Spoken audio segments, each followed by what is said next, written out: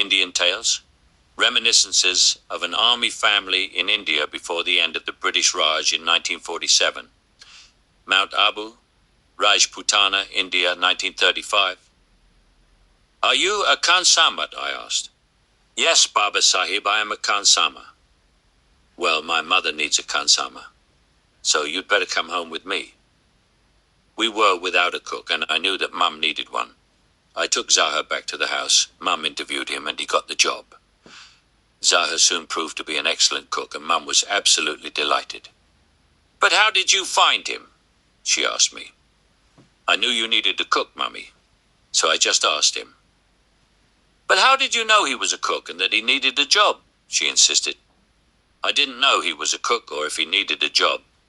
He was standing in the road, so I just asked him." That was India in the days of the British Raj. I was 5 years old.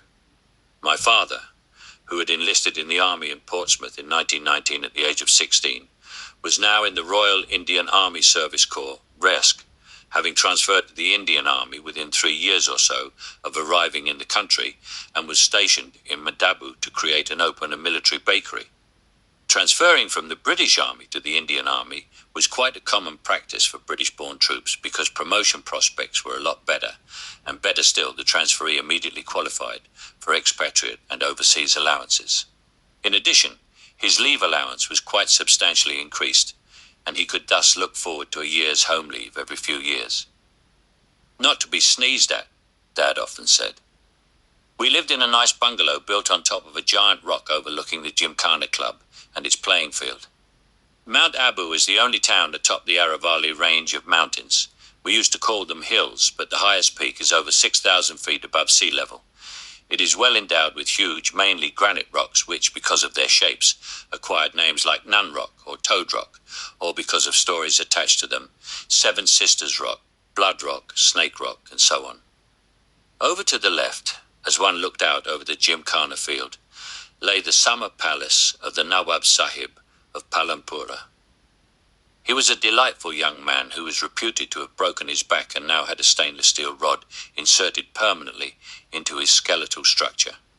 He always had an open door for me when I chose to visit him, and he would bring out some of the toys he used to have as a child and let me play with them. Further over in the distance, one can see, even to this day, the old buildings of the military hospital where my sister, Philomena, was born in 1933. Behind the house lies the old army barracks, now partly used by the Indian Air Force. As with virtually all Indian Army housing, ours was a military quarter, provided by the Army, and supplied with furniture by the mess, mechanical engineering section. When a married soldier was posted to another station, he merely packed up his personal belongings, the odd carpet, a few photographs, a radio, almost invariably a wind-up gramophone and some records, some brassware or other ornaments purchased by his wife, and some odds and ends which had been accumulated and moved to the new station. There he would take over another military quarter, be furnished with military furniture, and decorate the house with his earthly possessions. Life was fairly simple and somewhat nomadic. For the single soldier, it was a different proposition. He lived in the barracks, which were, in those days, well-constructed brick or stone-finished buildings with plastered exteriors, colonnades, and an air of empire grandeur. The buildings were regularly white or cream-washed, and all open areas were swept continually by servants who were specially employed to keep the place in good military order. The barrack rooms were large and airy, kept more so in the hot weather by a punkawala whenever it was used by troops even throughout the night, and housed about 50 men apiece. A punka consisted of a series of palm-woven mats, which were suspended on poles from the ceiling at a distance of about 5 or 6 feet between each. A rope was connected to the mats and drawn through a pulley arrangement down to ground level. The punkawala had to pull the rope and then let it go, causing the mats to swing to and fro, thus creating a movement of air within the barrack room. Considering the simplicity of the arrangement, it was a very efficient cooler. The soldier's kit was carried entirely within, or lashed to the outside of the regulation kit bag, big pack, and side pack. Combatants were naturally also equipped with a .303 service rifle, a helmet, bayonet, and ammunition pouches. They were even more nomadic than their married counterparts and, more often than not, moved as a regiment or company rather than as individuals. If they were horse artillerymen or cavalrymen, it was usual for them to transport their mounts with them when posted. One of the stories my father told me was of how the troops in Nowshera, one of his first postings in India, in an effort to get an extra 5 or 6 minutes sleep in the mornings, had engaged the services of the local nappy to come into the barrack room and shave them while they were still asleep in bed. Being a bulk booking, it only cost the men a pittance for the service, and they were glad to pay it.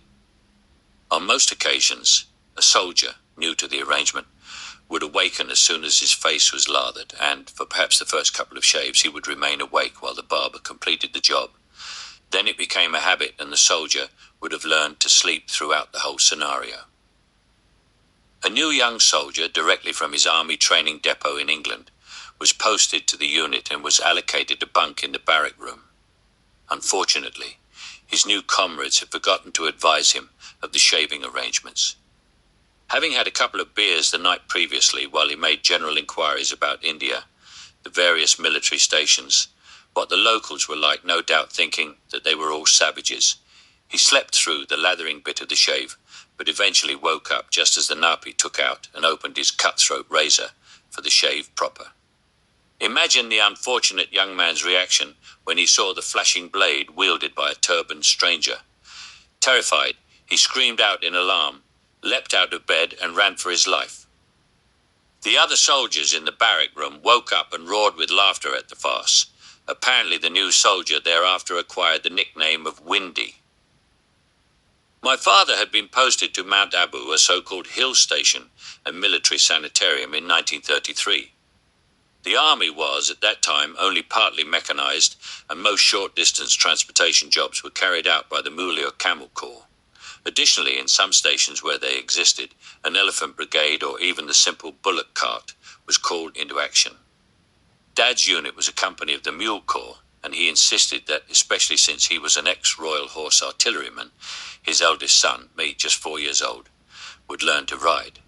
It was natural and convenient that my beast should be a mule, and though it was docile, and I had a good saisei taking care of me, I did get thrown several times. There were lots of elephants, particularly in one of the other towns to which we were posted, MHL. The Maharaja of Indore state, in which MHL was situated, had an elephant company and used the animals for processions on state occasions. Most often they passed right by our house because it was situated on the main road from Indore to Mhau. We used to stand outside and wave to the mahouts and anyone else who might have been on the animals, especially if there was a parade where howdahs were decorated and carried. After the cavalcade had passed, there were the inevitable piles of dung, like largish coconuts, spread across the road, and the servants would run out, collect the lumps, and scurry away to their quarters to make them into pats for use as fuel. As a youngster, I once asked Dad what they did with the dung, and he, with a look of innocence, said, "They eat it." I must tell you a bit more about MHO and some of the stories which happened there, apart, of course, from the important fact that Mary was born there, January 14, 1936. Only 3 of us kids, Kathy, Phil and I, were old enough to fool around at the time, and we used to lead Mum and Mary dance, trying to keep us under control. One afternoon she was having a siesta, and Kathy and I were playing outside. We must have started making a lot of noise because Mum suddenly appeared on the veranda and shouted at us to be quiet.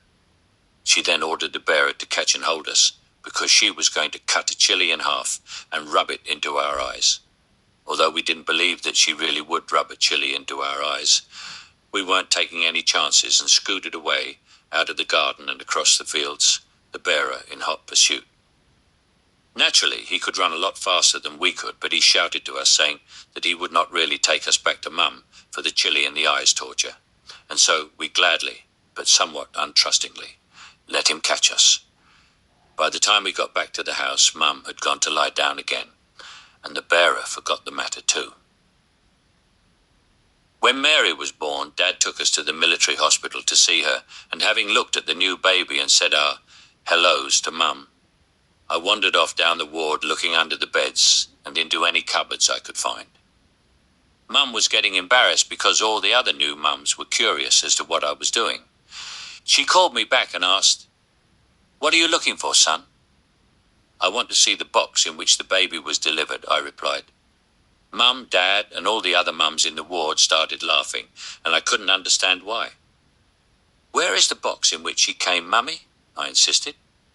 "They've taken it back to put some fresh straw into it so that they can deliver another baby," Dad said, and there were fresh peals of laughter from around the ward. Mum and Dad were very pleased to have the new baby, and it helped to comfort them because within the previous 18 months they had lost both of my brothers, Barry and Michael, to the then common killer disease, typhoid.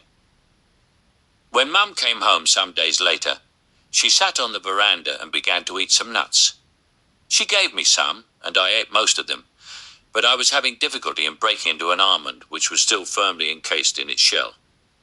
I wandered around and into a spare bathroom at the back of the house, which Dad used to use as a tool room and storage space for his motorcycle. There were no tools which seemed to be suitable for nut opening, but in a shoebox on the floor was a bunch of straw and some petrol-soaked waste cotton. Above the box hanging on the wall were Dad's grease-laden working overalls. I put the nut into the straw and somehow reckoned that a good roasting in fire would open the nut for me. With that idea in mind, I got a box of matches, struck one and flung it into the box. Whoosh! The straw instantaneously went up in flames, set the overalls on fire, and panic set in. I shouted, and Mum came in with a look of horror on her face. She screamed.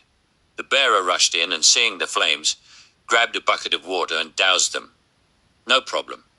Other than for the burnt overalls, blackened walls, and water all over the place, everything seemed okay. Then Mum said to me, "I'm not going to say anything now, but just you wait until your father comes home." It nearly always fell to Dad to discipline us, but Dad came home, heard the story, and only gently chastised me. It was only years later that Mum told us that when Barry had been caught playing with a box of matches, Dad had taken a matchstick, struck it, and placed it under Barry's fingers to let him feel the heat, and to warn him that matches were dangerous.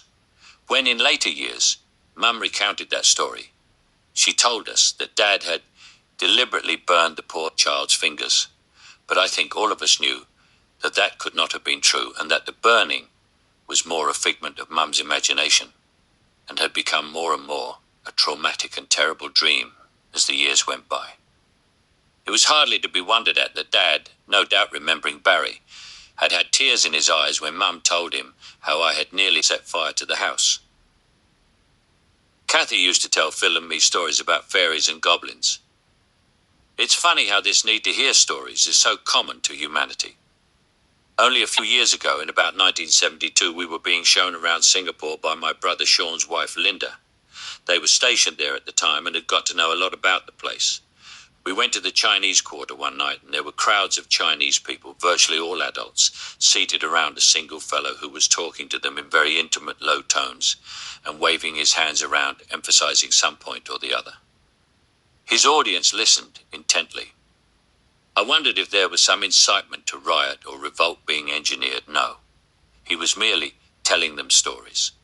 With a more ancient society than ours, even today engrossed in hearing stories narrated, is it any wonder that we in the West also have this human need to listen to stories being told, or to see plays enacted, or to look at television and movies so much?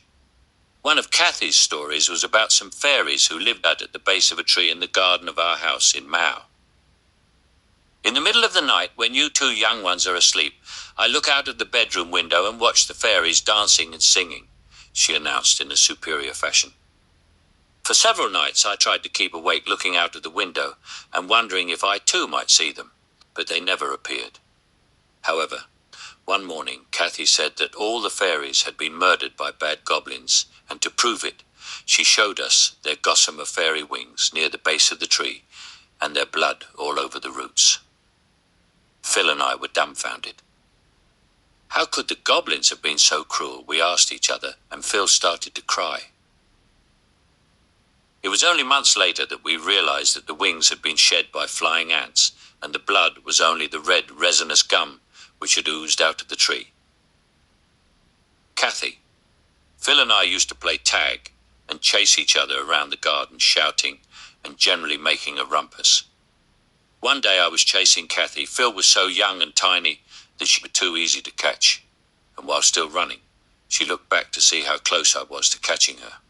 Then, at full pelt, she turned to look forward again. She forgot it was there and ran straight into the barbed wire fence which surrounded the garden. One of the barbs caught her just above the eye, and it started to bleed profusely, filling the whole eye with blood.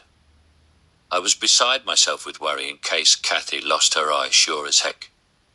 I'd get blamed, but Mum cleaned up the wound and it stopped bleeding. I think Kathy has the scar to this day. Kathy was not the only one who bled while in MHL. Guess who else? You're right, it was I. Mum and Dad frequently had guests over for morning coffee or afternoon tea. On this particular occasion, the adult ladies who had come over to view the new baby were taking coffee in the sitting room. Kathy and Phil were standing in the group with the ladies, and I was supposed to be having a nap. But I felt ignored and alone and went and stood at the door of the sitting room. One of the ladies noticed me and said, "Oh, there's Patrick. How are you?" In a contemptuous way and with a sneer on my lips, I blew her a raspberry, dashed out of the room into my bedroom and leapt onto my bed. The ladies laughed politely, though with some degree of embarrassment for the display of rudeness, and carried on chatting. I returned and repeated the ill-mannered raspberry performance, went dashing into my bedroom again, and once more leapt onto my bed laughing.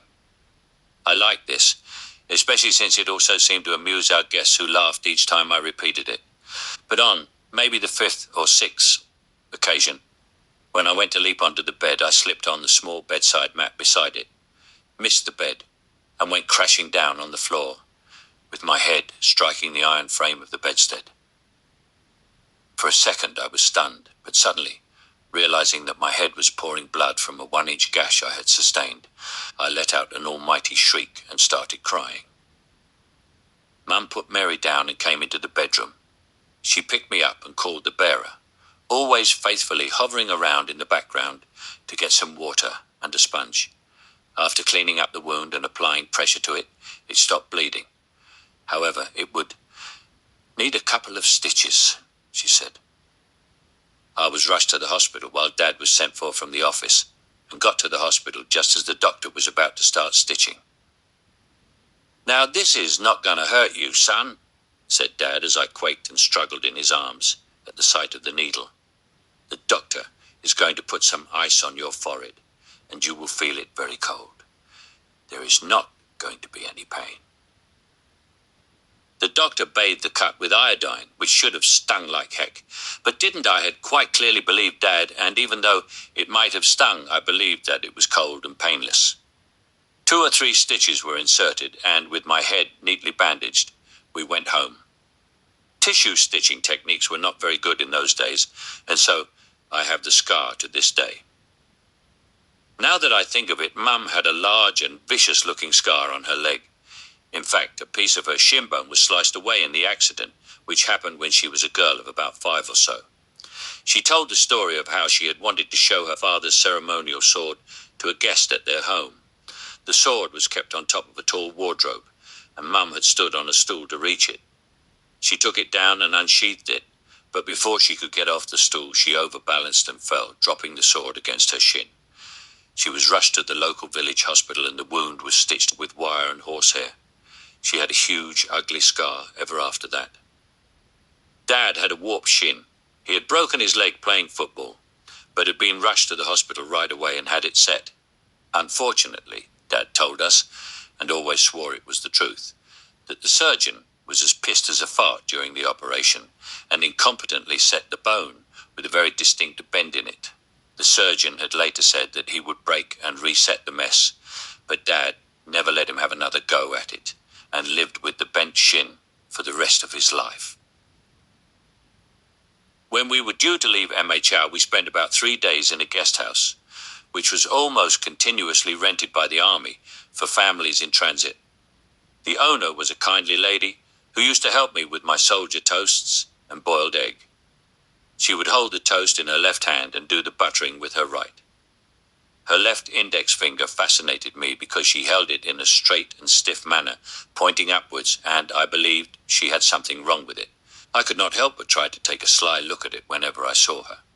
But I could never get a clear look, and consequently, I couldn't figure out what was wrong. Did she have a false finger, or maybe even a whole false hand? Kids can be so innocently inquisitive. When many years later I used to make soldiers for my two sons, I noticed that it was quite normal to hold the finger like that, even though the degree of stiffness might have varied. When leaving MHL, Dad set off ahead of us to go by road. He had acquired a two-seater Clino, I think it was, or an old Morris with a dicky seat in the back. Before he left, he took us for a ride in it and then took some snaps. When he had left, I began to look around the grounds of the guest house and was fascinated by a 4-foot length of railway line which hung from the roof of the veranda of one of the outhouses. It was used as a bell, like you might see in an old-fashioned Western movie for calling the cowboys to meals. But behind it, and much more interesting to me, was a beehive with lots of activity. I pushed the bell hard against the hive. It broke, and I was immediately surrounded by a swarm of loathsome, angry bees. At the time I thought they were wasps, but they could not have been because of the strange-looking damage they did to me. I don't know how many times I was stung, but they went for my right ear and gave it a right old bashing. It came up like a cauliflower or broccoli segment, loads of little pimple-like processes, and hurt for several hours. I rarely investigate beehives now, and though I'm not afraid of them, I tend to stay out of their way. Dad's CO in MHL was a certain Colonel Stubbs.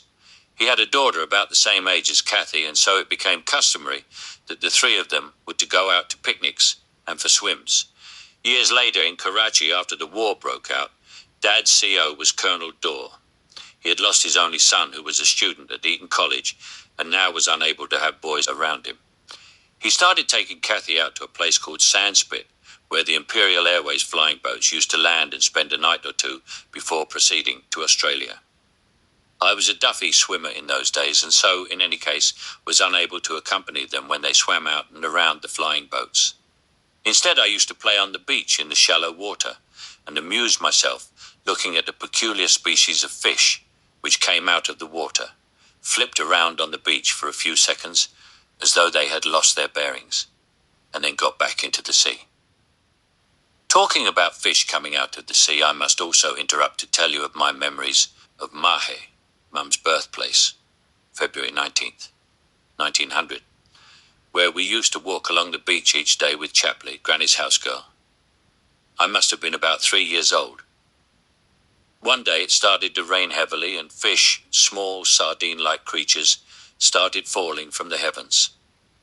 I managed to pick up a few, but they were flipping all over the place, and unable to cope with the slippery little sods, I let them go. Whenever I have recounted that story, people smile and say, "Pull the other one," or something equally dismissive. However, I know now that the experience had been real, because in that part of the world, there are often giant waterspouts, a sort of tornado, which bodily lift fish out of the sea and eventually precipitate them to earth, mixed with rain. Besides, on a recent visit to May, I checked this out with cousin Malcolm, who lives there, and he said that it was quite a common occurrence. Mar was one of several colonies within the subcontinent of India. There were Portuguese, French, and other European colonies, which harked back to the days when traders set them up and did their buying and selling from them. Goa is probably the best known of them, and one of only a handful which remain to this day. Some of the colonies have been very savagely fought over by the colonial powers, but finally, these powers had settled into some sort of acceptably peaceable arrangement and lived alongside each other without too much turmoil. However, such colonies gradually lost their individual identities to the extent that it was difficult to be absolutely certain which European country had most influence. Mahe was one such, being regarded as mainly French, but with overtones of Portugal, which had been the original foreign power, and its language. When Mum was born, her father was the Consul General, Judge Superior, and Mayor of the town. He lived in a house constructed for him by the French government, and would himself have been described as the senior French citizen of the town. Their language in the home was French. Indeed, Mum had no contact whatsoever with the English language until she left school at the age of about 15. Then, as seems to have been the custom, Mum was sent away to what she always described as an orphanage, but which was more likely a boarding convent similar to St. Mary of the Angels, to which Kathy, Phil and Mary went in later years. The French had little or no history of sending their children away to boarding school, hence Mum's description. There she continued with further studies until, eventually, registering at the General Hospital in Madras, where she completed her medical nursing training. Her father died when he was in his mid-70s. Mum would have been about 10 or 11 years old at the time, and her mother died in 1935. Mum used to visit her mother in Mahe quite often, especially when, in the early days of their marriage, Dad had been posted to stations in the south of India. None of us kids could remember anything of Mahe because we had been so young when we were last there. Kathy and Mum did visit the place in 1947 for about a week, but for the rest of us, Mahe was really only the name of a town. All through Mum's life, and especially after we came back to England in 1947-48, she used to tell us stories of Mahe and of the places in the town that she remembered, like St. Teresa's Church and the convent, her home, its gardens, and so on. She had a multitude of marvellously enchanting anecdotes, which she recounted to all of us, to the extent that Perko, my wife, became totally imbued with the thought of one day visiting it, and she promised that if she should ever do so, she would visit all the landmarks that Mum spoke about. She also promised that she would light a candle in the church for Mum. As the years and months rolled by, Perko became more and more determined, nay obsessed, with the desire to visit Mum's birthplace. She would talk to Mum endlessly about the place and regularly reinforce her promise that she would definitely visit it one day. It was almost embarrassing to hear her determination showing through. One wasn't wildly interested because Mahe really meant nothing to me, and I could just as easily have gone and lain on the beach in Mombasa, Kenya, for example, and really had a rest. In 1993, when we were travelling to India with friends, we decided to visit Goa and spend a few days holidaying on the beach and by the sea. I say holidaying because, truly, India can be a tough place in which to be on holiday unless you go there specifically to relax, as opposed to sightseeing, and then preferably only to one location.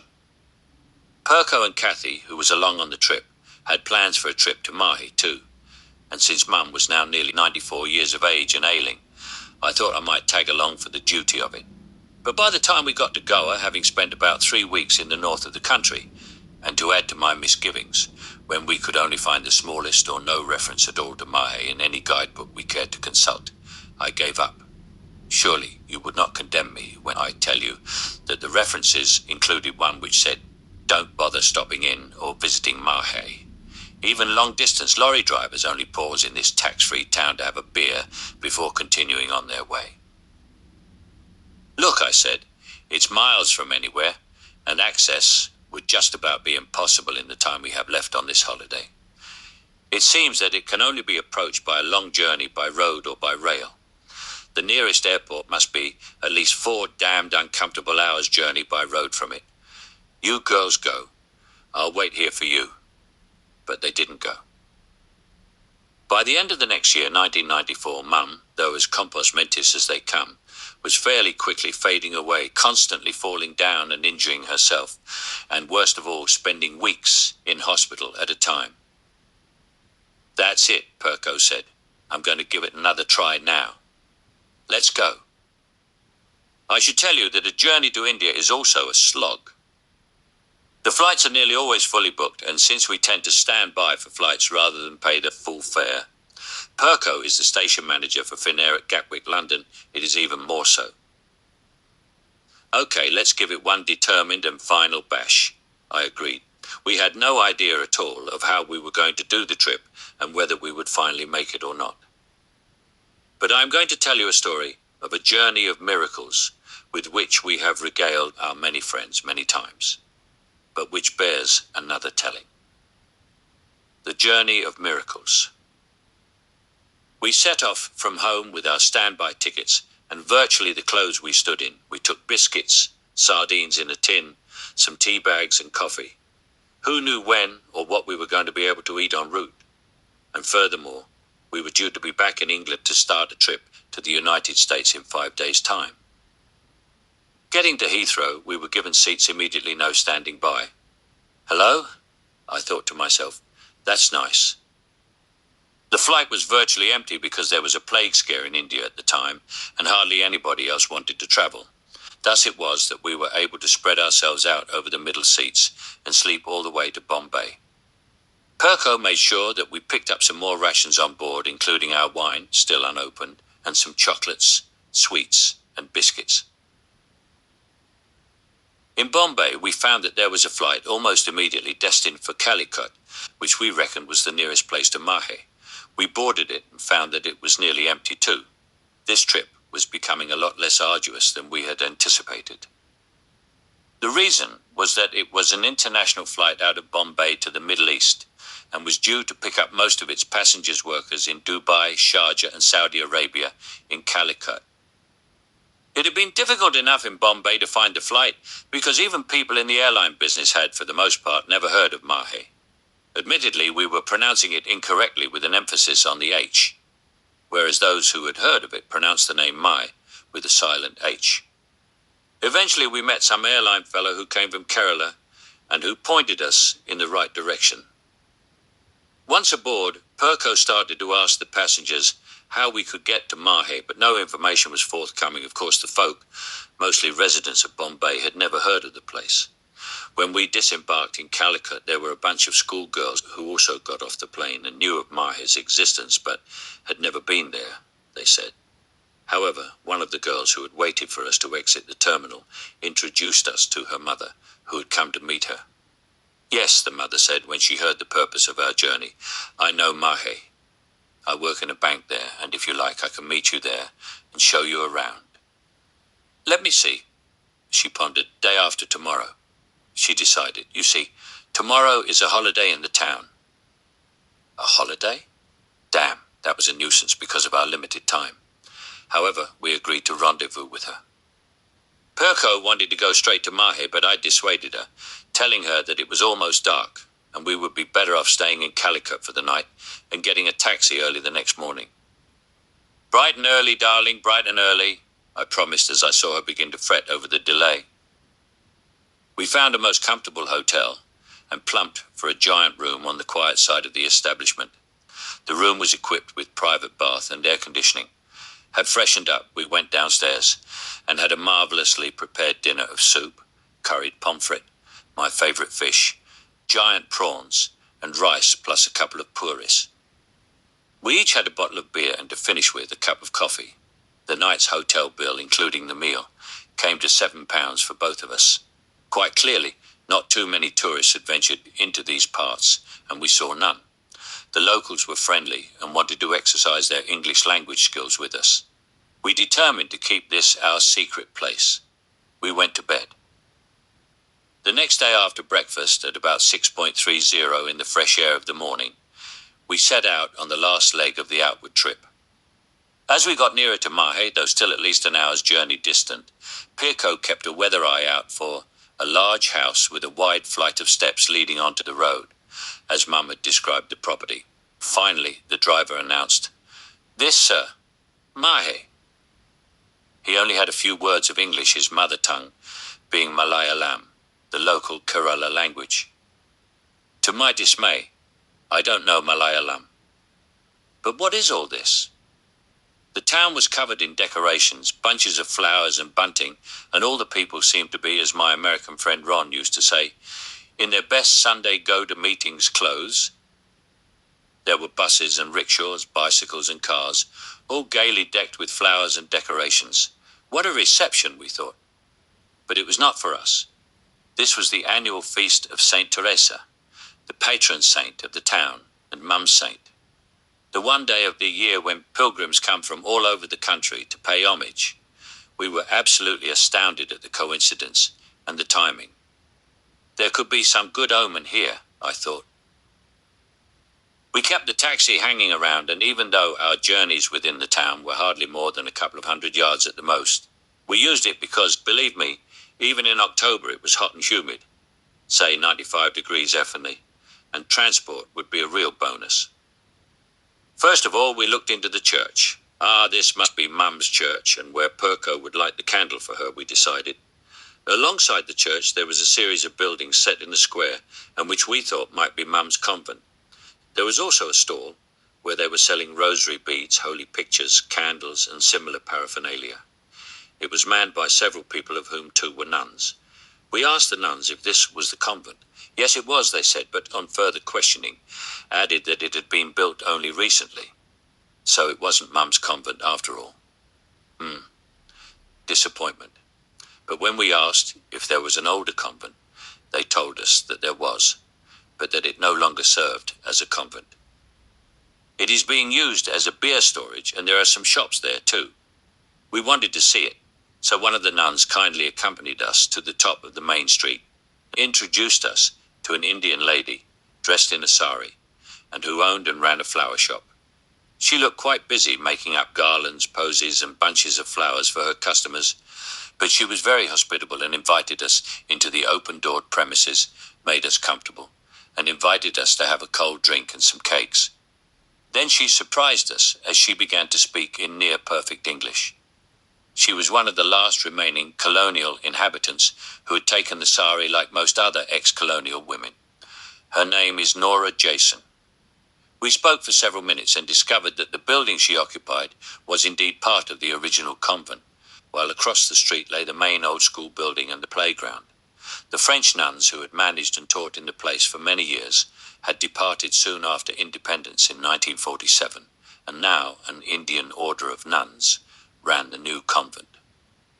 Nora asked why we were in Mahe Kadi, because there are rarely any foreigners who visit the town. She explained her query. She was fascinated when we gave her our reason. Then, just as we were leaving, we asked, more out of curiosity than in the hope of getting a positive answer, whether there might be anyone with the name of De Rosario still living in the town. Yes, she said. There's Malcolm De Rosario. He lives just here on the corner. And proceeded to lead us to Sherwood House, the home of this person named Malcolm.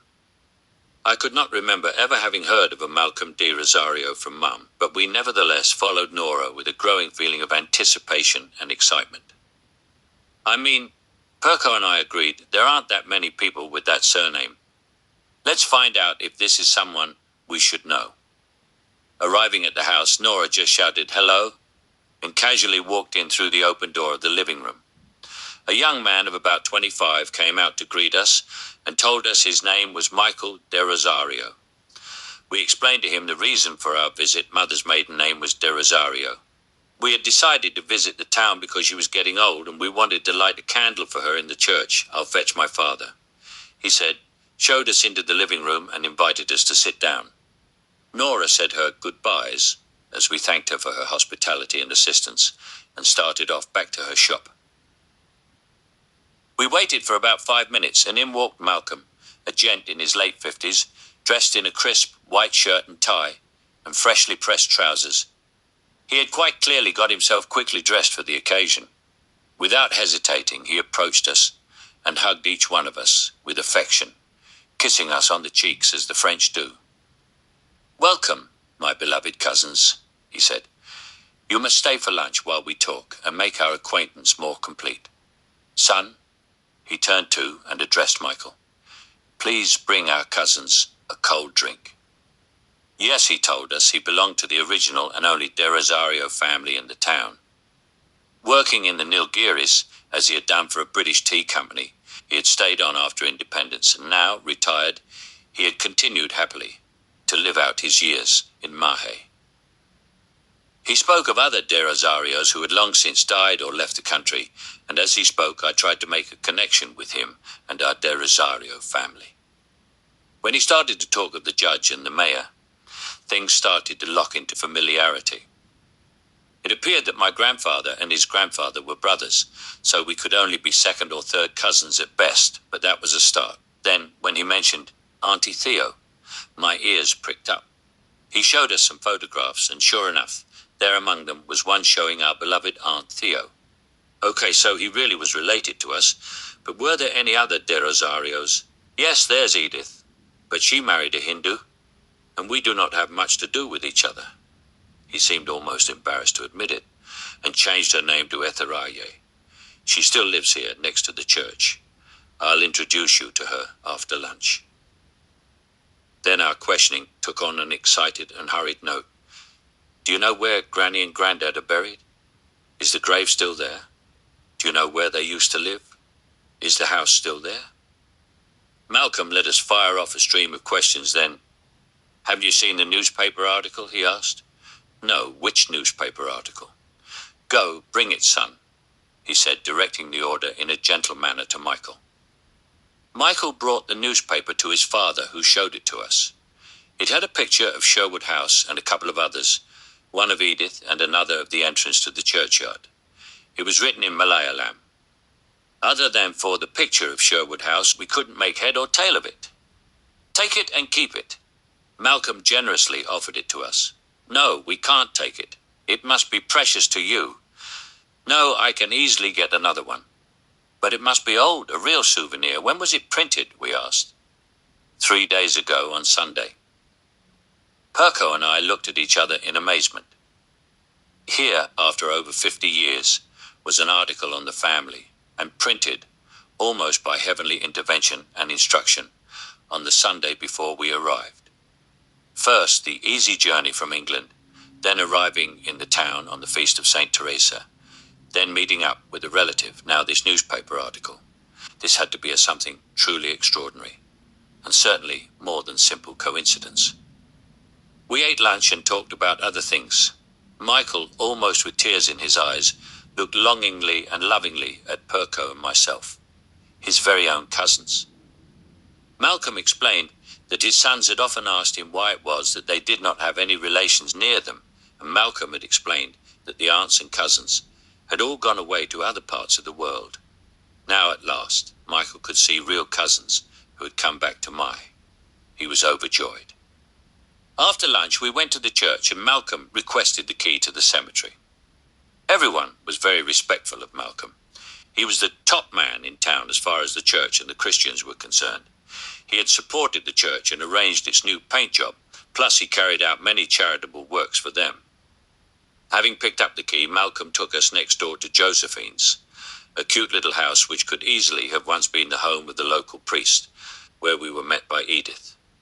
I took one look at her and the same misgivings as I had felt when meeting Malcolm started to form. She wore a frock as opposed to a sari like the other women. Even Malcolm's wife, Mabel, wore a sari. Later I discovered that she had acquired the name Edith Frock from the locals. Her name, Edith, was quite popular within our mum's family, but who the heck was she? So, who are you then, Edith? I asked. I'm Edith, the daughter of Florenta. Florenta? Florenta? Who the hell is Florenta, I wondered. Who is Florenta? I eventually asked the question out aloud. He's the son of my grandmother. Well, that's pretty obvious, I thought to myself. He is the brother of Dimples and Theo and Margot and... Her voice trailed away as I concentrated on my own train of thought and tried to think of who this Florenta might be. Suddenly, with a flash of inspiration. You don't mean Uncle Flo, do you? I asked. As far as I could remember, I had never met Uncle Flo, nor had I realized that his full name was Florenta, but Mum used to talk about him quite regularly, and always with a smile on her face, as she remembered the wild capers that he had got up to as a boy. Yes, that's right, Uncle Flo, and now who are you? She asked, with an air of aloof superiority at having staked her claim to legitimacy. Yes, who are you? She demanded, with more haughtiness. I'm the son of Elise, I said, using the French form of the name, which I thought might conjure up recognition. Do you mean Auntie Elsie? She asked, correcting the pronunciation I had applied. Yes, I do, I replied, brain blasting, groping in all directions. Then we must be first cousins, I added, still with a question mark in my voice.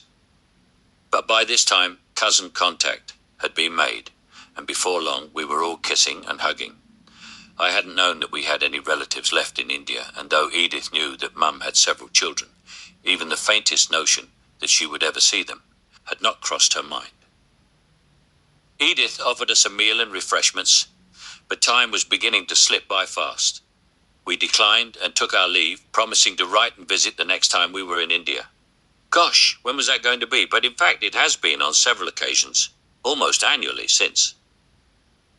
Next, we went to the cemetery and saw Granny's and Grandad's grave. It looked unkempt and unattended, but stood out from among the others because of its size. We took some pictures and decided that we must get somebody to clean up the cross and inscription on it. We arranged that we would pay some money to Edith's housegirl to do the job. We went on from there to see the house that Mum was brought up in. Unbelievably, the grandson of the contractor who had built the house for Grandad had purchased it and was now living there. Mr. Mammootty is a highly educated chap and the head of the education department in the Mahi district of Kerala. He is also the headmaster of the local school. Mum had told us about the water well in the garden of her home. In the dry weather, it was quite common for all the wells to dry up. Ours never did, and we used to allow the convent girls to come to fetch water from it in the dry season. As proof of the authenticity of the house and garden having belonged to our family in the past, I just had to see this well. So without saying why I was asking the question, I asked the headmaster if I could view it. "Of course," he said as he directed me to one side of the house to look at the well, which was covered over with chick wire to prevent anything or anybody falling into it. "Is it any good?" I asked. "Any good? My dear boy, this is the best well in town. It never goes dry, and in the dry season, we sometimes supply the convent with water," he said proudly, and with those words, I had received confirmation that this was indeed the house in which Mum had been brought up. Perko and I have since talked about this journey many times, and we are convinced that none of these experiences would have occurred if we had perchance been successful in making the trip the year before. Maybe we would have just visited the town, looked around, taken a few snapshots, and lit a candle in the church. But here and now, we were really touching our family history with real people as the dramatis personae. We took our leave of the headmaster and quickly stopped by to say goodbye once more to Edith on the way back to Malcolm's house via the church. Here, Perko lit a candle for Mum and said a silent prayer for her. Then before leaving, she went to one of the many international telephone call centres in the town, in fact mere shacks, usually on the corners of streets, and made a call to Mum. You have to realise that in order to make a call from one part of the town to another, they still use the old ex-colonial setup, which is still in place after over 50 years, and it can easily take several hours to get connected. Sometimes intercity calls have to be booked a day or two in advance, but with the ITCC, connection is instantaneous.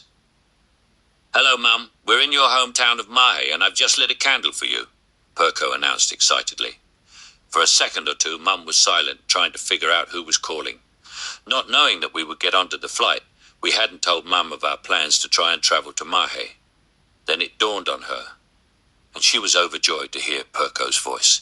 There was so much to tell, but Perko managed to stall Mum's queries and promised to call her again from England just as soon as we got back. We left Mahe less than 8 hours after we had arrived there, and after another 4 or 5 hours in the taxi, with Perko excitedly trying to explain to the taxi driver how successful we had been. Of course, the poor fellow couldn't understand a word she was saying. We were back in Calicut. We went into the hotel and Perko was still beside herself with excitement and couldn't help but tell everyone what we had achieved. She proudly displayed the newspaper that she had accepted from Malcolm. One of the staff, a young man who was the night desk clerk, asked if he might borrow the paper so he could read it, but Perko was reluctant to hand it over to him. Eventually he persuaded her and promised that he would return it before he went off duty the following morning. The next morning, true to his word, he knocked on the door with a tray of tea and the precious newspaper. But in addition, he had spent the night translating the text into English and had written it down in longhand on a sheet of paper. We were both thankful and amazed, but Perko's joy knew no bounds.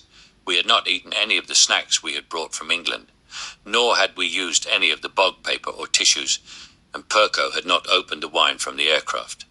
She gave him the lot, and while I thought that that was a bit niggardly of her, I saw her fetch out a good-sized note from her handbag and give that to him too. He was well chuffed and scurried off, murmuring his thanks, and probably thinking how nice it would be if more wealthy Western tourists visited the hotel.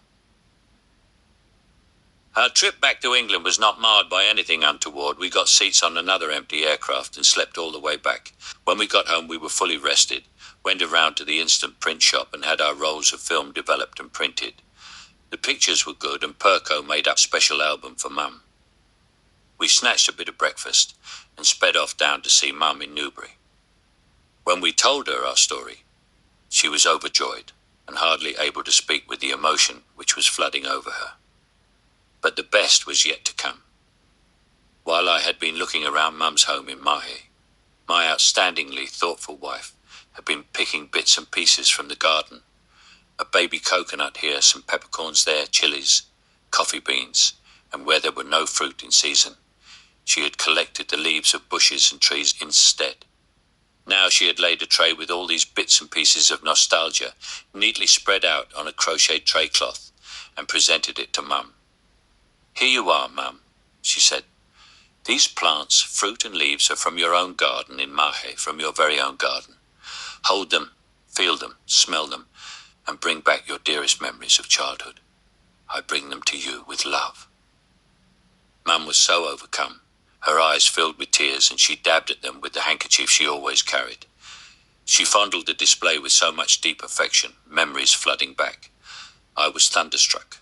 I hadn't the foggiest idea that Perko had collected the souvenirs, leave alone that she would prepare such a touching display, and tough old boot that I am, I still had to choke back my own tears.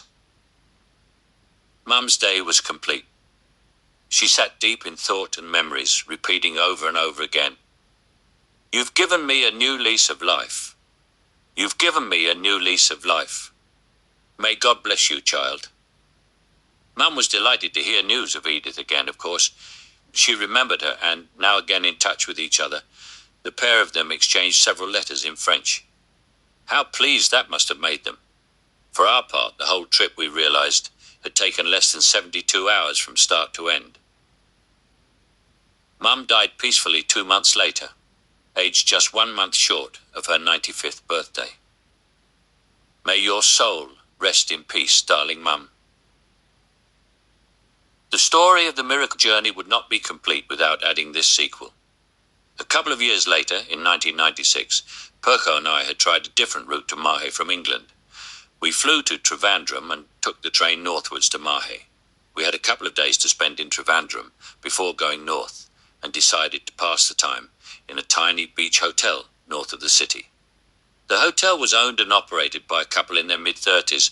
The owner, Harry Kumar, he became Harry to us, educated Kerala journalist who had been to Moscow and completed a highly university degree there. When he asked how we had come to be in that part of India, I explained that my mother was from Kerala and proceeded to tell him the story of our adventures in finding the place. I recounted the story I've just told you about Mahe, and Harry had listened fascinated, nodding from time to time, his mouth slightly open and without a word. When I finally ended, Harry's expression, which had during the recounting become more and more intense, was one of utter incredulity. "I know that story," he said. "I remember the article which appeared in the newspaper. It was a Sunday supplement, and I can remember the photographs which were in it." He proceeded to describe the newspaper article. "And then there is a book written in Malayalam about the days of the French colonials in Mahe. It is called On the Banks of the River Mahe, and I am sure it must be based on the lives of the family you have just been telling me about. In fact, because I have always been interested in colonial history, I bought a copy of it. I have it here." He went inside and brought out the book. "Here, look at it. It was written in Malayalam." "Is it translated into English or French?" I asked, eager now to read it. "I don't know," said Harry, "but there is something about the author written here." He read for a second or two and then informed us, "He works for the French embassy in Delhi." We took the name of the author and decided to drop him a line when we got back to England. We have written to him but have never received a reply. However, We also wrote to Cousin Edith in Mahe, told her about the visit to Harry's hotel in the book, and sent her a copy of the letter we had written to the author. You'll never believe this reply from Edith. Oh, I know the author. She said it as a throwaway line. His brother has a beer shop in Mahe, and they are the sons of Chapley. Chapley was grandmother's house girl and companion. We are convinced that the book must be based on the lives of our grandparents and their families, and are hoping, one day, to obtain a copy. More about the early days. Dad's great friend in Mount Abu was Sergeant, inevitably Spud Murphy, a retired Connaught Rangers man who was the general manager and food steward of St. Mary's High School, a Catholic school, also in Mount Abu but isolated in the hills some 2 miles from the centre of the town. In 1934, one of the senior boys had got hold of a shotgun and shot 3 other boys who were in the habit of poking fun at him because he had spoken of the possibility of becoming a priest when he left school. The boy was sentenced to life imprisonment in the Andaman Islands, which are situated in the Bay of Bengal and off the west coast of Burma. We never heard what had happened to him after that, though brothers and cousins of the victims still attended St. Mary's well into the 1940s. Spud became Philomena's godfather and remained good friends with all of us until we lost touch with him in 1946, but more about him later. I had been on my way to school, the Lawrence College, Mount Abu, when I met Zahar. Being stationed in Mount Abu, my parents had placed me at the school as a day scholar. But about 6 months later, when father was posted, I was installed as a boarder. Boarders in the hill stations in India went up to school in the first week of March and stayed there until the first week of December. So it was a 9-month stint at school without contact with one's parents. I hated it, but by the time I finished school in 1946, I had been tamed and rather missed the companionship of my classmates and more the mischief we had got up to as we approached senior status. Even so, one had to be a really hard nut to exceed the acceptable norms of mischief. Exceed them, and it would almost certainly result in expulsion. During my school days, I can remember only 3 boys being expelled. Expulsion from an English-speaking school was a disaster for a pupil. There was no such thing as compulsory education, and so, if one was expelled, it virtually meant the end of one's education, for no school in India would accept a pupil expelled from another school. English-speaking schools encompassed missionary schools, railway schools, military schools, and such like. In many of them, education was funded in much the same way as state schools in the UK are today. However, funding was usually by the appropriate sponsor, rather than the state, the railway or the army, for instance, with only a relatively nominal fee paid by the parents. The amount was often dependent on what status the parents had in the community, or, as my father used to say, what they thought they could steal off you. Later on, during our school days when my father was promoted, and proud as we were of this, we were always discouraged from passing on such information to the school staff because of the almost inevitable hike in school fees. So even after Dad was promoted to the rank of Lieutenant Colonel, we still addressed our letters home to him with the rank of Major. Missionary schools were funded by missions and the church. Lawrence College, Mount Abu. The Lawrence College, Mount Abu, was one of 4 schools associated with the name Lawrence. It was a military-funded school, and my eldest sister Kathleen and I were there during 1935. It was like other Lawrence schools, a co-educational establishment. The senior staff were mainly ex-military personnel. The headmaster was Major Tarbottom Redabor, an unfortunate name. I had never heard it before, and always wanted to see his backside to find out just where the tar was spread. Or was he born with tar on his bum? I would ask myself. Furthermore, I was intrigued because I felt that if the tar had been applied after he was born, the application must have been very painful. I had seen hot tar being spread on roads, and on one occasion had seen a labourer get some on his bare feet and yell as though he was about to die. Poor Major Tarbottom, I thought. It must have been so painful. I was the youngest boarder in school, and all the girls used to want to fuss over me. On one occasion, 3 or 4 of them, teasing me and telling me that they were going to kiss me, tried to pull me into the girls' dormitory.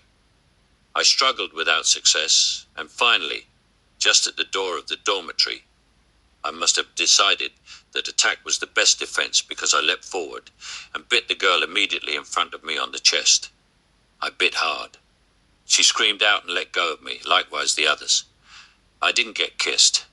More's the pity when I think of it. And many times since then, as I grew older and knew a thing or two, I have wondered how nice it would have been to bear the young lady's breasts and service her properly.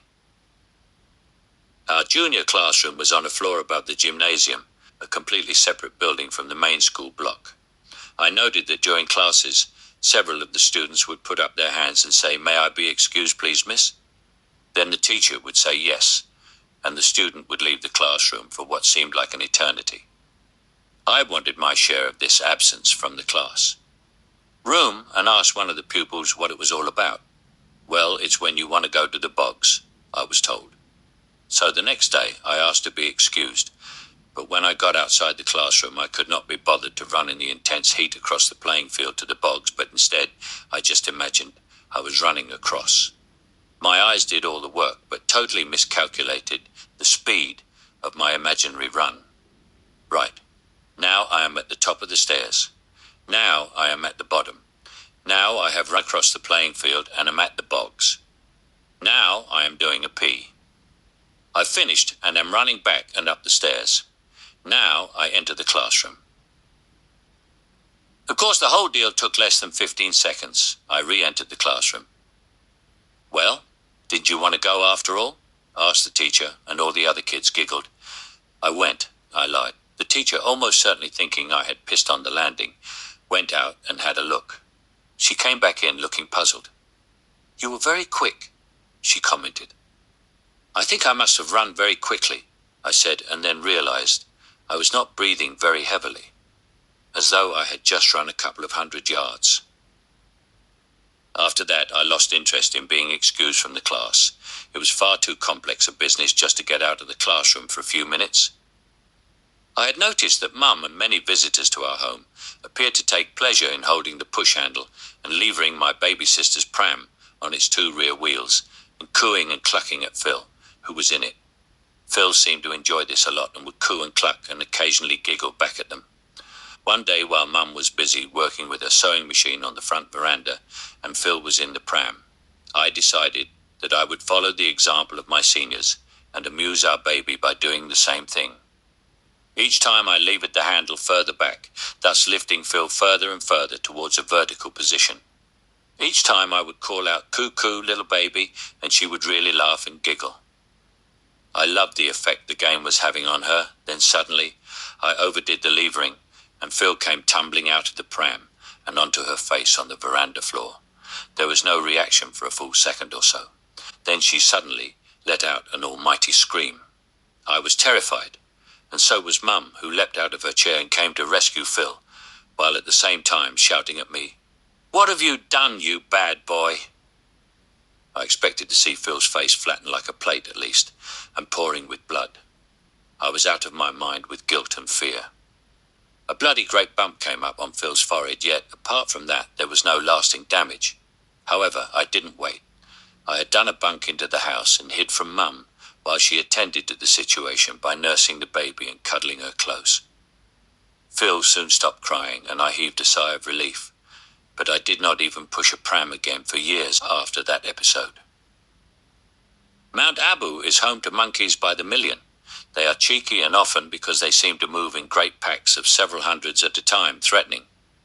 Dad had planted a garden and grew lots of vegetables. He was particularly proud of his tomatoes, huge things bigger than a cricket ball. From time to time the garden would be invaded by monkeys, and they would virtually denude the tomato bushes, sitting there with their families eating all the ripe fruit. We kids were afraid of them and stayed in the house watching Dad trying to dissuade the marauders from their raids. Usually it was a case of trying to throw tomatoes at the bunders 1-1. Incidentally, that is where the English slang word bounder comes from, but the monkeys were able to duck and dodge the missiles and would often catch and hurl them back at Dad. The inscrutable expressions on their tiny black faces seem to suggest that they are sullen and ready to attack. Otherwise, they bare their teeth at you, and it is hard to decide whether they are laughing or letting you know that they mean business. The Mount Abu lot are biggish, maybe 120 pounds or more when adult and powerfully built. To be honest, I think Dad was more than a little scared of the things himself. Lawrence College, Gora Gully, 1936. In between 1935 and 1936, my father was posted to Landi Kotal in the northwest frontier province region of India. As a family, we stayed in the town of Peshawar.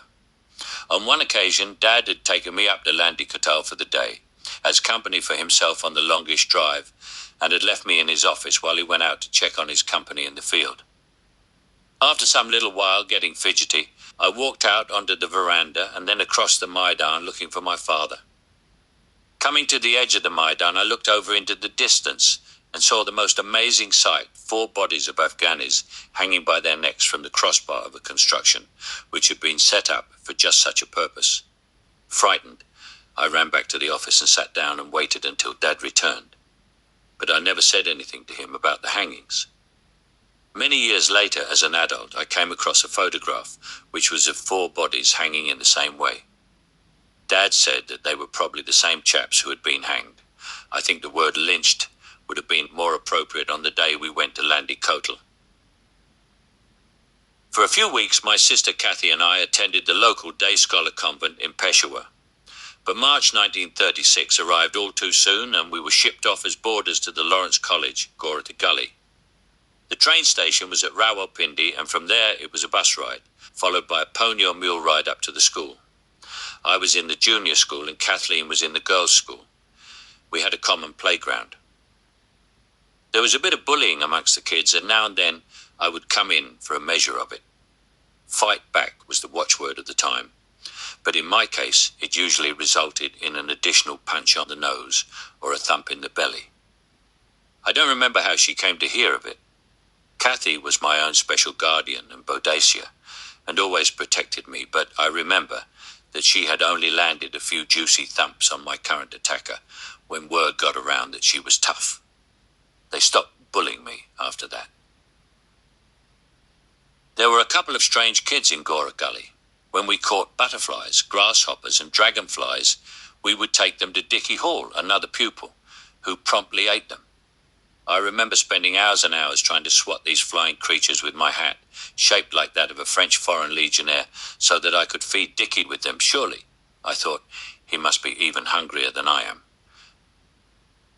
But we were all hungry most of the time. I remember on one occasion finding a half-empty, discarded baked bean tin on the hillside, between the back of the school and the teacher's house. It had probably lain there for several days. I stuck my finger in and greedily devoured what remained of the beans, only to find that nestling under the top, which had not been properly removed by the tin cutter, was a great fat slug. I felt sick to my stomach, but figured that if Dickie actually chewed and swallowed those other juicy creatures, perhaps it was okay, since I had only eaten the beans and thrown away the slug. As juniors, we were assisted in our dressing, washing and bathing by ayahs. There was one of whom I was particularly fond. On more than a few occasions, sleeping in the dormitory, I would have the misfortune to wet the bed, or worse, mess myself during the night. This ayah would come on duty and gently wake me, and take me off for a bath, and sneak my pajamas off for a thorough laundering before dressing me in my school uniform, and before the other kids were awake. Maybe some of the other kids had the same mishaps. I never got to find out if that was the case, but nobody ever scolded me for messing the bed, and neither was I ever taken before Miss Clegg, the headmistress, for a trashing, at least not for messing the bed. My ayah was, I figured, a real trooper for keeping my secret. In later years I have thought about those episodes, and cannot help but feel that they may have been due to lack of parental presence, sheer loneliness and dread. I was, after all, only 6 years old, away from my parents for 9 months at a time, and lived in an almost perpetual state of fear, constantly terrified of a wallop, or even a few of the best from Miss Clegg's crop, a length of date palm branch with the leaves removed, but the knobbly ends still intact.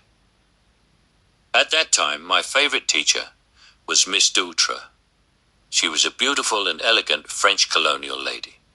She was tall and slim and wore her hair centre-parted, and in 2 plaits, which were then tightly rolled around like earphones and pinned neatly to her head. One day the class was taken for a walk up towards Murray, the main hill town. Miss Dutra was in charge. Some half a mile up the hill, we were assembled and told by Miss Dutra that we could play near her, but she instructed we were not allowed to go beyond a certain pathway, about 100 yards further up the hill. A couple of the boys and girls were appointed as monitors to ensure that we observed the rule. 20 minutes or so later, one of the monitors called out to me and said that one of his marbles was stuck on the forbidden path. "Go on. Get it for me, O'Meara," he ordered. Well, he was a monitor, and so, without thinking, I leapt onto the path and retrieved his bloody marble for him. The little sod immediately ran off and reported me to Miss Dutra. No amount of protestation from me could affect the outcome. "Miss, he told me to get his marble back, and I did what he told me to do." "Well, I told all of you not to go beyond the path." "Miss, I didn't go beyond the path. I only went onto it." "Tough shit for me." I qualified for 3 whacks of the cane on my... That's when I fell out of love with her. More important, it was a hands and 50 lines of "I must listen to and obey Miss Dutra." Salutary lesson in not allowing myself to be duped into stupid actions, and another building block in learning to take care of myself. Miss Dutra was also the cub mistress, and later on I was invited to join her band of dib dib dib and dub dub dub.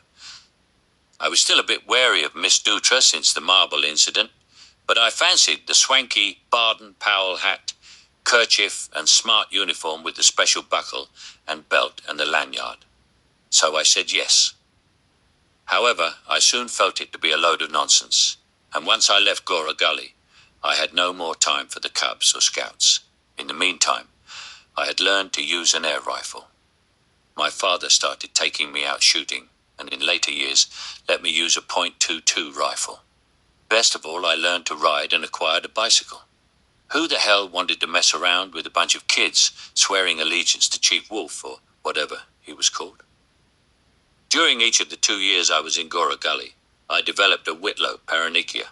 The first one was on the index finger of my left hand, and the next year one appeared on the middle finger of the same hand. Each time, of course, I lost the fingernail, and to this day the replacement nails are a strange shape. What's a whitlow? I don't really know, some kind of bacterial infection at the base of the fingernail. But what I can tell you is that it is damned painful, and it lasts for ages. Nowadays I think it is easily treated with antibiotics, and does not mean the eventual unavoidable loss of the nail, as it used to then. It is a relatively minor and painless affliction. But in 1936 to 37, it was excruciatingly painful. And the treatment was also painful, though straightforward. You had to soak and wash the finger, under the supervision of the dispensary nurse, in what felt like near boiling water, and at least twice a day. And then you had this heated paste, antiphlogistin, put on it to draw the pus. Then it was bandaged.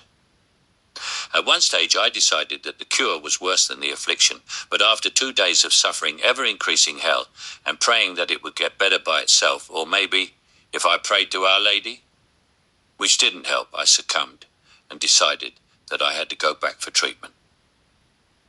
The dispensary hadn't missed my non-attendance, or had figured that the pain would eventually drive me back anyway. In that case, they were right. But I got no sympathy, just a grand hauling over the coals, and as she put it, a nice little gift for my right hand.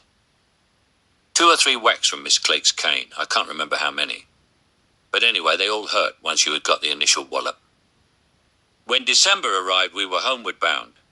Following the pony ride and then the bus ride, my father met Kathy and me at the railway station. Dad kissed and hugged Kathy. I was so pleased to see him, and when he had finished cuddling Kathy, I went to kiss him, and he drew back. "Son, big men don't kiss in public, we shake hands." We shook hands, and I was near to tears because all the other fathers seemed to have forgotten that they should not kiss their sons in public. We got into the rail carriage, and in its privacy, my father kissed me. That was the last time we ever kissed. On his deathbed, nearly 40 years later, I kissed him on his forehead. Goodbye, Dad. By the end of the 1937 school year, my father had been transferred to Karachi. We lived in the so-called Army Bakery Bungalow, a nice house with several rooms and a beautiful garden. By this time, my two younger sisters, Philomena, who was 4 years old, and Mary, who was nearly 2, were just about coming into the scene. My main companion was still, however, Kathy. We used to play together, and one day I decided to play marbles with her. She did not have any, so I loaned her half of mine to start her off. She eventually won the whole lot off me. Dad and Mum were sitting on the veranda looking at the game and laughing. I was really angry, and especially when Kathy taunted me with that childlike lilt in her voice because I was no good at marbles, ha ha ha. I shoved her sharply and she fell over. Shit, Dad had seen.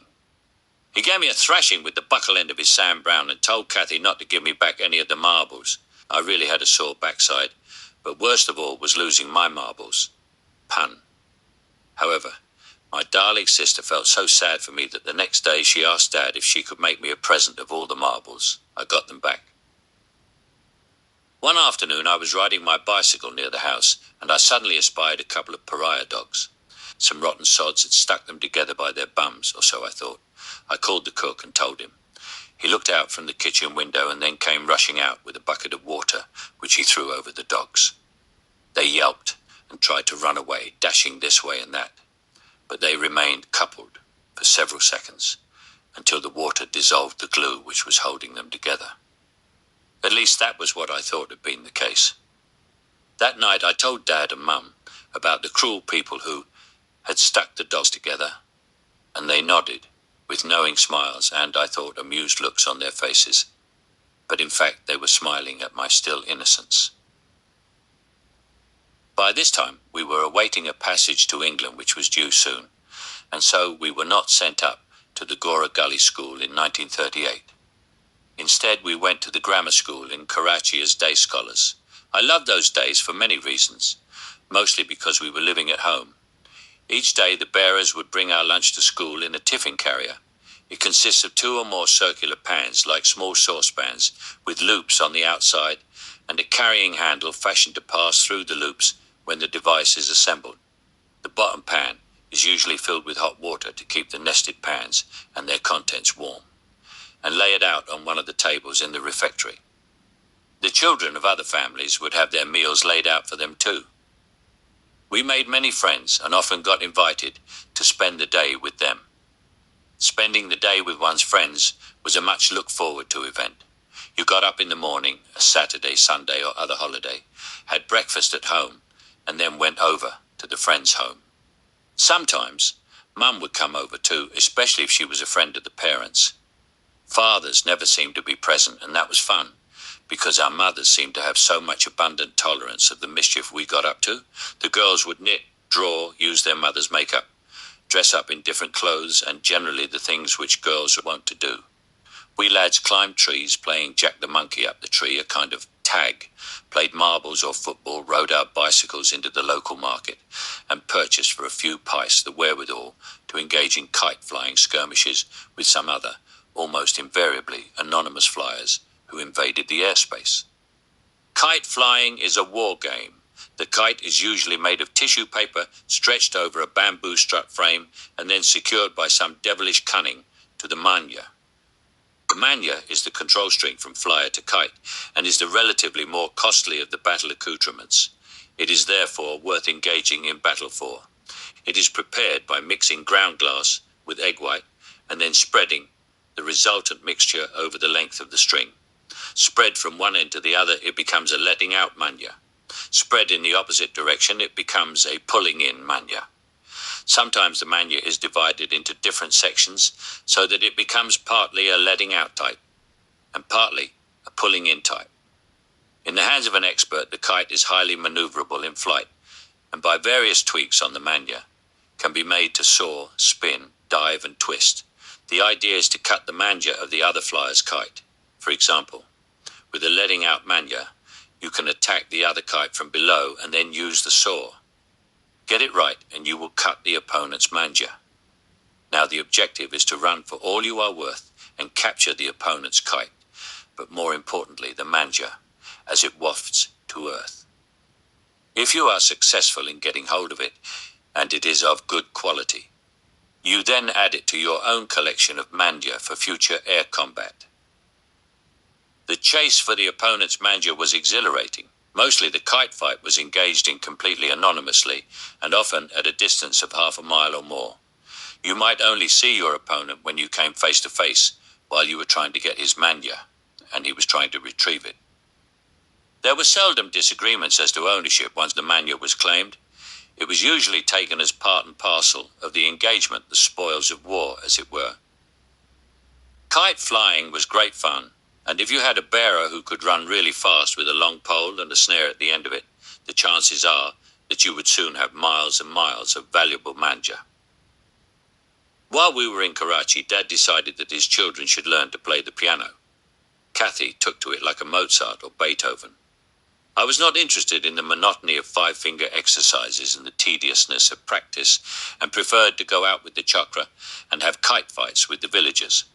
Sanna Fonseca, our piano tutor, was not amused by my inattention and recommended that Dad save his money. Years later, when I was in St. Mary's, Mount Abu, I took up the violin and studied under a Goan music master named Debreo. He was a fantastic violinist and could often be heard playing beautiful solo melodies on the veranda of the master's house when we were returning from jungle walks late in the evening. Most of the time he was as pissed as a fart. The first technique that Debreo insisted on all his violin pupils learning was that of being able to hold the instrument firmly, very firmly, under the chin, and without any support from the arm.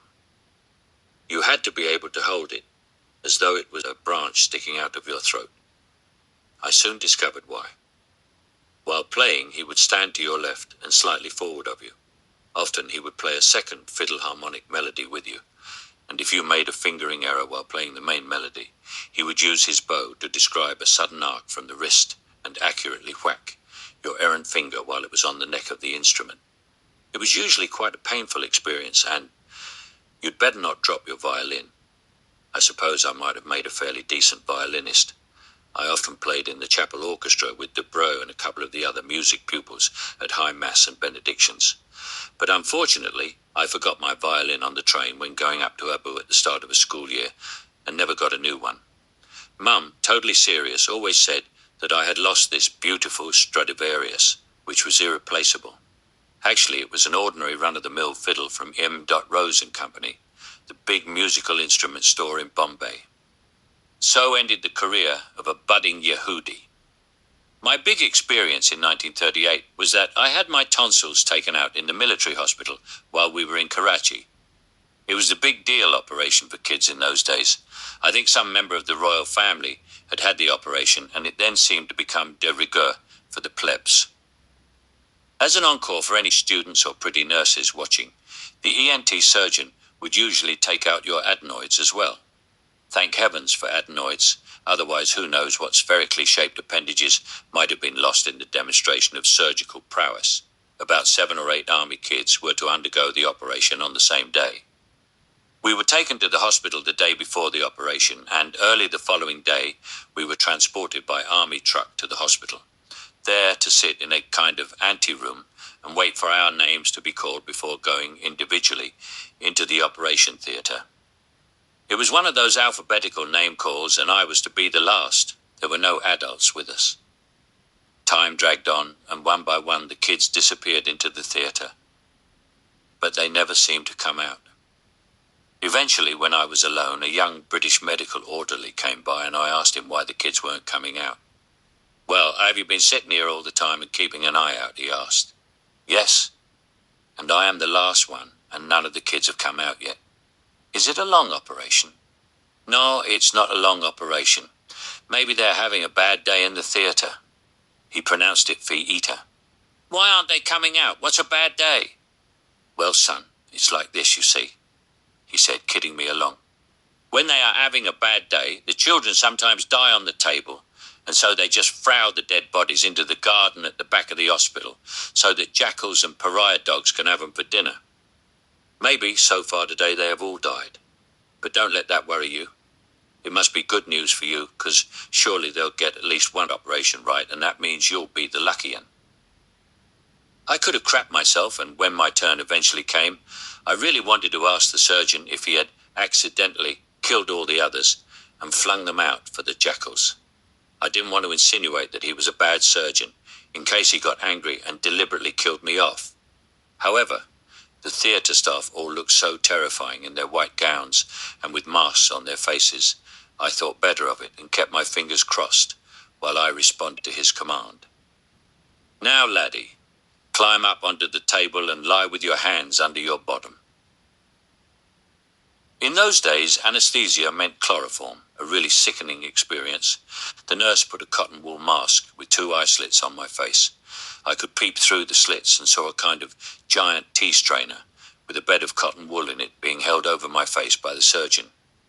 He held a bottle of chloroform in his other hand and had started to pour the contents into the tea strainer.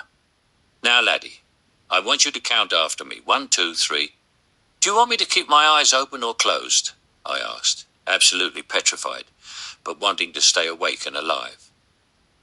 I heard them all laughing, the nurses shrill and frivolous, the surgeon and his male assistant hoarse and guffawing. I passed out. When I came around, I was back in the hospital. Mum was by the bed wiping the blood off my mouth. I passed out again and awoke a couple of hours later. Mum had gone home on the instructions of the surgeon to await further news. The surgeon visited the ward on his rounds a little later and pronounced that I could go home in the afternoon. When I got home that evening, I discovered that we had guests staying, a soldier friend of Dad, his wife, and a couple of kids. This was quite a normal thing for the army. If a soldier was en route to a new posting and had a friend in the town, he would often spend a day or two of his travelling time with him, visit the local mess, and enjoy a sociable get-together. The son was in the garden, swinging a cricket bat about and trying to hit the ball along the ground. He had no idea how to handle the bat. I would not speak because of the soreness of my throat, but I indicated to him that we should get the chokra to bowl, and I demonstrated how he should handle the bat. He had a couple of useless swings, so in a somewhat superior way, I took the bat off him and demonstrated a hook shot and a couple of cover shots, generally showing him how it should be done. Unfortunately, I stood too close to him, and when he retrieved the bat and swung again, he bashed me on the head with the bat. I passed out for the 3rd time that day. For the next couple of days, I did not have to go to school, not because of the head bashing, but because I could not speak. Mum said that I should have lots of custard and jelly and ice cream. This was heaven. But it did not last, because on the 3rd day, a bloody great wasp wanted to get at my dessert, and in waving it away, I shouted, "Get off, wasp!" I was back to school the next day. Our final posting before Dad's leave in England was to Quetta, Baluchistan. It was a really strange place, but beautiful. Most so-called military cantonments were built on the outskirts of a town. In Quetta, it was no different. The cantonment was on the north of the town, in the foothills of a range of mountains which separate Baluchistan from Afghanistan. As kids, we really felt it was a frontier kind of living, especially since, in 1935, there had been a devastating earthquake in which thousands perished, and from that time, it was decided that all military housing would have a sleeping annex, known as a tumbu, attached to the house. We loved it, sleeping under canvas with a mud-walled structure complete with windows and doors. During our holidays, we could literally step out of the tumbu into the wild and play cowboys and Red Indians. There were a lot of donkeys used as pack animals by builders who were still engaged in post-earthquake reconstruction work, and we would try to catch them, throw off the pack, and ride them. The older ones were very docile and tired and could easily be caught and ridden, but the young ones were really very alert and wild. Most of the time it was down to catching the older ones, and in order to make them jump, we would try to tie a cloth bag with a hot potato in it under the tail. By the time the potato bag had been brought from one of our kitchens and tied onto the unfortunate donkey, the potato had gone cold again, so it was more in our imagination than real that the hot spud worked. However, Dennis Copsey, an older lad of about 14, insisted on carrying on with the idea. But then one day he got a nasty kick, and so we decided that a broomstick between our legs and a simulated gallop, or canter, was safer. Since Miss Douche, I had had no time for women, but here in Quetta, it was fashionable to play kissing kook. It was a simple game, boys and girls chasing each other and trying to kiss them. To me, the game was a lot of rot, but because all the others were into it and because I could run very fast and could avoid being caught and kissed, I played along. One day a girl, she was a big girl, fully 11 years old, decided that she was going to kiss me. But since I could run much faster than she could she engaged the services of Dennis Copsey to do the chasing and catching for her. He caught me and dragged me, struggling and kicking, back to her. She gave me a big wet kiss on the mouth, and boy, that was nice. I was hooked and immediately fell in love for the second time in my life. Her name was Mary Hill, and she was beautiful. A Scottish girl with really dark, almost black hair, and the most beautiful blue eyes and freckles either side of her nose. She could play the piano very well and used to play Somewhere Over the Rainbow, and Someday My Prince Will Come, for me. Of course, she was just kidding me along, but I was head over heels in love with her, and would try to sneak a kiss from her whenever I could. Mary had a brother fella, who was one of the gang. He was a nice lad with short-cropped, gingery blonde hair, and a sense of infectious hilarity about him. We were both highly amused when the cake willer one used to come around with his bike and a huge trunk filled with cakes tied to the back. As in England, all these street vendors used to have their cries. The cake willer used to sing out about his sweet, which he called Jimmy Kelly. Jimmy Kelly, good for belly, taste and try, after buy. There were other street vendors too. One was the ubiquitous Chinaman. They could be found in every town we were ever stationed in. They used to ride a bicycle with a huge bundle of about a cubic yard, lashed to the carrier. Within the bundle they carried Chinese manufactured silks and fine cloths all neatly pressed and folded. Their cry was Shirok, good Shirok. From time to time they would stop at the gate and ask if we wanted to buy their merchandise. Mum would sometimes invite them in and allow them to display their tablecloths, sheets and pillowcases, kimonos and pajamas and all sorts of other stuff. It seemed to me she hardly ever bought anything, though I guess she must have done so from time to time because we had lots of Shirok items in the house.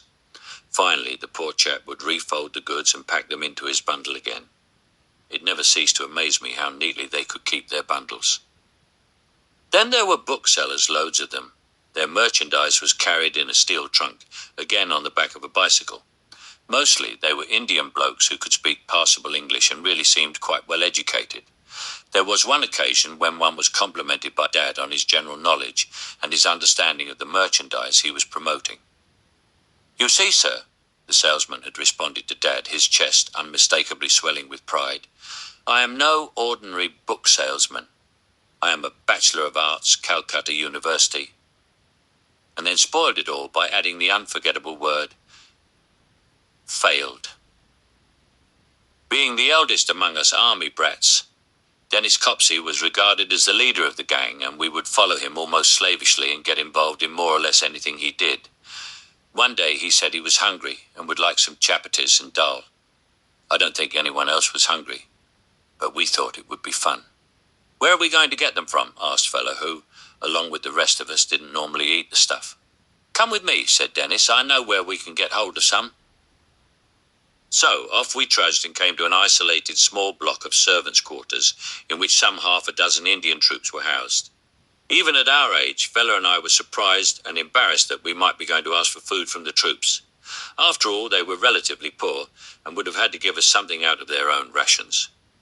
I didn't like the idea at all, but I went along with it when Dennis assured us that he had made similar requests from soldiers before and the troops had taken pleasure in feeding him.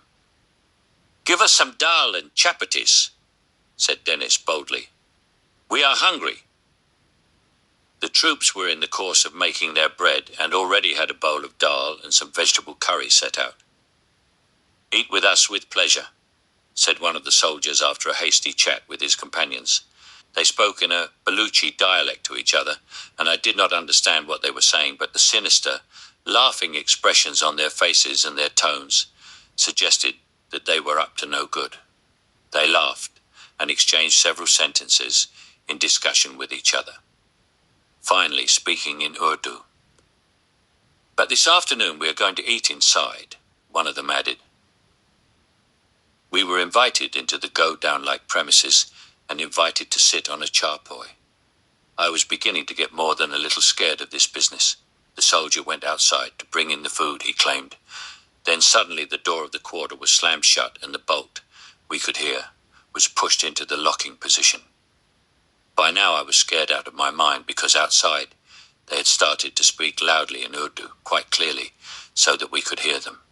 They were talking about how long they should keep us before eating us. Somehow, though, I thought to myself, they are soldiers and would not really kill the sons of the British soldiers and eat them. Would they? Doubt still lingered in my mind. I looked over at Copsey and Feller, who could also understand what the troops were saying. Feller was sweating profusely, maybe with the heat of the go-down, but more likely with fear. But Copsey, our leader chief, was by now a whimpering wreck. Damn, having a cowardly chief like that, I thought to myself. We're going to have to put up a fight, and if one of us could escape and raise the alarm, maybe we could all be saved. We settled down, each one of us no doubt wondering what we could do. After what seemed like hours, though perhaps only 10 or 15 minutes, the bolt was drawn and the door opened. I tried to push past the soldier to make a run for it, but he caught me and blocked the door to the rest of the gang. Another soldier approached with a silver-coloured tray on which were set a couple of small bowls with a portion of the dal and vegetable curry and a stack of chapatis. Cow. Khoob cow, sahib. Eat well, gentlemen. He invited. Copsey must have been a bit thick in the head because he immediately took the bread and accompaniments and began to eat. The rest of us, with dry mouths and our hearts still racing, refused. Eat, commanded the soldier, this time with a stern look on his face. Each of us took a small piece of chapati and, having dipped it into the dal, began to chew meekly on it. Copsey polished off the rest. He really must have been bloody hungry. But when he had finished, the soldiers, laughing at the fear they had jokingly struck in us, let us go. We all ran away back to our lines. Although I would like to have seen the soldiers given a rollicking for their prank, I never told anyone about the experience. I knew that Dad would first have punished me for begging from the troops. After that experience, Dennis Copsey was certainly a persona non grata with us, and we decided that we would think long and hard about his leadership qualities before blindly following him again. When we came back to Quetta after our year in England, we met up with Mary and Fella Hill again and enjoyed some more good times together. However, soon after we left Quetta on this second occasion, I heard that Fella was laid low with typhoid and died of the disease in the same fashion as did my two brothers, Barry and Michael. If you look around the old graveyards in India, you will be amazed to see how many young people, often children and troops of 18 and 19, died with diseases like cholera, typhoid, smallpox, and so on. Today, with the advent of antibiotics, virtually all are non-fatal. Going home on leave, 1938. Until the end of the Second World War, the mode of transport for the troops from England to India and back again was by sea. Dad used to get 1 year's home UK leave every few years, in addition to his local India leave of about 4 to 6 weeks annually. Although I had been christened and baptised in England in May 1930, while Dad was on one of these home leaves with Mum, Kathy and me, I was born in Bangalore in February 1930. I was unable to recollect what it was like. Now here was the journey ahead. We loved travelling. The kids, that is. Train, boat, car, anything was a great experience to be looked forward to. In 1938, there were 4 of us kids, Kathy, me, Phil and Mary. For Mother, on the other hand, it must have been a real trial. It always seemed to be her responsibility to get the packing done. Of course she had the servants to help, but transferring postings and going on home leave needed close supervision. You just can't travel for 3 or 4 weeks and wind up at your destination to find that you had left some important kit behind. I must say that the likelihood of that happening was very small indeed. After all, we travelled like strolling players, for the most part, with just our personal belongings. Any furniture or other stuff that the family had acquired was left in storage to be retrieved when we returned from the year's leave. We spent the night in a big hotel where other military families were ensconced, and after dinner the families sat out in the balmy night, drinking and talking. This was the first time I was aware of this subject called Home Rule for India.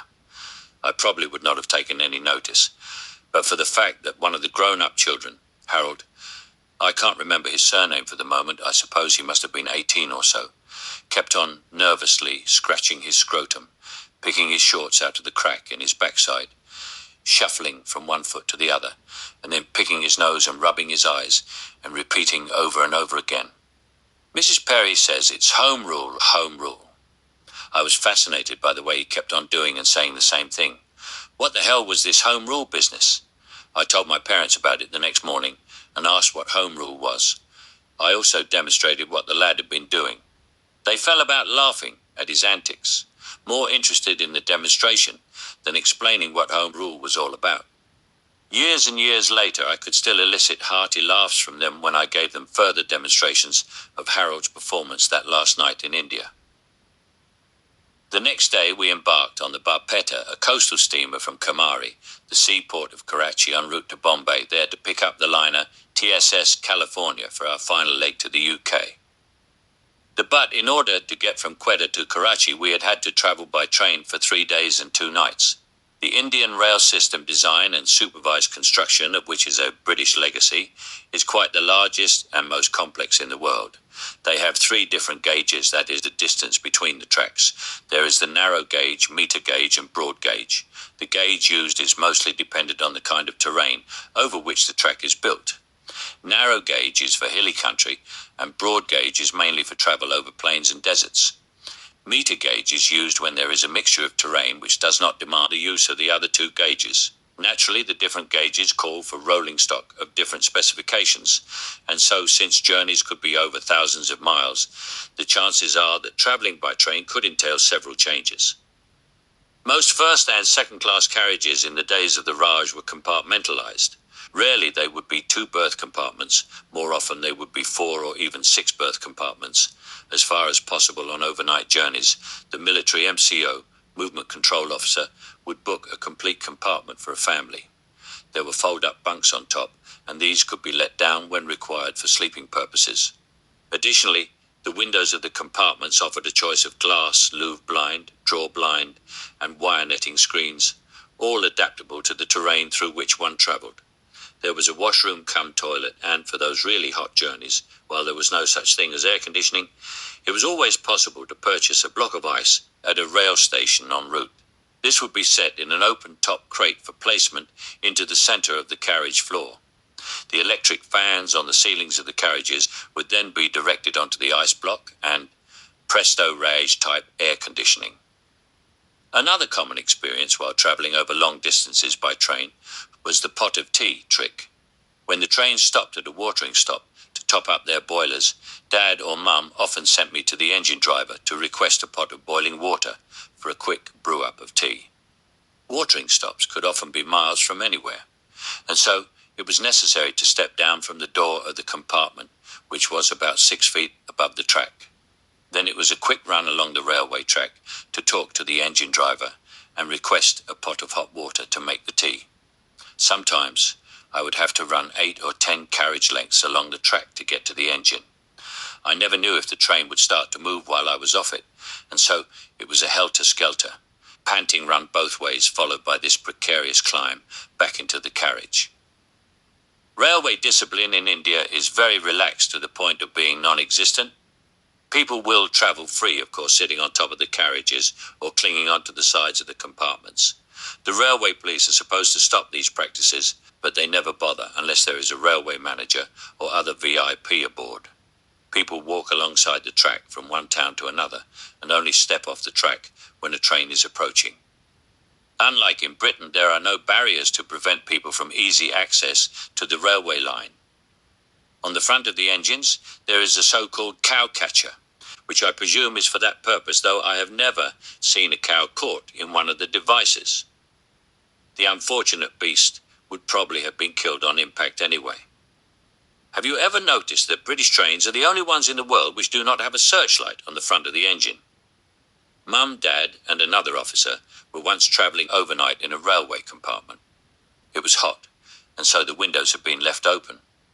This is a dangerous practice because it is quite common for a passenger to have something snatched day or night as the train pulls out of a station. Dad and the other officer had been having a drinking session and, probably a bit worse for wear, eventually pulled down a couple of bunks and turned in for the night. They were fast asleep when Mum was disturbed by a peculiar smell. She looked up and saw a thief, clad only in a loincloth and heavily smeared with oil in the compartment. He was going through the pockets of the clothing which hung in the carriage. She screamed. Dad and his colleague jumped up, realized what was happening and tried to catch the thief. But he was smothered in oil and grease, and they could not hold on to him. He opened the door and slipped onto one of the footrails under the carriage, hoping no doubt to make a getaway when the train slowed down. Dad, however, was up to the trick and quickly laid himself on the floor of the carriage, leaning out of the door and wielding an empty whiskey bottle over the thief's head. The other officer pulled the alarm chain and the train stopped. Dad and he then both jumped out of the carriage and further threatened the thief until the guard and some assistants came along and apprehended the unfortunate blighter. They probably then dealt him a measure of their own punishment, a kick in the arse or a clout around the ear, and sent him on his way. That would have been about par for the course in those days. The Barpetta was a lovely boat. It had about 15 four-berth cabins and 4 or 5 twin-berth cabins for passengers. We children were duly installed in our respective cabins and were then allowed to come on deck to look around for an hour or so. Our parents told us to have dinner on our own and then to go to bed. Meanwhile, they went ashore and probably got a few gin and tonics into their systems. All of the kids got to know each other and then retired to bed. I don't know much about coastal steamer. The following morning, we were up bright and early, and feeling the thump of the engines, we rushed up on deck. I somehow expected to see land on our port side. No way. We were in the middle of the ocean as far as one could make out, and when one of the deckhands explained that land was only 40 or 50 miles to port, I got my first Pucker 20 demonstration of the earth being round. It took us a couple of days or so to reach Bombay, where we embarked on the TSS California bound for Liverpool. This was a bigger ship of about 17,000 tons, if I remember correctly. The voyage to Liverpool was glorious. We children spent many happy hours of playing deck quoits, hide and seek, and occasionally cowboys and Indians. Sometimes the games became boisterous and we would fill drinking straws with water and blow it at our enemies. One of the girls filled a straw with ink and blew it at me, but missed completely. However, at the same, and for the first time, she noticed my birthmark, a dark patch on my ear, and concluded that she had scored a direct hit. The next day she accused me of not having had a wash that morning, because you have still got the ink that I hit you with on your ear. It took ages and ages trying to persuade her that it was my birthmark and that she had missed. But the little bitch would not believe it, or pretended not to believe it, and throughout the rest of the voyage she would chide me on not having washed my ears. Meal times on board ship were a marvellous experience. There were children's sittings first, and then the parents and adults had the second sitting. We could order off a crisp, newly typed and dated menu and have as much or as little to eat as we wanted. There were lovely breads, fruit and cheeses laid out on the table, and the meals were really tasty and enticing. The waiter was an amusing goan chap who got to know my lunch and dinner order. "Yes, sir. I am knowing it what you are wanting: mixed cold meats, boiled potatoes and salad. Is it not?" And I would say, "Yes, please." Though by the end of the second day of the voyage, I had started to tire of the sameness and began to get adventurous. "No boiled patatas today, but I'd like some patata salad instead." And the rest of the kids at the table would snigger. There was one young fellow of about 12 who was a show-off. He would sit on the ship's railing with his feet drawn up on the railing too, and boast of how good he was at balancing. Most of us kids were in awe of the little blighter, but would not be lured into taking such a risk. I, for my part, was not a good swimmer, and certainly didn't fancy falling over the side of the ship. But one day we heard the alarm and shouts from the crew, "Man overboard! Man overboard!" and everyone on deck ran to the side of the ship to look over. The ship circled the area a couple of times and then continued on its way. I never saw anyone pulled out of the water, and figured the show-off had fallen overboard and been drowned. But he appeared at lunch at first sitting, and I was disappointed. So were many of the other kids. But the good effect of the alarm was that he did not sit atop the rails anymore. We saw flying fish for the first time, and occasionally there were other jumpers like porpoises. The Arab dhows followed the same shipping lanes as we did, and we would wave to them from the ship. We saw several each day, and I wondered at the bravery of their crews, maybe 3 or 4 men by themselves, on the tiny craft, and way out in the middle of the Arabian Sea. At night there were thousands of luminescent flecks on the surface of the sea, as though silver and gold pieces of paper were floating about. And when we passed a dhow, or even on a couple of occasions, another ship going towards Bombay with its deck and cabin lights lit, the display was something spectacular, even for an 8-year-old. It was early autumn, and it would have been the Chota season, after the monsoons in India. The nights were clear and warm. From the ship's ballroom we could hear the strains of music from the ship's orchestra. On the top deck couples were kissing and fondling each other. But during the day, the top deck, or sun deck, was the preserve of sunbathers, drinkers and tombola players. Most did all 3 though. Some just lay on their deck chairs or their towels and snoozed. We arrived at Aden during the day and saw passengers disembarking and new ones embarking. There were servicemen and their families, a few civil servants no doubt, and even though this was a troop ship, there were a few civilians and merchants. In Suez it was a similar picture, and then came the Suez Canal. We took a day and a half to negotiate the canal, which was yet another eye-opener. Most of it was very narrow to our eyes, which had become accustomed to the broad openness of the sea of the past few days. We could see desert on both sides, but there were camel caravans traversing the edges, and Arabs, with their faces half covered, to protect them from the sun and occasional small sandstorm. If they were awake, they waved, but most were either asleep on their beasts or couldn't be bothered to use the energy. Coming back to England in 1947, it was a different kettle of poisson altogether. They mostly mooned us or waved their dicks at us. Finally, we arrived at Port Said, where most of the adults went ashore. The children, for the most part, were left on board to amuse themselves. There were bumboats with traders selling silks and crocheted table and bed linen. Passengers on the deck would negotiate a price with the traders, and a basket would be lowered and laden with the purchase. Then the money for the purchases would be sent or thrown down. It was quite fascinating, because every so often, either by accident or design, the money would fall into the sea, and immediately a host of young Arab boys would dive in to retrieve it. Later on, this became a game with the passengers, who would just throw money into the sea without bothering to purchase anything, just to watch the recovery operation carried out. The swimmers were astoundingly brave and capable, and invariably made successful retrievals. To test their ability, passengers even threw coins off the other side of the ship and watched the young swimmers swim under the keel and still retrieve the money. By late evening, passengers began to return from their shore trips. Mum and Dad came in after we had retired, and we were sad not to see them that night. However, the next morning, when we were already at sea again, they gave us the presents they had bought for us, boxes of Turkish delight. None of us had ever seen, leave alone tasted Turkish delight, and we made pigs of ourselves with this new sweetmeat. I have loved the stuff ever since. A couple of days later, we anchored just off Valletta, Malta, and Mum and Dad went ashore again, leaving us kids to our own devices. I guess 4 of us would have been too much for them to handle, but I had wanted to see Malta.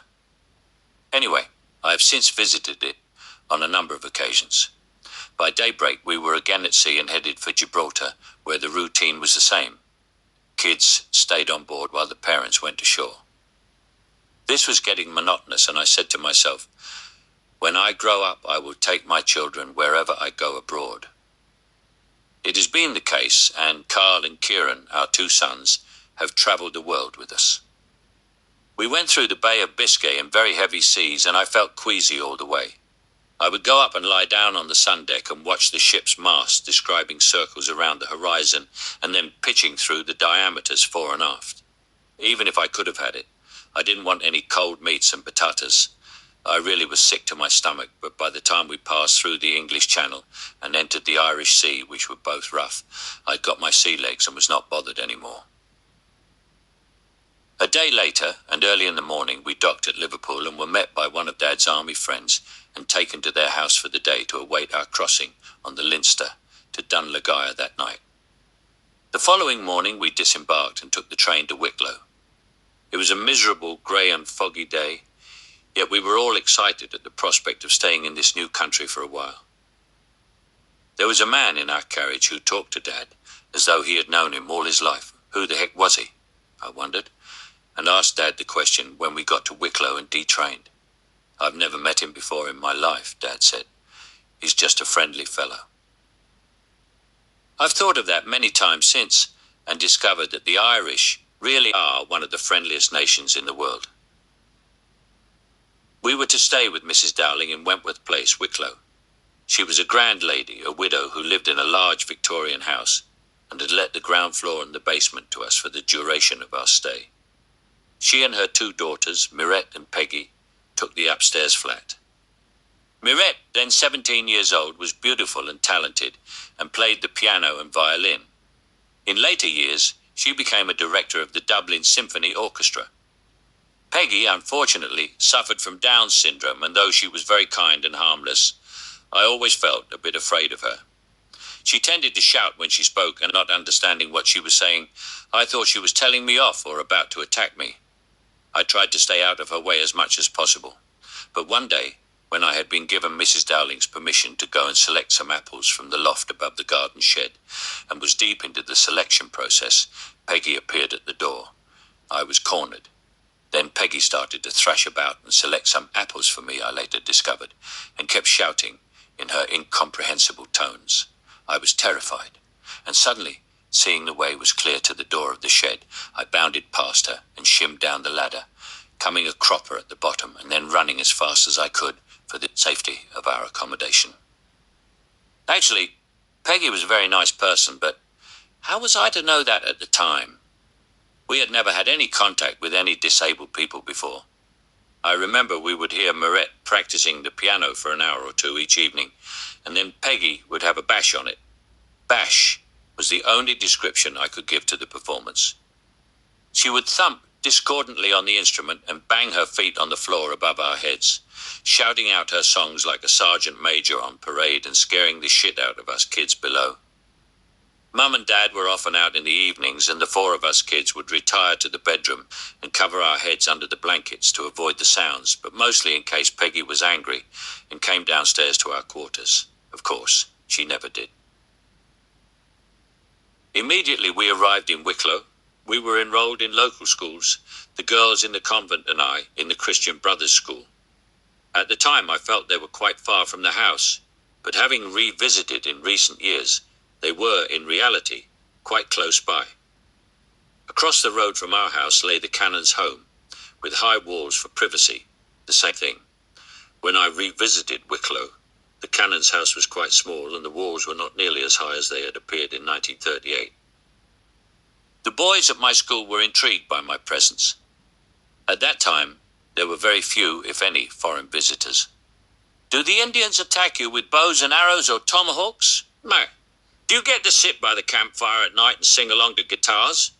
Have you ever rounded up the cattle? With this talk of Indians, they had quite clearly got my place of abode confused with the US.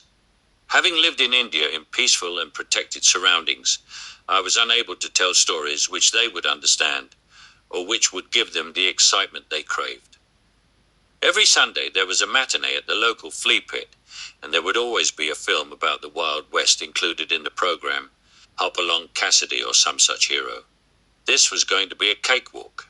With a vivid mind and using the film stories and events as a basis, I invented all sorts of new stories about the Wild West, and as often or not, Dad or I would be the hero. What work does your father do? He's in the army. I could see them imagining a cavalry officer. What does he do? He's a subconductor, 23. That was confusing, as they had never heard of a subconductor, and before long the boys were telling each other that my father was a bus conductor. Even the brothers 24 were confused, I think, because they too seemed to be interested in these Wild West stories. Maybe they were just interested in how well I could tell lies, because quite often, with smiles on their faces, they would stop the classes and ask me to tell them stories of Indian attacks and so on. I had a few particular friends in my class. There was Terence McGee, Butcher, Tim Kavanagh, whose father was a local dignitary, and Michael White, whose father was the newsagent. We would often go about in a group, and they always asked me to tell them a few stories about the Wild West. Ireland was at that time an extremely poor country, and while my friends and I always seemed to be relatively well dressed, there were many of the lads who came to school in torn and patched up clothes. Mostly they wore corduroy shorts, which had obviously been cut down from their father's trousers, baggy shirts, and during the winter especially, knitted pullovers, which had been darned many times and were on their last threads. They came to school barefooted, even in the snow and when it was pouring with rain. I was used to seeing barefoot children in India, but I could not help but notice these kids with running noses, often with heavy coughs and colds, and above all, chilblained, chapped feet, blue with the cold. The classrooms were not heated, and so these poor mites would sit in the cold room shivering, and with chattering jaws, for a couple of hours at a time. One of our challenges was to see how high up the latrine wall we could piss. We were all pretty good, but the champion was one of these ill-clothed lads who could actually piss right over the wall, but rarely demonstrated his prowess unless someone was keeping a lookout, or in case any of the brothers was in the vicinity. I was in the choir, and from time to time I sang solo parts, but best of all I liked it when I had to help to pump the organ. There were usually two of us set to the task, and we had great fun watching the bit of weighted string which hung down the side of the organ, and which rose to the top, as the organ bellows were depleted of air. When it passed a certain mark, we had to pump again until it came into the safe region. We would try to leave it later and later before pumping, until one day we miscalculated, and the organ died on us, leaving the lady organist stupefied, but also very angry. Of course, I didn't get to pump the organ again. I couldn't understand it when it first started. We would call out, "Proddy dogs," whenever we saw these people. There were literally not more than 5 or 6 of them in the town. Only 1 or 2 families, I think. I would join in the chant, but really could not figure it out, and it always seemed to be the same people we shouted at. One day I asked Terence McGee why we shouted and what it meant. "Protestant dogs, that's what it means. They are Protestants, bad, and we don't like them," he snorted. I still couldn't understand it at all, because we, certainly I, had never even talked to the objects of our abuse. How could I know they were bad, and what had they done to be labelled bad? Such was the level of bigotry instilled at that age. There was one other family, the Campbells, who lived down the road from us in Wentworth Place. They were Catholic. I was quite friendly with them, but not really close like I was with McGee and company. Each evening coming home from school, I would see one of the boys in deep conversation with one of the brothers, and I learned that the brother was teaching the Campbell boy Gaelic. All of us in school prayed in Gaelic, learned to write the Gaelic characters, and also started to learn a few words of the language. But the Campbell boy was learning real Gaelic, so he could become a leader. It was too far above my head, and I forgot about it, until nearly 40 years later, when I visited Mirette Dowling, and asked after the people whom I could remember. "And whatever happened to ex-Campbell?" I inquired. "Now you see, Patrick," she said, "it's the troubles, you know. We never talk about him because he is one of the high-ups in the IRA. I was astounded that one could know this, and asked how she knew. Most people know who the IRA people are, Patrick. We just never mention it. On Easter Sunday, 1939, I had been invited around to the Campbells' home. They had a garden in the back of the house which sloped steeply up and away from the house. There was a pathway up the hill, and on the top, 2 of the brothers stood with a bicycle. "Do you know how to ride a bike?" they inquired of me. "Of course I know how to ride a bike," I replied. "Go on then, show us," they half jeered. "I'll show them," I thought to myself as I went up the slope and took the bike from them, threw my leg over the crossbar, and started down the hill. Bloody hell. The rotten little shitbags had known that there were no brakes on the bike, and I only found out when I felt it running too fast. I crashed into the wall of their house, smashed the front wheel of the bicycle, and also broke my arm and badly gashed my head. I was pouring blood and in awful agony with the arm. In panic, the boys ran into their parents, who immediately called my parents and a lady doctor who lived in the next house to Mrs. Dowling. The lady doctor put a couple of stitches in my head and set my arm in plaster of Paris. "Do you have any other injuries or pain anywhere?" she asked. Well, actually the end of my dick was hurting because I had banged it on the crossbar of the bike, but I was too shy to tell her. "No," I said. "I'm okay now, thank you." "Are you sure?" she inquired again, almost as though she knew the little Willie was hurting. "Yes, I'm sure, doctor. Thank you. I'm okay now." And with that, she let me go. At the first opportunity, I rushed into the toilet and examined my tool. There was a bloody great bruise on the end of it, but the pain soon went away, even though the bruise and I remained friends. Years later, when I recounted the story to my state for several days, and I forgot about the episode. The Campbell's little sister, Mary, she gasped and said, "My gosh, you could have broken the bone in it." Dad was a great shopper. One day he was down by the quayside when a herring boat was landing its catch. It had been a good catch, and when Dad inquired how much the fishermen would sell a dozen for, they said, "Ah, sure, sir. Just take a dozen home with you as a present." Dad was overcome by their generosity, but would not accept the fish as a gift. Instead, he decided to buy a gross of them for the princely sum of 5 shillings. He brought them home and salted them and hung them up fairly tightly on 4 or 5 string lines in front of the huge coal-fired stove in the large basement kitchen, which also served as our kitchen. There they hung for a day or so before we began to consume them. We ate baked herrings, grilled herrings, curried and curry-fried herrings, pickled herrings, and you name it, we had them. Annie, our maid, must have had such a job trying to keep the smell of herrings out of the kitchen, though, to be honest. I can't remember there being a smell of fish. Then, on another occasion, Dad got carried away and bought a couple of enormous baskets of oranges. We had plenty of vitamin C, at least 2 oranges each every day. The thing was that Dad insisted on peeling them for us. He would neatly slice the peels into segments and put them into a large earthenware jar. Every so often he would boil the segments of peel and make things like candied orange peel, marmalade and orange candies. The strangest thing is that I never did get fed up with oranges, and to this day I like my share of orange vitamin C. Annie was a lovely young lady with a slim figure, a pretty face and beautiful auburn hair. Both of my sisters, Kathy and Phil, had auburn hair too, and the 3 of them could have passed for sisters quite easily. On one occasion, just before Christmas 1939, Annie took us 3 elder children to Dublin by train for the day. We started our homeward journey after dark, and I can remember so well being amazed by the street and shop lights. This was the first European city I had seen at night, and the hustle and bustle astounded me. In India, there was plenty of activity throughout the day, but even when we had the opportunity of seeing the towns at night, there were never rows of street lamps like there were in Dublin. In India, there were kerosene oil lamps, hurricane lamps, and the occasional Petromax lamp, and they were usually very scattered and mostly at eye level or on the ground. But in Dublin, they were up in the air and so bright and electric. It was wondrous to see. I must tell you, though, that in the house in Wicklow there was no electricity, and all the lighting was by gas. I was fascinated by the woven net mantles and decided one day to examine them closer. I took a stick, and while nobody was looking, poked at the mantle in the hall outside the kitchen. It disintegrated into 1,000,000 little pieces of ash. I was afraid that I was in for another bollocking, but I stayed quiet and waited for some reaction.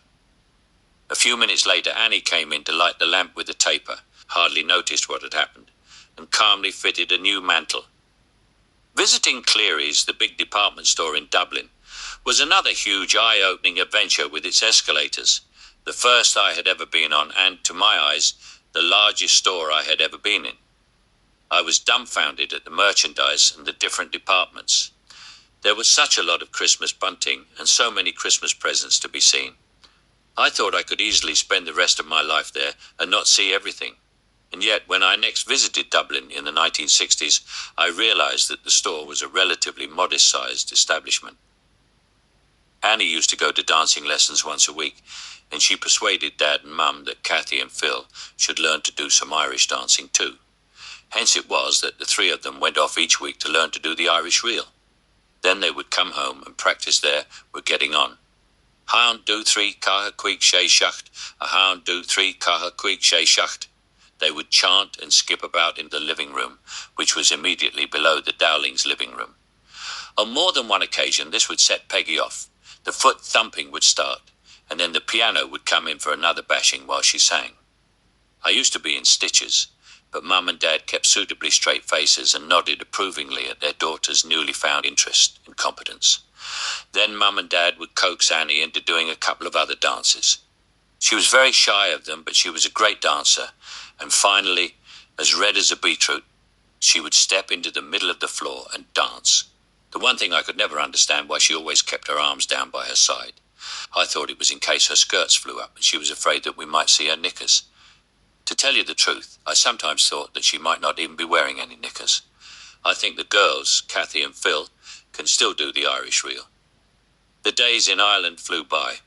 There seemed to be so much to do. We visited Glendalough, and Dad managed to get his arms around the famous St. Kevin Cross to make a wish. Then there was the Vale of Avoca, and lots of Sunday walks along the Strand and onto the cliffs and through the gorse bushes and south for a couple of miles.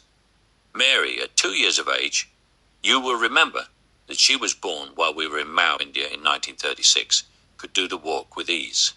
We went to see Powers Court, and I marvelled at the size of the place and the neatness of the vast acreage of its grounds. I learned how to make pork sausages at Seamus Dunn's house in the bathroom, and took the minced meat from the tub and forced it through a piece of piping until it came out the other end and filled the sausage skins. Then we would go to deliver them to outlying houses by van. On Saturdays I was often with Terence McGee when he received his weekly pocket money of sixpence, and we would go straight around to the shop owned by Garker Phillips to buy half a pound of broken biscuits for a penny. While Garker was serving Terence, I would look longingly at the sweets and chocolates displayed on the counter, and was often tempted to snitch one. But discretion was the name of the game, and I was too scared to attempt the robbery. In our family, we kids didn't get any pocket money at all, but I could always eat some of Terry's broken biscuits anyway. One day, Dad and I had made our way to the quayside because we had been invited to go out on the lifeboat for a practice run with the crew. On the way there, Dad had stopped at the greengrocer's and bought me an apple. "Eat this, son," he had said. "It'll give you something to throw up instead of the soles of your boots." I was indignant. What was he talking about, me? Throw up the soles of my boots, I'm the expert sailor. Didn't I get over seasickness on the California?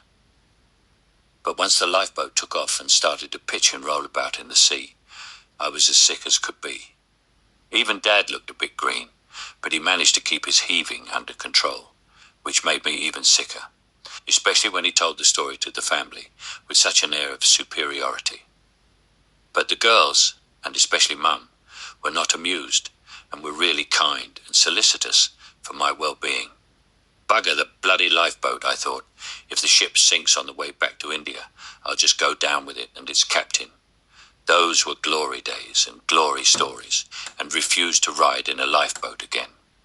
Unless, of course, I could see a deserted tropical island nearby with coconut palms and a raft, and Swiss Family Robinson with their treehouse came to mind, and I imagined I might, after all, take the risk in those circumstances. Soon it was time to pack up and leave Wicklow and head for England Bluetown in 1903. But Sheerness was the main town on the Isle of Sheppey, and we always referred to Dad's birthplace as Sheerness. We left from Dublin at the beginning of June 1939, and arrived in, we disembarked the train at Sheppey a couple of days later. Sheerness East Railway Station, a tiny station which was no more than a halt, but it was very convenient because it was situated right at the end of the Minster Broadway, along which Grandad, Grandma and Uncle Arthur, and later his kids plus my Aunt Kit, lived in a house called Kinsale. Uncle Arthur, my dad's younger brother, worked in the Sheerness Royal Naval Dockyard, which was easily, at that time, the largest employer on the island. He was injured in an accident some years previously, lost an eye, and now wore a glass eye. With the compensation he received, he bought the house, and the whole family had moved into it with him. Grandad looked after the garden and grew most of the vegetables which were needed by the family. Grandma did the housework, and Millie, Arthur's wife, had a job somewhere or the other locally. Auntie Kit had a job too and was courting heavily, as they used to say in those days.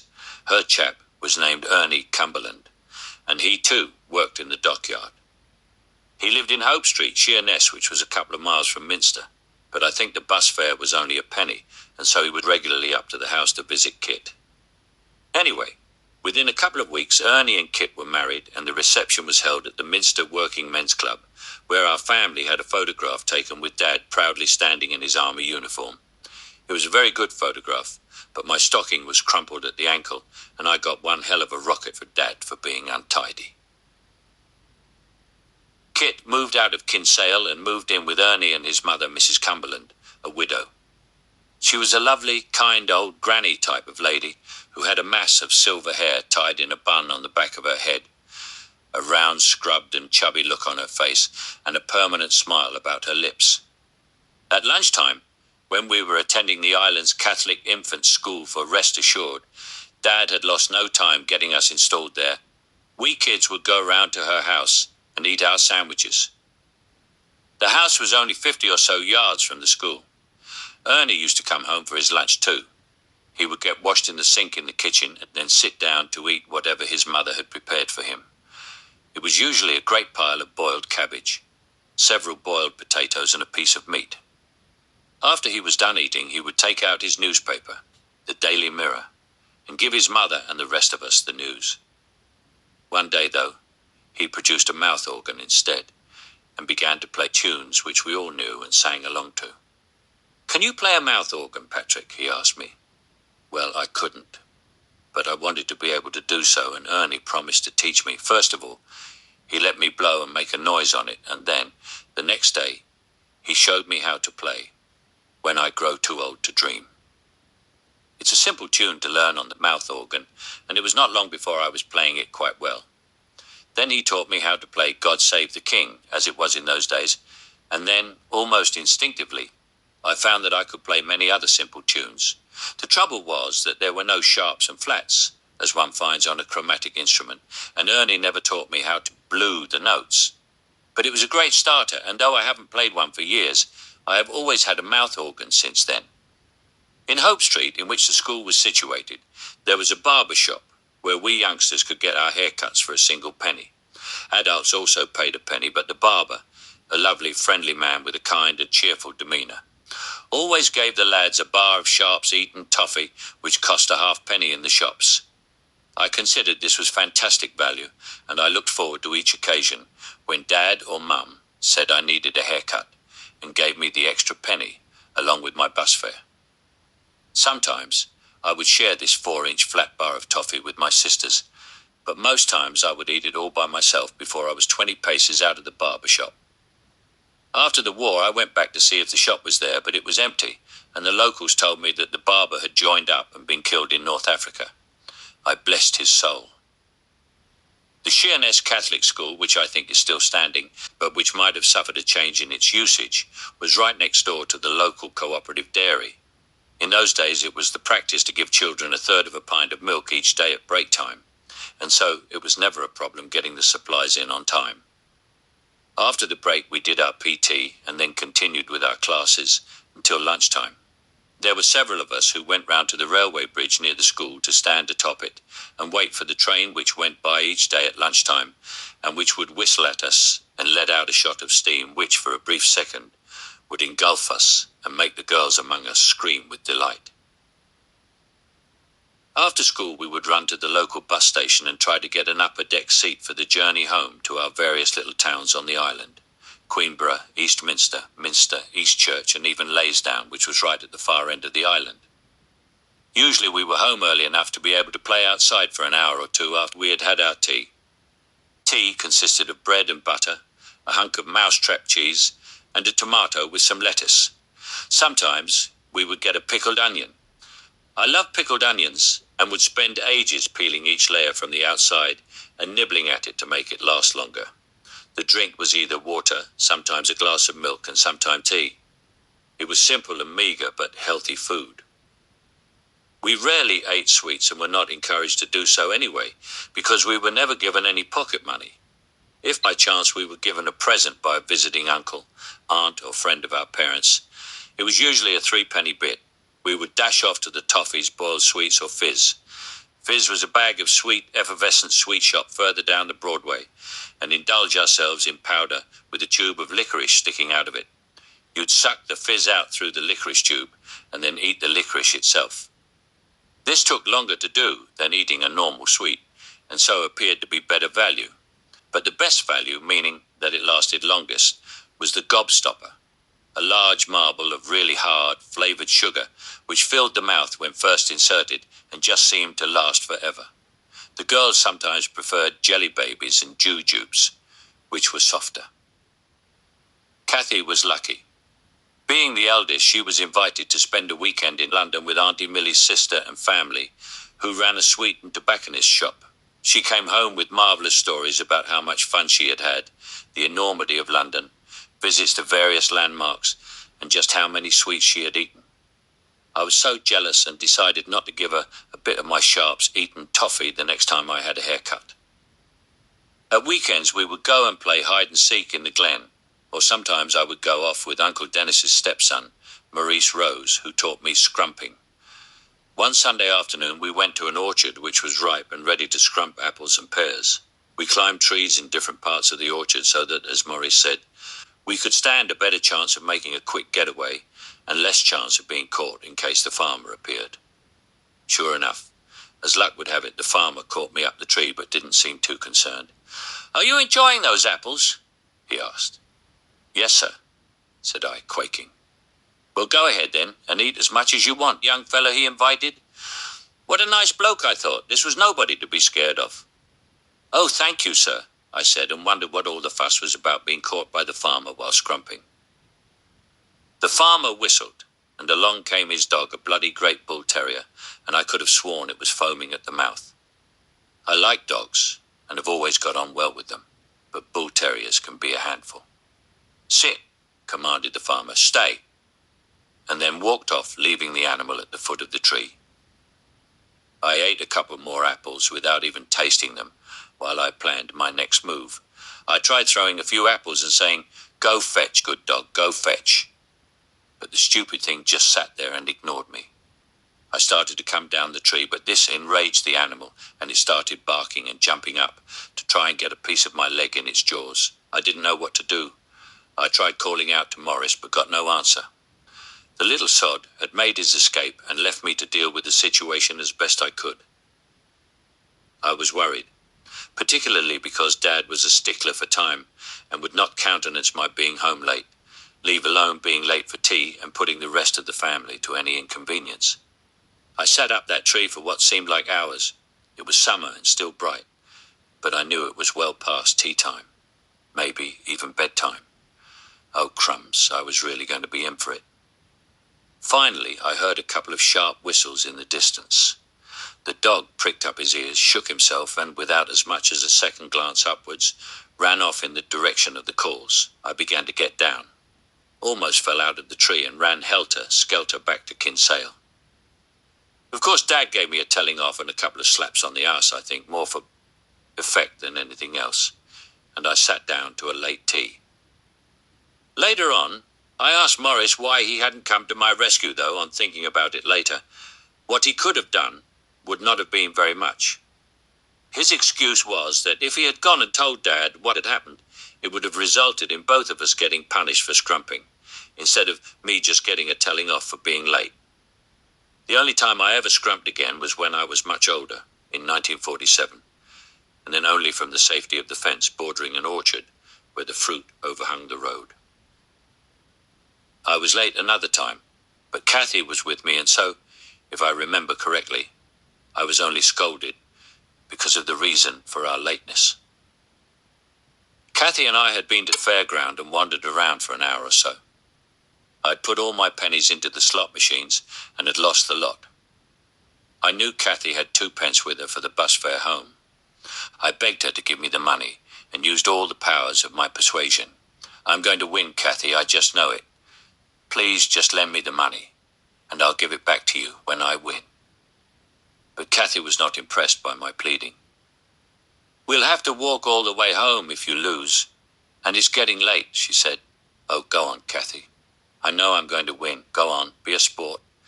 Finally, she took pity on her miserable brother and gave in. Here you are, then. Please don't lose them. She handed me the coins. I went up to the machine which hung on the wall. It was one of those boxes which had panel pins set in a couple of circles on the back face with 2 holes near the bottom of the circles. On the front of the glass face box, there was a slot where you inserted your coin to obtain a metal ball, a knob which you turned to deliver the ball, and a small lever with which you flipped the ball. If you were successful in getting the ball to enter the green hole, you got your coin back together with another ball for a second go. If, on the other hand, your ball fell into the red hole, you lost. I gingerly put the first coin into the slot and twisted the knob. Out came my first ball. I flipped the lever and watched the ball go round and round and slip into the red hole. I was choked with horror at seeing that I had lost one of the precious pennies. I started to insert the second penny and Kathy had second thoughts. No, she said. I want the penny back. I'll go home by bus and you can walk. My God, I thought, I can never do that alone and at this time of the evening. I turned my full powers of persuasion on. Almost with tears in my eyes, I begged her to let me have just one more go. Finally, she relented. I went through the same drill, this time kissing the coin and doing puja on it. I rubbed it in my sweaty little palms, and finally, with flourish, I inserted it into the slot. Once you had put the coin into the slot, you could not then change your mind and get it out. If you walked away, you had lost your coin anyway. Might as well turn the knob, flip the bloody ball, and hope that the puja worked. I was committed. I turned the knob and flipped the ball almost as soon as it came to rest on the flipper. It spun around the face of the machine a couple of times and then bounced about tantalizingly and disappeared down the red hole. Oh, crumbs. It's gone, I thought, and looked at Kathy in some sort of supplication. She sniffed haughtily and turned away. We started to walk. We went along the seafront because it was a slightly shorter way than walking along the road. Kathy was sulking and silent, so I began to tell her stories about witches and fairies. But she was always afraid of witches, and it was getting darker. I started to tell her stories of other Disney characters, which I thought would make her happier. Eventually, she started to smile and then laugh. Okay, now I could prepare myself for the inevitable bollocking, which I was going to get from Dad. When we got home, I got it. This business of telling stories was such a common practice when we were young. When we were in Ireland, all 4 of us kids slept in the same bedroom. It was customary for us to tell each other stories which we made up. One night, Kathy complained that she could not go to sleep, and so I began to tell her some stories. The other 2 had gone to sleep. However, my stories were not sending Kathy off to sleep, and she was restless, tossing and turning in her bed. I had a brainwave. I'll play you a lullaby on my nose, I said. On your nose? Kathy queried. Yes, I'll play the Hawaiian guitar on my nose. Okay, go on then. By humming with my mouth closed and with one nostril blocked by my thumb, I rhythmically plucked on the other nostril. To me, that had the sound effect of playing the Hawaiian guitar. Kathy lay quiet for several minutes listening, and then... Was she asleep? Are you asleep yet, Kathy? Not quite. Play more. Did I detect a smile in her voice?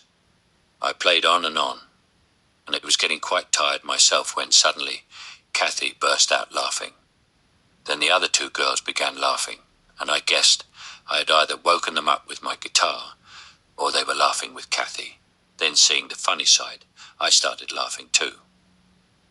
We laughed and carried on laughing for several minutes when suddenly Kathy stopped laughing and wailed out, breathing laboriously and complaining of a pain in her chest.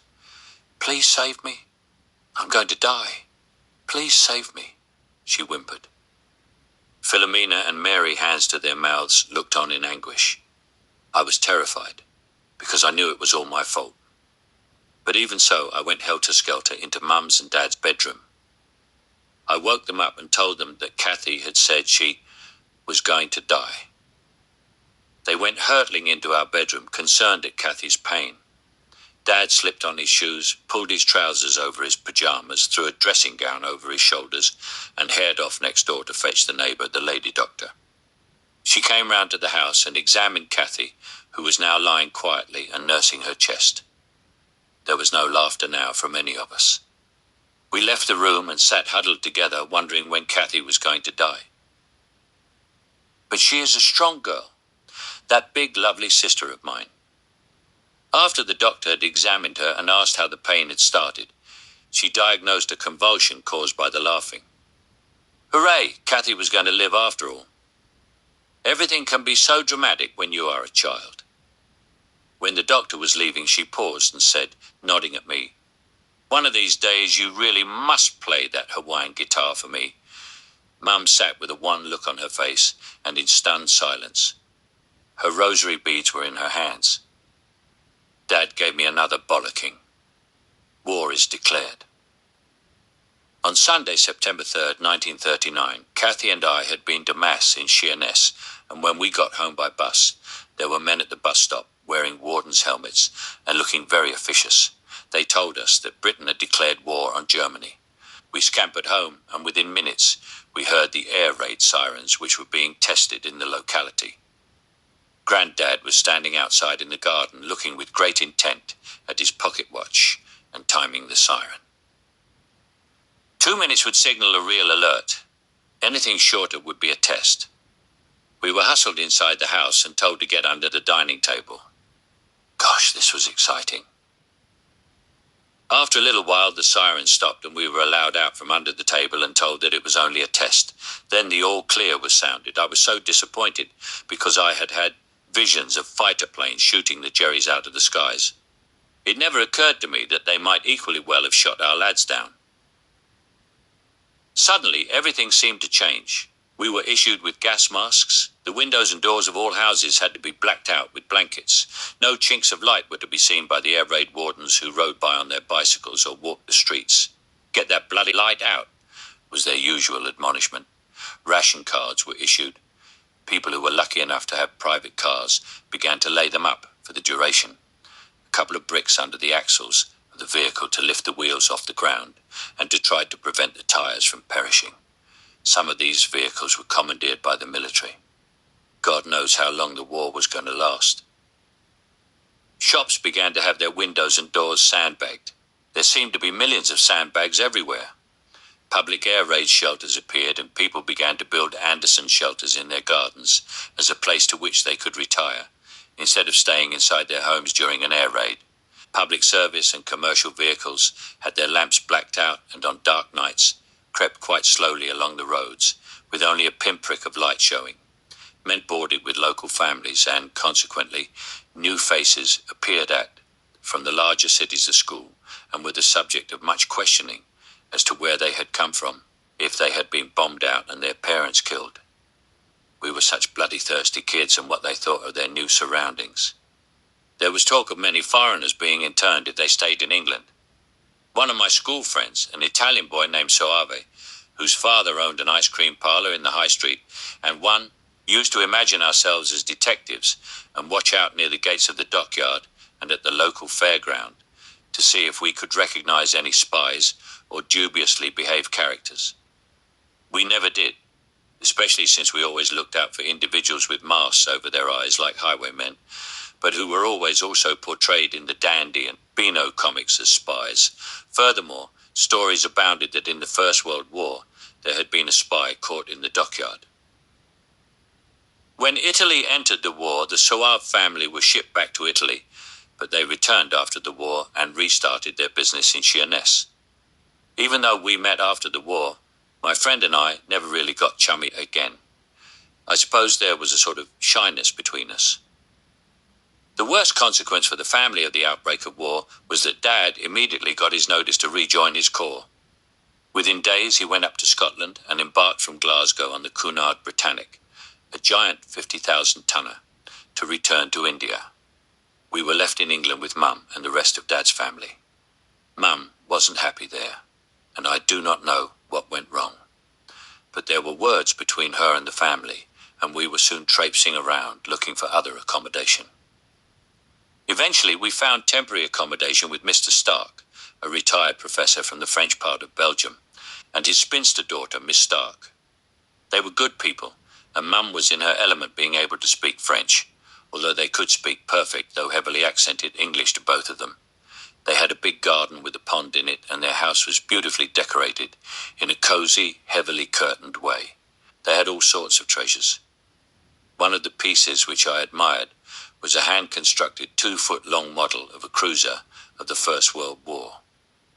There was so much detail in it, the guns, decks, masts, and even down to the lifeboats, railings, and the portholes. I was not allowed to touch it, but I spent hours just looking and wondering at it. Miss Stark was a jigsaw puzzle addict. She had a multitude of the things, and it was nice that she allowed us to play with them. I'm sure that she had done them all many times, and seemed to know where every piece of a puzzle fitted.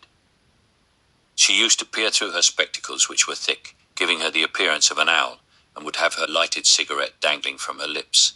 The ash would be hanging from the end of it, threatening to fall off, and I think I was almost more fascinated by that sight than the fact that she was so fast at getting a puzzle completed. Just when the ash was getting to the point where I was certain it would fall off, she would take an ashtray and daintily flip the ash into it. Papa Stark, as we called him, always wore a knitted skull cap and was a quiet chap, often sitting alone in the conservatory of the house, reading or writing or just snoozing, but always with his pipe firmly clenched between his teeth. Most of the time it was unlit or had gone out. Miss Stark, on the other hand, smoked like the proverbial chimney. She used to smoke churchmen's cigarettes, but never bothered to collect the fag cards which came with each pack. So one was in luck and soon had a huge collection of cards. In addition, I used to pick up all the discarded cigarette packs I could find in the street, and very often would find cigarette cards still inside. Cigarette cards are now a huge and valuable collector's fancy and fetch amazingly high prices. Collecting and playing games with fag cards was a big draw for the kids at the time. Flick card was one of the favourites, in which one or more players would flick their cards in turn and try and land on one of the previously thrown cards. If successful, even just touching the card, the thrower took the lot, and the game continued until school break time was over, or one of the players had cleaned out the rest. Fag cards depicted various sportsmen, animals, insects, military interests, and so on, in sets of about 50 cards. Other cards which collected were themed footballers, the Royal Navy, and animals of the countryside. At the time that we were with Miss Stark, the Churchman's set was Kings of Speed. I so clearly remember many of the cards: Paavo Nurmi, the Finnish athlete; Prince Birabongse, the Siamese racing driver; Captain G.E.T. Easton, another driver; Sir Malcolm Campbell and his Bluebird racing car. Siam, I could cope with that because we had heard a lot of that country, now called Thailand, while we were out in India. But this Finnish thing in Finland was something totally out of my comprehension, though, as a very keen athlete myself. I admired one particular Finn for his great athleticism and the broad range of his ability.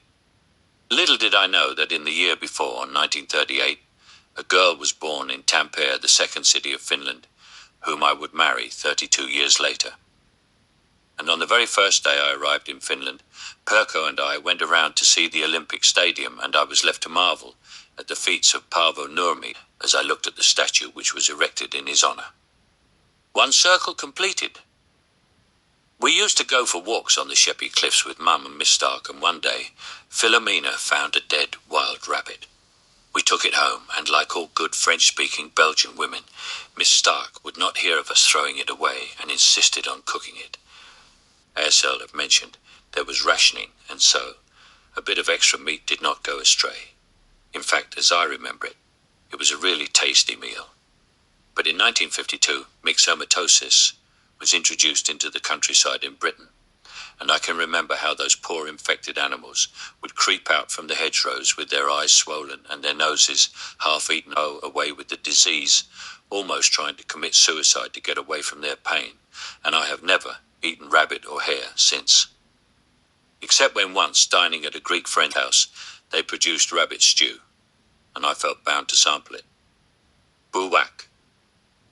Each school day we used to walk to the corner of the lane to the main road and catch the bus to school in Sheerness. One day a gent in a car stopped and asked us where we were going, and when we told him, he offered us a lift.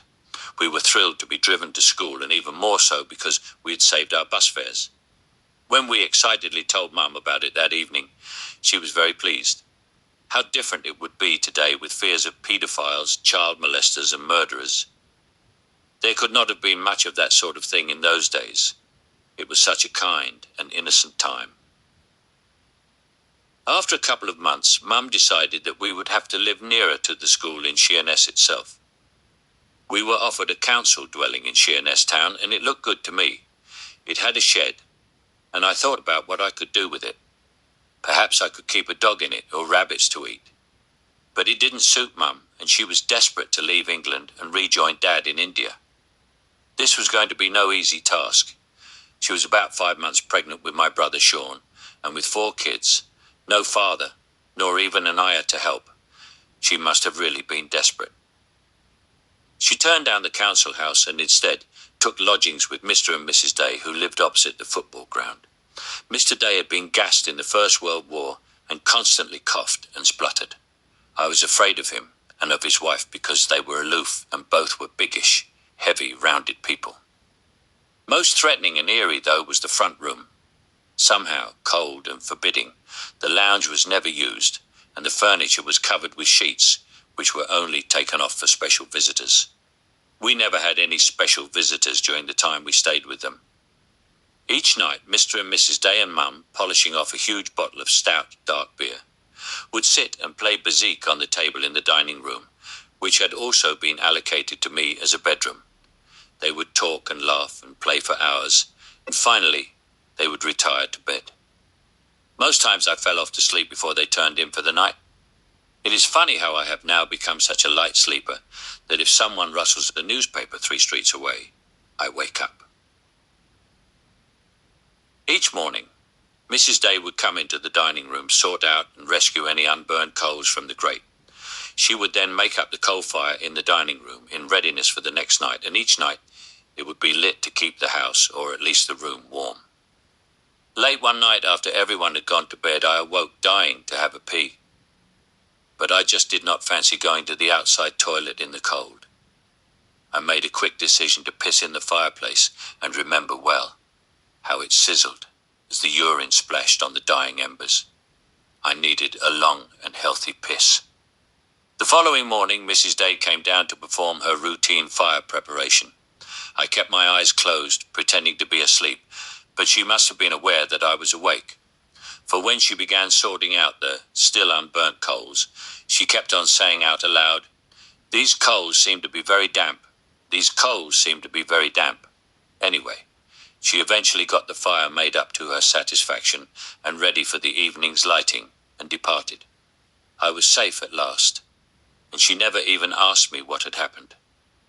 I'm sure she had realized that I had emptied my bladder over the embers, but nothing was ever said. I began to think she was not such a bad old biddy after all. Mum decided that the only way to get any action regarding going back to India was to personally visit India House in London and see the Secretary of State. I don't know whether or not she had an appointment, but we kids sat there in a huddle while Mum dashed about from office to office. It seemed we were there for ages and ages. For the first time since we had left India, we saw Indians walking about and doing various jobs within Bush House, Aldwych. Then we realized that we had never seen any black or brown people in the streets of the places we had been, even in Dublin, Kathy said. More fascinating was that some of the ladies were dressed in saris. This really was something special, and London was certainly an international metropolis, we decided. A few more hours passed before Mum finally returned to us and told us that she had secured a passage to India and that it would not be too long before we were with Dad. We returned to Sheerness very late in the evening, but we were happy at the result of the day trip to London. Almost the very next day, we started to make preparations for our departure. The return trip to India. The night before embarkation was spent at the Union Jack Club near Waterloo Station in London. There were several other military families there, and all were due to embark on the same boat as us, which was the P&O Strathnava. It was a troop ship and one of a class of Strathboats, like the Strathallan, Strathmore and Strathclyde and so on, which had been contracted for use by the government for transportation of troops and their families to the various outposts of the Raj. The Strathnava was an electric ship, as opposed to a coal-fired steamer, and was consequently quite a speedy ship. So much so, in fact, that we were due to sail as a solo ship, and not in a convoy, as so many of the other vessels did. "We're too bloody fast to hang around with other ships," the captain had said. "We'll be in a hurry and make it to Bombay in 11 days. He was right, spot on the nose. But that meant that we only stopped at Suez in any case. There was no point in stretching out the trip. The war was on. Many of the shipping lanes were thought to be mined. U-boats were known to be on the lookout for anything which could be thought of as carrying arms or ammunition to the forces. In fact, after the voyage, the captain told us that we had been chased twice during the voyage.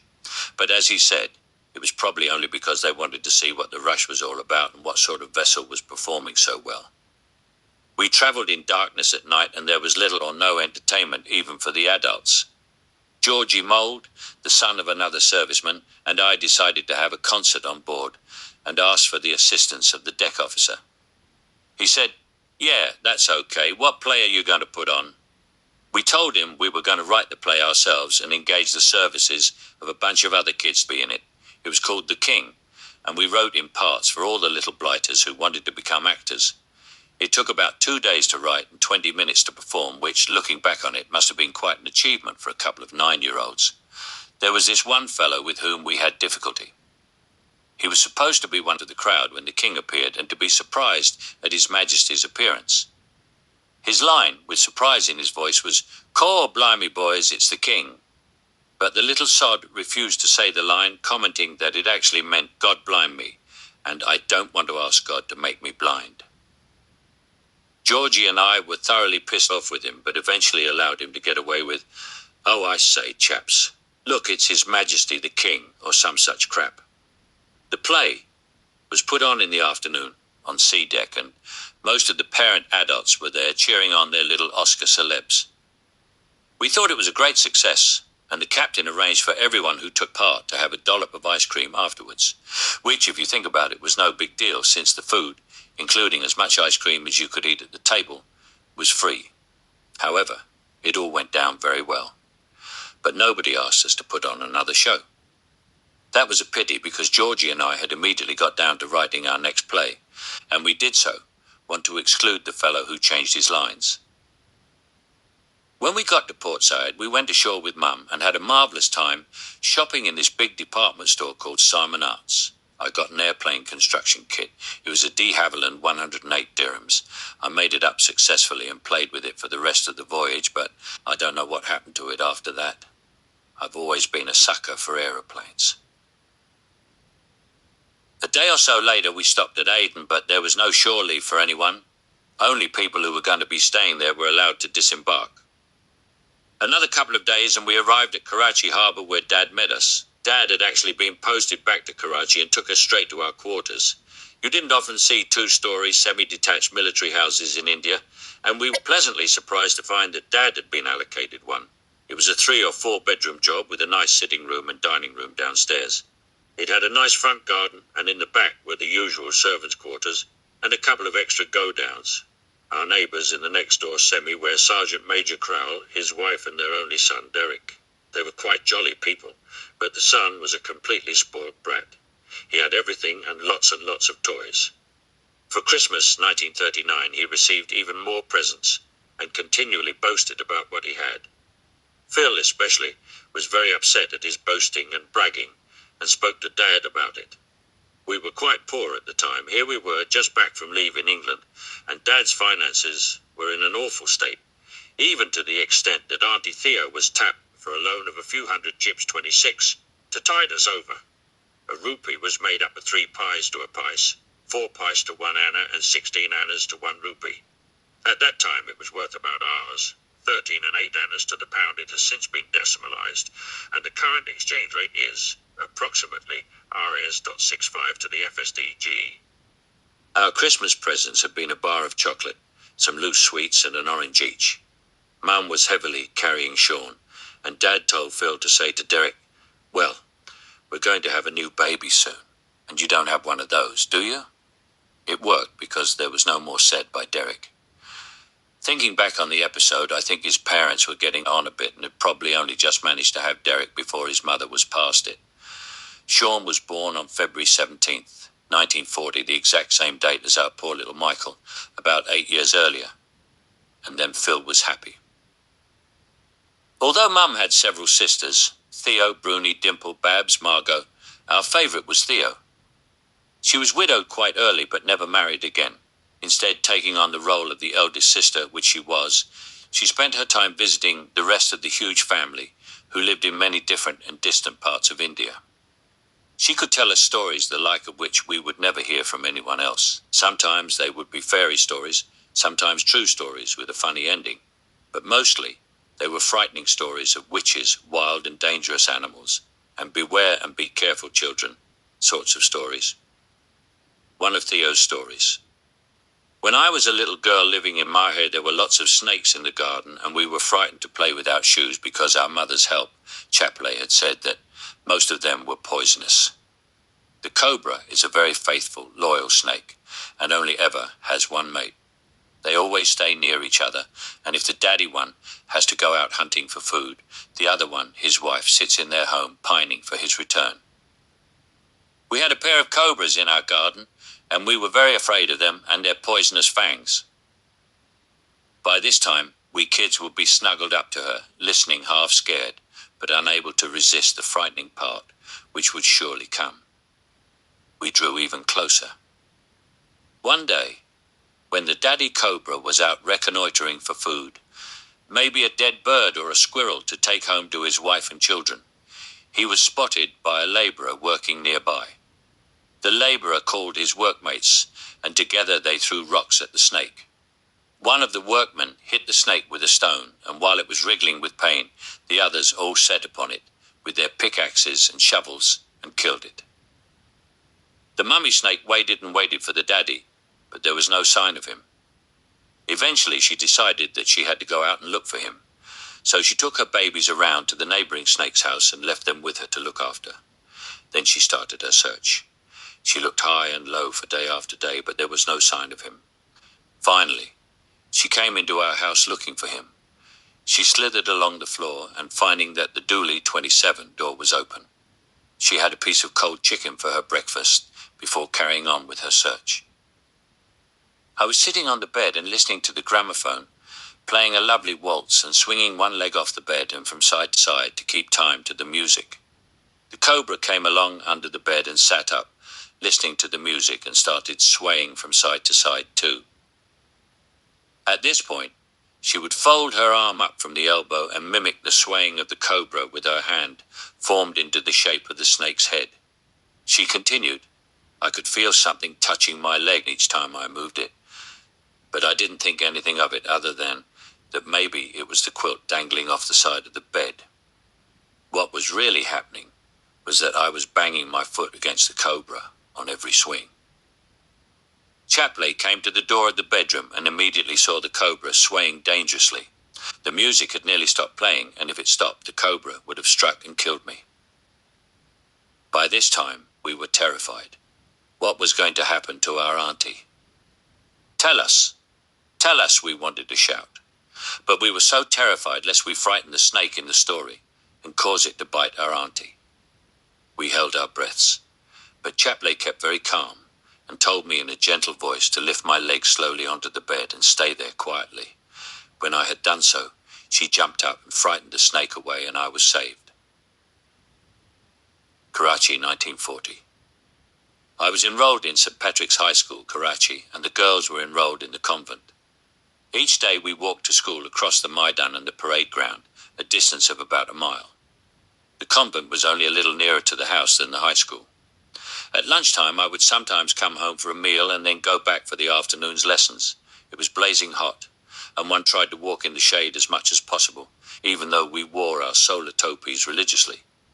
I used to wear tennis shoes because they were cheaper than normal shoes, costing only 12 annas a pair or so. But they had very thin soles, and on more than one occasion, trying to stay in the shade, I stood on a thorn which had fallen off an acacia tree, and it would go right through and into the sole of my foot. When the war was in full swing and paper clips were not readily available, the acacia thorn was used like a pin to hold papers together. They were very sharp and very strong. As youngsters, our transport was usually Shanks's Pony 28. Once you had learned to ride a bicycle, you were a little better off. However, if our parents needed civilian transport, there was always the Gari, a horse-drawn vehicle. In Karachi and Delhi, you could get either of two different types. There was the Victoria or the Tonga. The Victoria was a four-wheeled vehicle with the driver sitting high and the main carriage behind. Naturally, it had a hood, usually with a pram-type mechanism which could be raised and lowered according to the weather conditions. It was similar to some of those vehicles which one rides in when on holiday in resort towns on the continent. At the back of the vehicle there was a carrier platform for luggage. If you fancied a free lift or a bit of mischief, you crept up behind and ran and jumped onto the carrier with your legs dangling below, ready to leap off when you had reached your destination. Unfortunately, the driver carried a long flexible whip, and if he suspected that a joyrider was on the back, though most often, he knew he would deliberately flick the whip over the top of the passengers and deliver a sharp crack to the miscreant. The Tonga, on the other hand, is a much simpler two-wheeled vehicle. It is like an Irish jaunting cart, except that the seats are back-to-back facing fore and aft, rather than sideways. It was the vehicle most commonly used in the old days. Nowadays, it has mostly been replaced by the motorized rickshaw. Passengers sat facing rearwards, and the driver and an additional occasional passenger used the front seats. The pony which pulled the contraption was installed between the shafts, which were continuous with the vehicle itself, rather than with a flexible connecting joint, meaning that if the rear passengers were weighty enough, they would be inclined to lift the unfortunate animal into the air. In these circumstances, the driver perched himself along one shaft and counterbalanced the weight. My constant memory of a Tonga pony is one akin to the emaciated wreck which is so often depicted as Don Quixote's beast, Rocinante. The pony's backside was immediately in front of the front seats, and since while awaiting a fare they nearly always wore a nosebag of damp oats, you can imagine that they were inclined to fart often and at regular intervals, proop, proop, proop, and worse still, right into your face. But the funniest thing was the way that Mum used to give the unfortunate Tongawalla a telling off if his horse dared to fart while she was a passenger. It was as though the driver could somehow have restricted the gastric activity of the poor animal. Nowadays, besides the motorized rickshaw, personal transport is the scooter and the lightweight motorcycle. Even the Dud 2 Wallas load up their scooters with 20-gallon milk canisters, and families of 3 or 4 persons somehow manage to clamber aboard and cling to motorbikes and scooters. The bullock and camel carts of the pre-1980s have given way to trucks and hundreds of buses which, as they speed, very often crabwise along the trunk roads, are enough to frighten even the bravest of Western travellers. They would have good reason for their fear. It is almost impossible to endure a journey of even 30 miles along a trunk road without witnessing the scene of a major accident. Indians are ever resourceful. When we travelled by road a few years ago during the mid-90s, we noticed that villagers used to throw baskets of grain into the paths of the frequent lorries and trucks which passed. Though I had done a lot of travelling by road in the days of the Raj, I could not remember anything like it, not that there were many trucks or lorries in those days. I thought it was some sort of religious action, until we figured out that the villagers were milling the grain under the wheels of the early vehicles, and then signalling later vehicles to avoid the grain and create a wind which blew the husks away. Clever. In Raj days, it was not unusual to have 1 or 2 battalions of a particular regiment stationed in one town. We had the 1, and 2nd battalions of the King's Own Yorkshire Light Infantry stationed in Karachi. They had a marvellous band, and each morning, before we had had a breakfast, they would be on the parade ground and blaring out their marches. It was a lovely sound and sight in the early morning sunshine. Sometimes, in the early evenings, we would accompany Mum and Dad to the sergeant's mess and listen to the regimental dance band playing waltzes, foxtrots, tangos, and the new swing music. We used to sit as near as possible to them and soak up the atmosphere. I loved it. There was a lemonade bottling plant nearby, in fact, actually in the lines.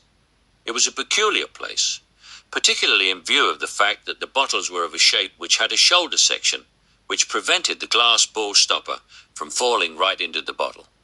When the bottle was filled with its gaseous content, the glass marble would be pressurized to sit in the neck of the bottle inside a rubber ring. The method of opening the bottle was by the use of a special bottle opener, which fitted around the neck of the bottle and had a kind of finger pressing against the marble. It just took a sharp stroke on top of the opener to dislodge the marble and free up the contents. The bottle was then sent back to the bottling plant for refilling. Quite often, I guess when the gas pressure exceeded the safe level, a bottle would explode and millions of shards and splinters of glass would fly around, tearing an awful hole in anyone who was struck. So there were several protective strategies for safety. One was that the operative refilling the bottles would wear protective clothing, a thick wire mesh face and head mask. He also wore a thick rubber apron, rather like a surgeon's gown, plus thick rubber welly-type boots for his immediate body protection. Additionally, he was equipped with and permitted only to manipulate the bottles with a 5 or 6 foot long device with a pincer action claw at the end of it. The other was a great big tank, like a small swimming pool full of water, where operative could dump any bottles which looked as though they were already, or were going to become, unstable and explode. I went to see the bottling plant one day, and having seen the dangerous conditions in which the poor blokes worked, and a few broken bottles in the tank, I really felt sorry for them. No wonder that peculiar type of lemonade bottle soon went out of fashion. I must tell you this other story while I am on the subject of aerated drinks. You will probably be aware that there is a caste of people called Parsis who have made India their home. They are descended from the Persians, Iranians, and are very astute business folk. Many of the bigger businesses established in India are owned and run by Parsis. When they came to India, they created a fashion for naming themselves according to the work they did, much like Jones Butcher, Jones Baker, and Jones Milk in Wales. Eventually the name would stick, and there would really be no way of knowing what the original family name was, except perhaps to the family alone. However, this vogue caught on quite well, and was of course very helpful in getting business from the foreigner, particularly the Brits, who couldn't have pronounced the Parsi names anyway, leave alone remembered them. Hence it was that such names as engineer, contractor, Rotiwala 31, Kekwala 32, and a host of others became fashionable and remain so to this day. There was a Parsi soft drinks wholesaler supplier who had apparently wanted another more elaborate and descriptive name with which to do business. He asked the warrant officer, who was in charge of supplies and purchasing to the regimental mess, and who would be instrumental in giving further orders to the supplier, to suggest something. The story goes that the WO, totally fed up with the constant knocking on his door and sucking up for orders by the wholesaler, said, "Well, if you want me to remember your name, you should name yourself and your business Bamsukavala."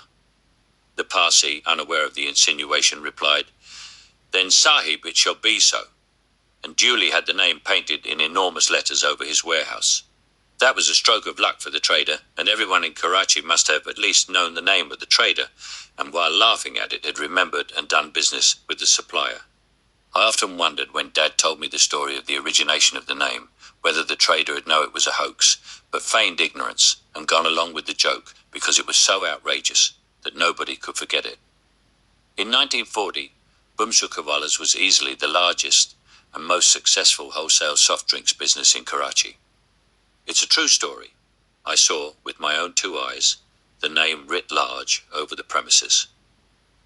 From where we lived, you could take a straight road to Karachi airfield. It was called Drek Road, and I believe the new airport still bears that name. Drake Road was a fascinating place for me because there was an enormous shed built there and a high tower alongside it.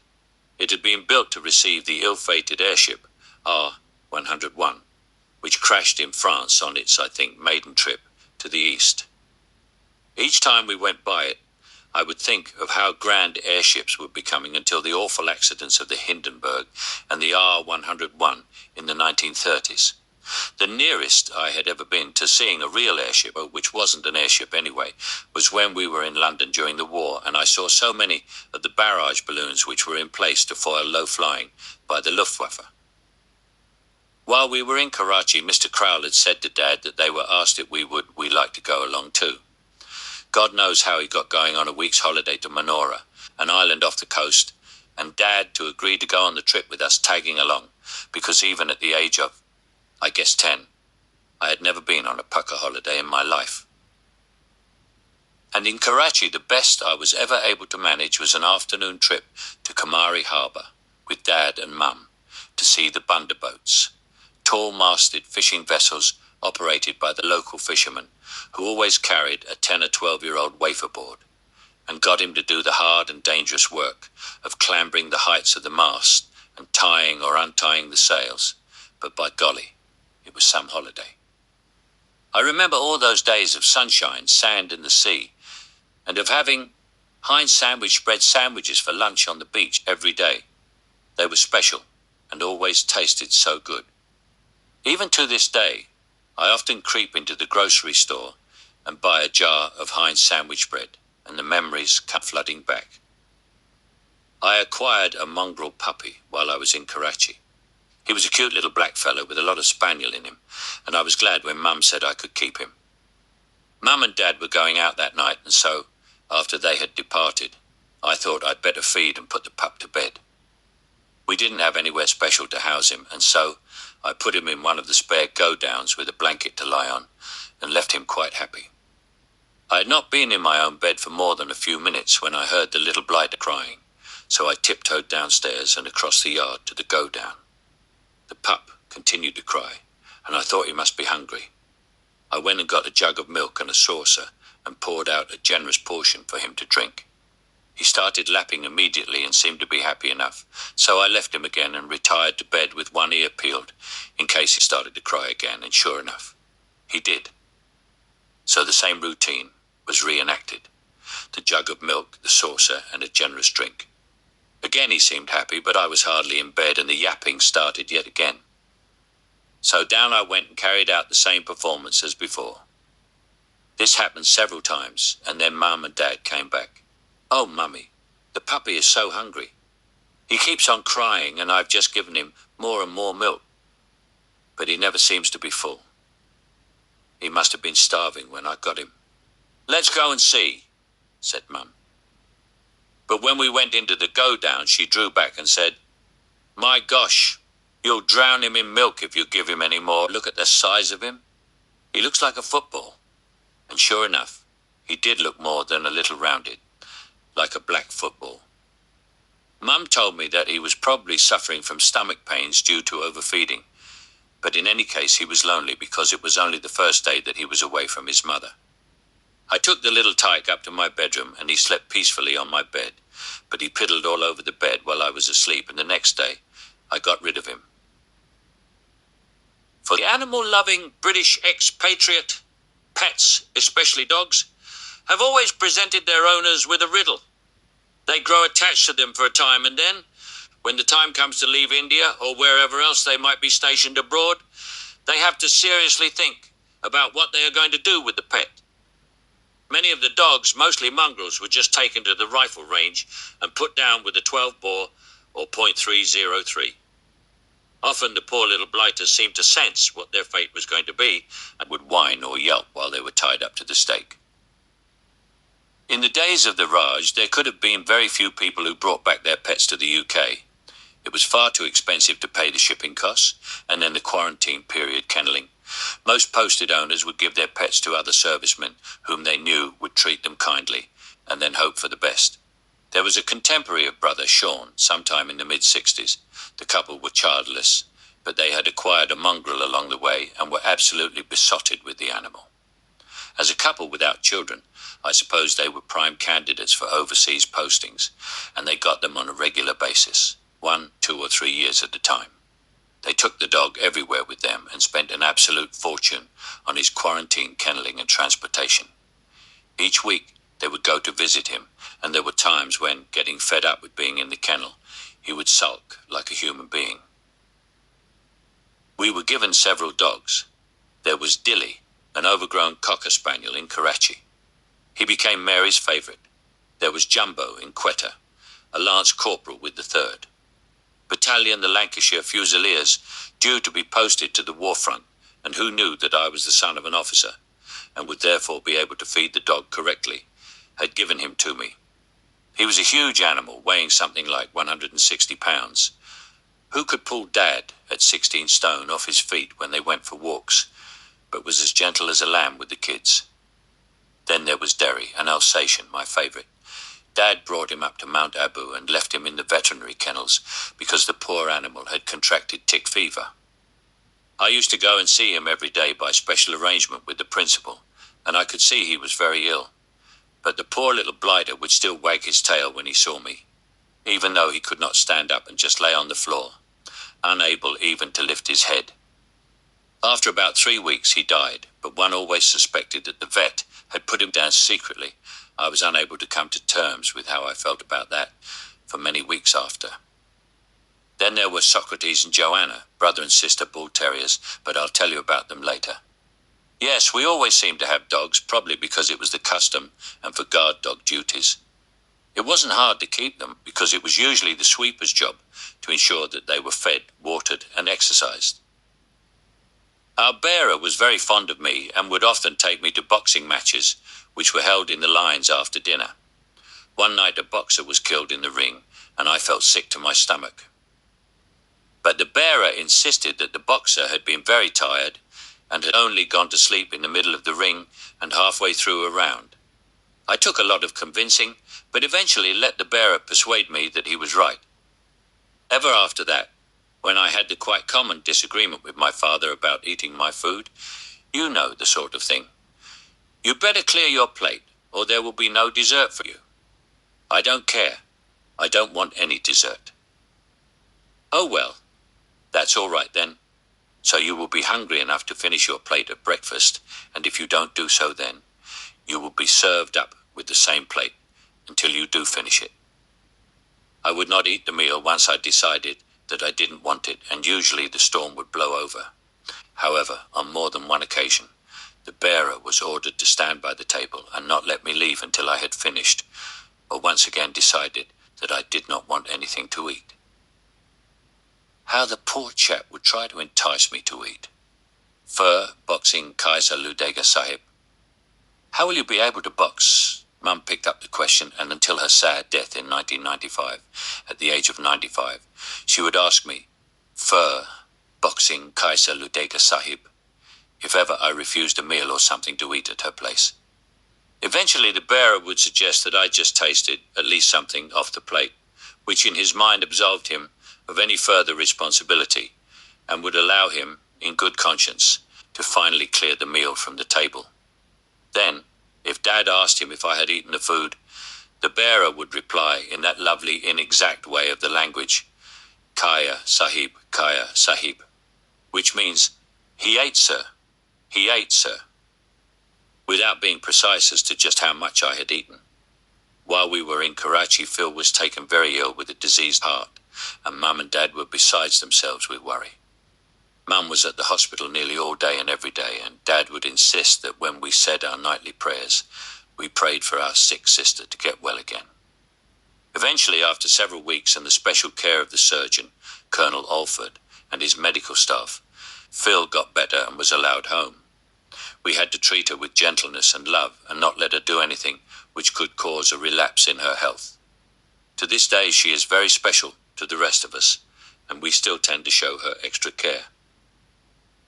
There is a common bird of prey in India. It's called a cheel by the locals and a kite hawk by English-speaking people, and has a wingspan of about 3 or 4 feet. I suppose an average adult bird can weigh about 7 to 10 pounds. It can be a dangerous creature because it seems to be able to spot food from hundreds of feet up in the sky, and if you happen to be eating in the open air, a sandwich at a picnic for instance, it is just as likely that a child will suddenly dive at you and grab the food from your hand. There was a tree in our front garden where a kite hawk had decided to build its nest. The nest was scarcely 15 feet away from the front of the house and directly in line with one of the upstairs windows. We had a good view of the goings-on as the female kite hawk laid its eggs and began to hatch them. Soon there were 2 or 3 chicks which we used to watch with interest from the 4-foot wide open window. The trouble was that the hawk seemed to object to us being so close and would, on every occasion that we stood at the window, dive at and attack us. We were scared, but kept a wary eye out for these attacking runs at us, and just carried on watching. But Phil was not supposed to get excited, and we had recently had our new baby Sean. It was the habit for the ayah to leave Sean in the pram, outside the house in the evenings, and Dad told us that the hawk's attacks were becoming much too dangerous to put up with them any further. So one day he got a long bamboo pole, and from the ground, he started pushing the nest to try and dislodge it and its contents. The hawks, angered, dived at him with their talons outstretched and hit him several times, but he doggedly continued until, at last, he succeeded in pushing the whole nest out of the tree and dropped the chicks onto the ground. He had his army boots on, and without so much as a second thought, he jumped on each of the chicks in turn, even as the parents continued to attack him and simply squashed them to death. We felt a bit sick at the sight, for in spite of Dad's warnings to us to "Stay away, children," we had looked on from the window. Even now I cannot see how he could have taken any different action. At school one day, the teacher gave each of us pupils a book of 20 charity raffle tickets, each priced at 8 annas, and said that we should sell the tickets to our friends and or family. The deal was that once we had sold 18 tickets, we could either retain the last 2 as our own for entry into the raffle, or sell all 20 and keep the proceeds for ourselves as commission. Each book, I calculated, would give me a 1 rupee commission. That sounded like good money to me, and I trotted all round the married quarters and knocked on doors selling the tickets. It was a piece of cake, especially since most people bought 2 tickets to avoid the hassle of getting change for a rupee. In one evening I sold the lot and earned a rupee for myself. The next day I handed in the cash to the teacher, who promptly suggested that I should have another book to sell. I had seen a marvellous dinky toy model of a Spitfire in a toy shop in Elphinstone Street, the main shopping street in Karachi, which was marked at RS.1/8, and I figured that I would be able to buy it if one had another 8 annas, and I thought if I could sell yet another 3 books, I could also afford the dinky Blenheim bomber. So off I trotted around the married quarters again.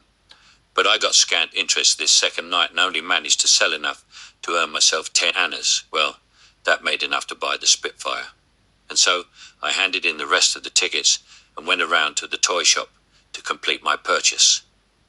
The little aircraft was such a marvel of accuracy to me, though they didn't move. The ailerons, flaps, rudder and so forth were detailed, and the plane seemed real. I flew it all the way home and proudly landed it on the veranda in front of Mum. Each day for weeks I flew it to school and back to land it in front of the family. I promised Mum that one day I would learn to fly a real plane and take her up with me. As it happens, I did learn to fly about 20 years later, and having got my PPL without ever telling Mum I was studying for it, I went home and announced proudly, "Okay, Mum, I now have my license to fly, and I am going to take you up with me, as I have always promised." She hesitated for a moment, looked apprehensive and said, "No, son, I am frightened." Seeing a quick look of disappointment on my face, and as an afterthought to console me, she added, "Take Dad." Mum never did fly with me, but she really enjoyed it when I used to fly low over the farmhouse in Newbury where Mary lived, roll the wings and wave to her. She most enjoyed it and nearly split her sides laughing when I told her that I was so low on one occasion that a tractor driver in the next field had leapt out of the seat in fear and consternation, nearly crapped himself and run for cover. She had a cruel sense of humour, our Mum did, and how we all loved her for it. In the middle of 1940, Dad was posted back to Quetta and was commissioned through the Staff College there. The war had brought on the need for several new vacancies for officers, and promotion was very rapid. Dad held the rank of WO1 at the time of his posting, but within 6 months he was promoted to Major. Naturally, we went to Quetta with him. The first thing was getting started back to school, the convent, and then taking up with many of our pre-war friends and making new ones.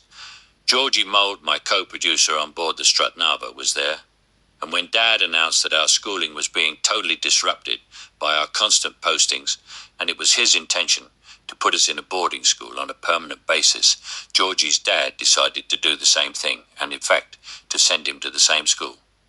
Next door to us lived Chris and Frank Wilson, the sons of Major Wilson of the Calcutta Horse, and they too decided that they would go to the same school. None of the boys had ever been away to boarding school before, and they only lasted for 1 year as boarders before they were withdrawn by their parents. Off to Mount Abu again. My new school was St. Mary's High School, Mount Abu, Rajputana. The girls, Kathy, Phil and Mary, went to the convent of St. Mary of the Angels, also in Mount Abu, and about 2.5 miles from the boys' school, as mine was referred to. After we left for school in March 1941, Dad was posted abroad and was not allowed to tell us where he was, but he advised Mum that he would write cryptic messages in his letters to avoid the censor and to try and tell her where he was. We used to look for signs of encryption, but were never able to find anything out of the ordinary, though. On one occasion, he referred to some kind of deer, and we went scurrying off to consult the encyclopedia to find out where this particular species was to be found. The deer existed all along the African coast, North Africa, and into Persia. It was not a decisive search. Anyway, for the record, he was posted with his motorized ambulance section to Persia, and then to Iraq. Meanwhile, Mum was moved to Madras and lived in a very nice house in Ordnance Lines. She was happy there because her sister, Agatha, Dimples, lived in Vepri, a suburb of Madras, and her brother, Uncle James, lived there too. I don't know for certain, but I think Mum was allowed to choose the posting because Dad was going overseas. Dad returned from his overseas posting in the summer of 1942 and was immediately posted to Delhi, where he was joined by Mum. While we were in Madras, Mum got the horse racing bug. The race course was at Guindy, a suburb of Madras, and to where we caught a local train. Mum and I used to go almost every Saturday. We backed lots of winners, and I think we were ahead almost from the start. Then, on one occasion, I picked a 33, one outsider, another devil, and we were certainly ahead. I too now got the bug, but fortunately, it never became an obsession. I still go to the odd race meeting from time to time, and on one occasion, I even went through the card at Alexandra Palace, but I get more enjoyment from the outing, rather than the gambling. In Madras, we met up with many of Mum's old General Hospital colleagues, and on one occasion I went out for the day with a certain Dr. Cherian. Among several other places, we visited a factory which was contracted to produce military uniforms. There was a mass production line, where the machinery was driven by a series of belts and pulleys for cutting and sewing the goods. Cherian had gone to visit one of the operatives who was now back to work, having been involved in an industrial accident a mere 3 or 4 weeks earlier. A certain caste of men, I think Buddhists, used to shave their heads, all but for a small section near the crown. This bit of hair, a chukki, was allowed to grow to several inches in length and was then usually plaited. The belief was that when it came time to go to heaven, God would reach down from above and, twisting his finger around the plait, would haul the individual up to his nirvana. In this case, unfortunately, the operative had got his chukki caught up in a pulley and his scalp had been torn off. Cherian, as the factory doctor, was called to the scene, but the other operatives would not allow him to render any medical assistance. Instead, they themselves had insisted on administering the treatment, which consisted of grinding up certain leaves with other messes, applying the mixture to the skull, and then replacing the scalp as neatly as they could. The whole lot had then been bandaged, and Cherian was now coming to examine the fellow. I stood in while the bandage was removed, and even to my untrained eye, the repair job looked remarkable. The scalp seemed to have been newly vulcanized, just as tires were repaired in those days, and apart from a gooey seam where the adjoining skin met the rest of the scalp, It looked like an outstanding bit of work. Dr. Cherian had seen this type of thing many times before, and explained that the Indians seemed to be expert in the use of their own drug and healing formulations. Another one of these traditional remedies was the use of the green and white mold, which grew on decaying oranges or bread. It was scraped off and applied to festering wounds, which then quickly healed. We eat clearly, knowing now that the mold was penicillium. This was an obvious early use of the raw antibiotic penicillin, which only came into being in the West about 1940. Yet another traditional Indian cure, which seemed to be popular, was the use of a certain kind of spider's web. I don't know which species of spider's web was used, but it was collected into small cotton wool-like balls and pressed into other types of wound, with amazingly curative effect. Since most of the rest of the stories contained herein are centered on Mount Abu and the goings-on thereat, it will be worth explaining a bit more about the geography of the place and its surroundings. As mentioned before, Mount Abu is situated in the Aravalli range of mountains, which lie between the mountains of northern India and the Gwalior coast. It is quite unique in that it is totally isolated as a range, surrounded entirely by the plains of northern India. In order to reach the town, it is necessary to detrain at the foot of the mountains in Abu Road, and then make a climb some 18 miles by road. Mount Abu, also referred to as Abu in later pages, is a centuries-old sacred town with many ancient temples and other relics of religion.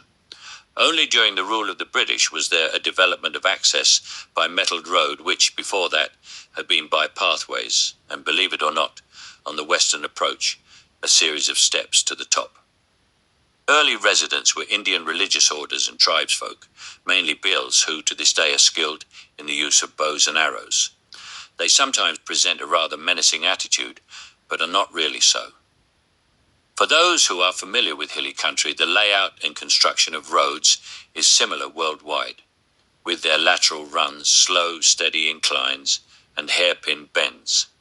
Access to Abu by metalled road was only achieved in the 1920s. Hill stations exist throughout India and were a development by the British as places of relaxation and respite from the savage heat of the plains. Initially, they were used by the military, but soon became popular with others as places of business and holidays alike, not forgetting the important locations of summer palaces of Rajas and Nawabs. In fact, although not well known by foreigners, Mount Abu is regarded by many as the #1 destination for honeymooning Indian couples. Today the town is quite big considering its isolation, but in the 40s it was a very small town indeed.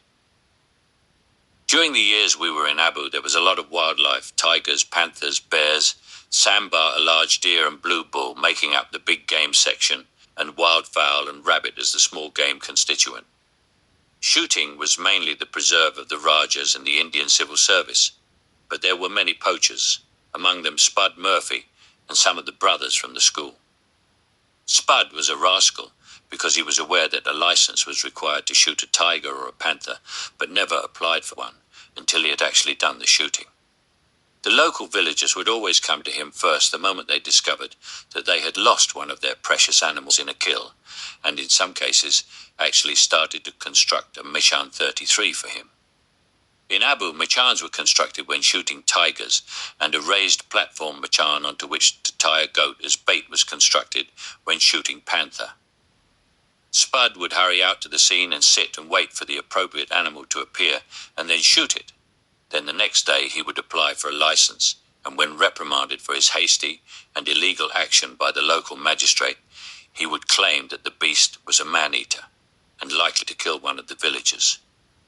He always got away with the excuse, what was the point of tearing him off a strip?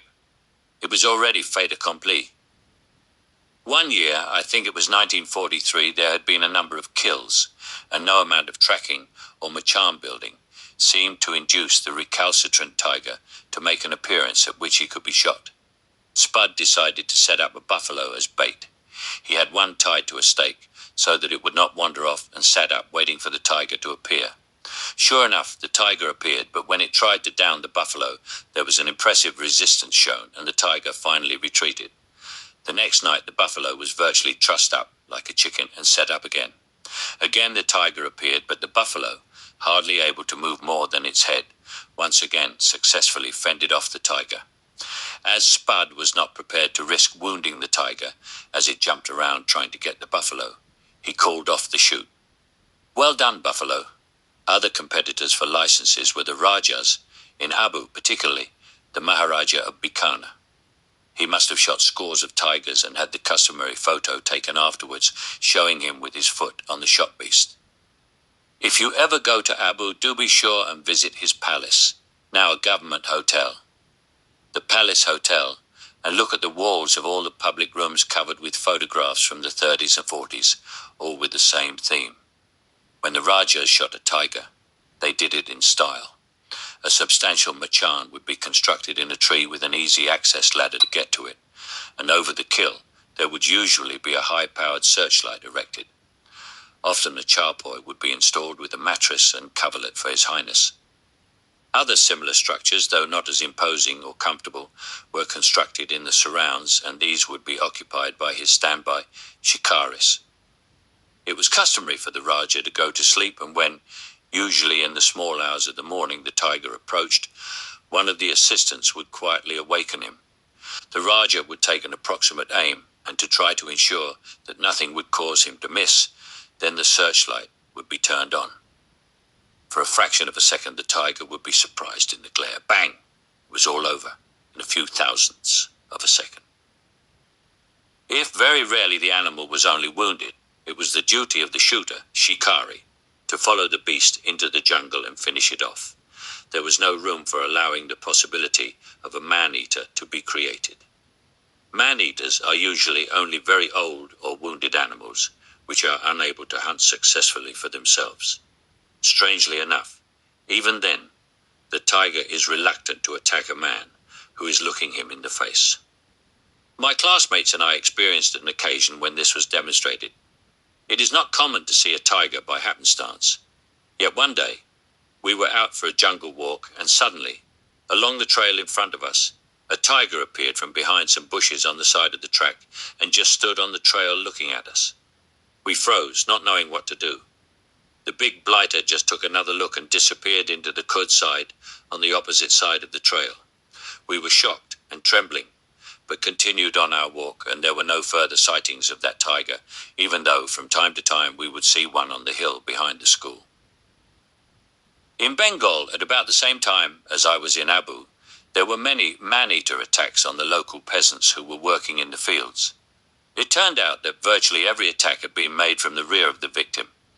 Somebody had the bright idea of equipping the workers with masks which they wore on the backs of their heads, facing backwards to make the tiger believe that the worker was looking directly at him. Apparently the attacks immediately dropped to virtually nothing. On one occasion, in the evening and on the way back from the lower playing field after a games period, several of us saw a kill take place. Several cattle had already wandered onto the field when suddenly a tiger appeared. We must have been a good 300 yards from the attack, but were clearly able to see the tiger take a couple of great bounds, leap onto a cow's back, place his huge paws on the cow's neck, and with a twisting action simply broke it. A cage machan was brought into use by one of the Rajas, and that night he came back and claimed the tiger. A cage machan is simply that, a giant cage not unlike those which are used by shark photographers, and into which, after it has been camouflaged with leafy branches of trees and twigs, the hunter goes and conceals himself and waits for the tiger to reappear to polish off his din-dins. Particularly in the early part of the school year, we often saw pug marks of a tiger on the top playing field right in front of the school. They were quite enormous and easily measured 10 to 12 inches across. It was easy to see how a single slap from one of these magnificent animals could destroy the life of its prey. Bikaner was our favourite hunter. When he had shot a tiger near the school, he always brought his prize with him in the back of a pickup truck and woke the school so he could show off his latest trophy. Some of the beasts measured, as it is the custom to do, from the nose to the tip of the tail, over 12 feet. The great thing was that the Raja would always ask for the next day off for the boys, and then celebrate even further by providing ice cream for all of us. After leaving the railhead at Abu Road, it is necessary to drive a flat and level 3 miles or so to the foot of the mountain range, taking in a view of Dog Rock, a massive rock outface to the left of the road which, as its name suggests, resembles a dog in the act of climbing, and then suddenly a climb into the hills. The view, as one climbs, is predominantly of huge rocky outfaces and hills, lots of trees, mango, flame of the forest, honeysuckle, bardam tree, wild lime, conifers of different types and bushes, coranda, snake fruit, different type of fern, cacti and so on, and date palms, thousands and thousands of them which, dependent on the season, will give up their fruit most generously. It is almost impossible to miss the hordes of monkeys leaping from tree to tree and literally hundreds of different species of birds which prefer the cooler regions to the plains. Passing several Beal villages on the way up, one eventually arrives at the toll gate, where motor vehicles are charged for entry to Abu Town. Soon after the toll gate, there is a turning off to the left, which by way of Bunny Bank, a flat grassy area, and Paddy's Bridge, a 40-foot stream crossing in a valley, and after a final steep climb, one gets to St. Mary's High School, isolated atop the hill.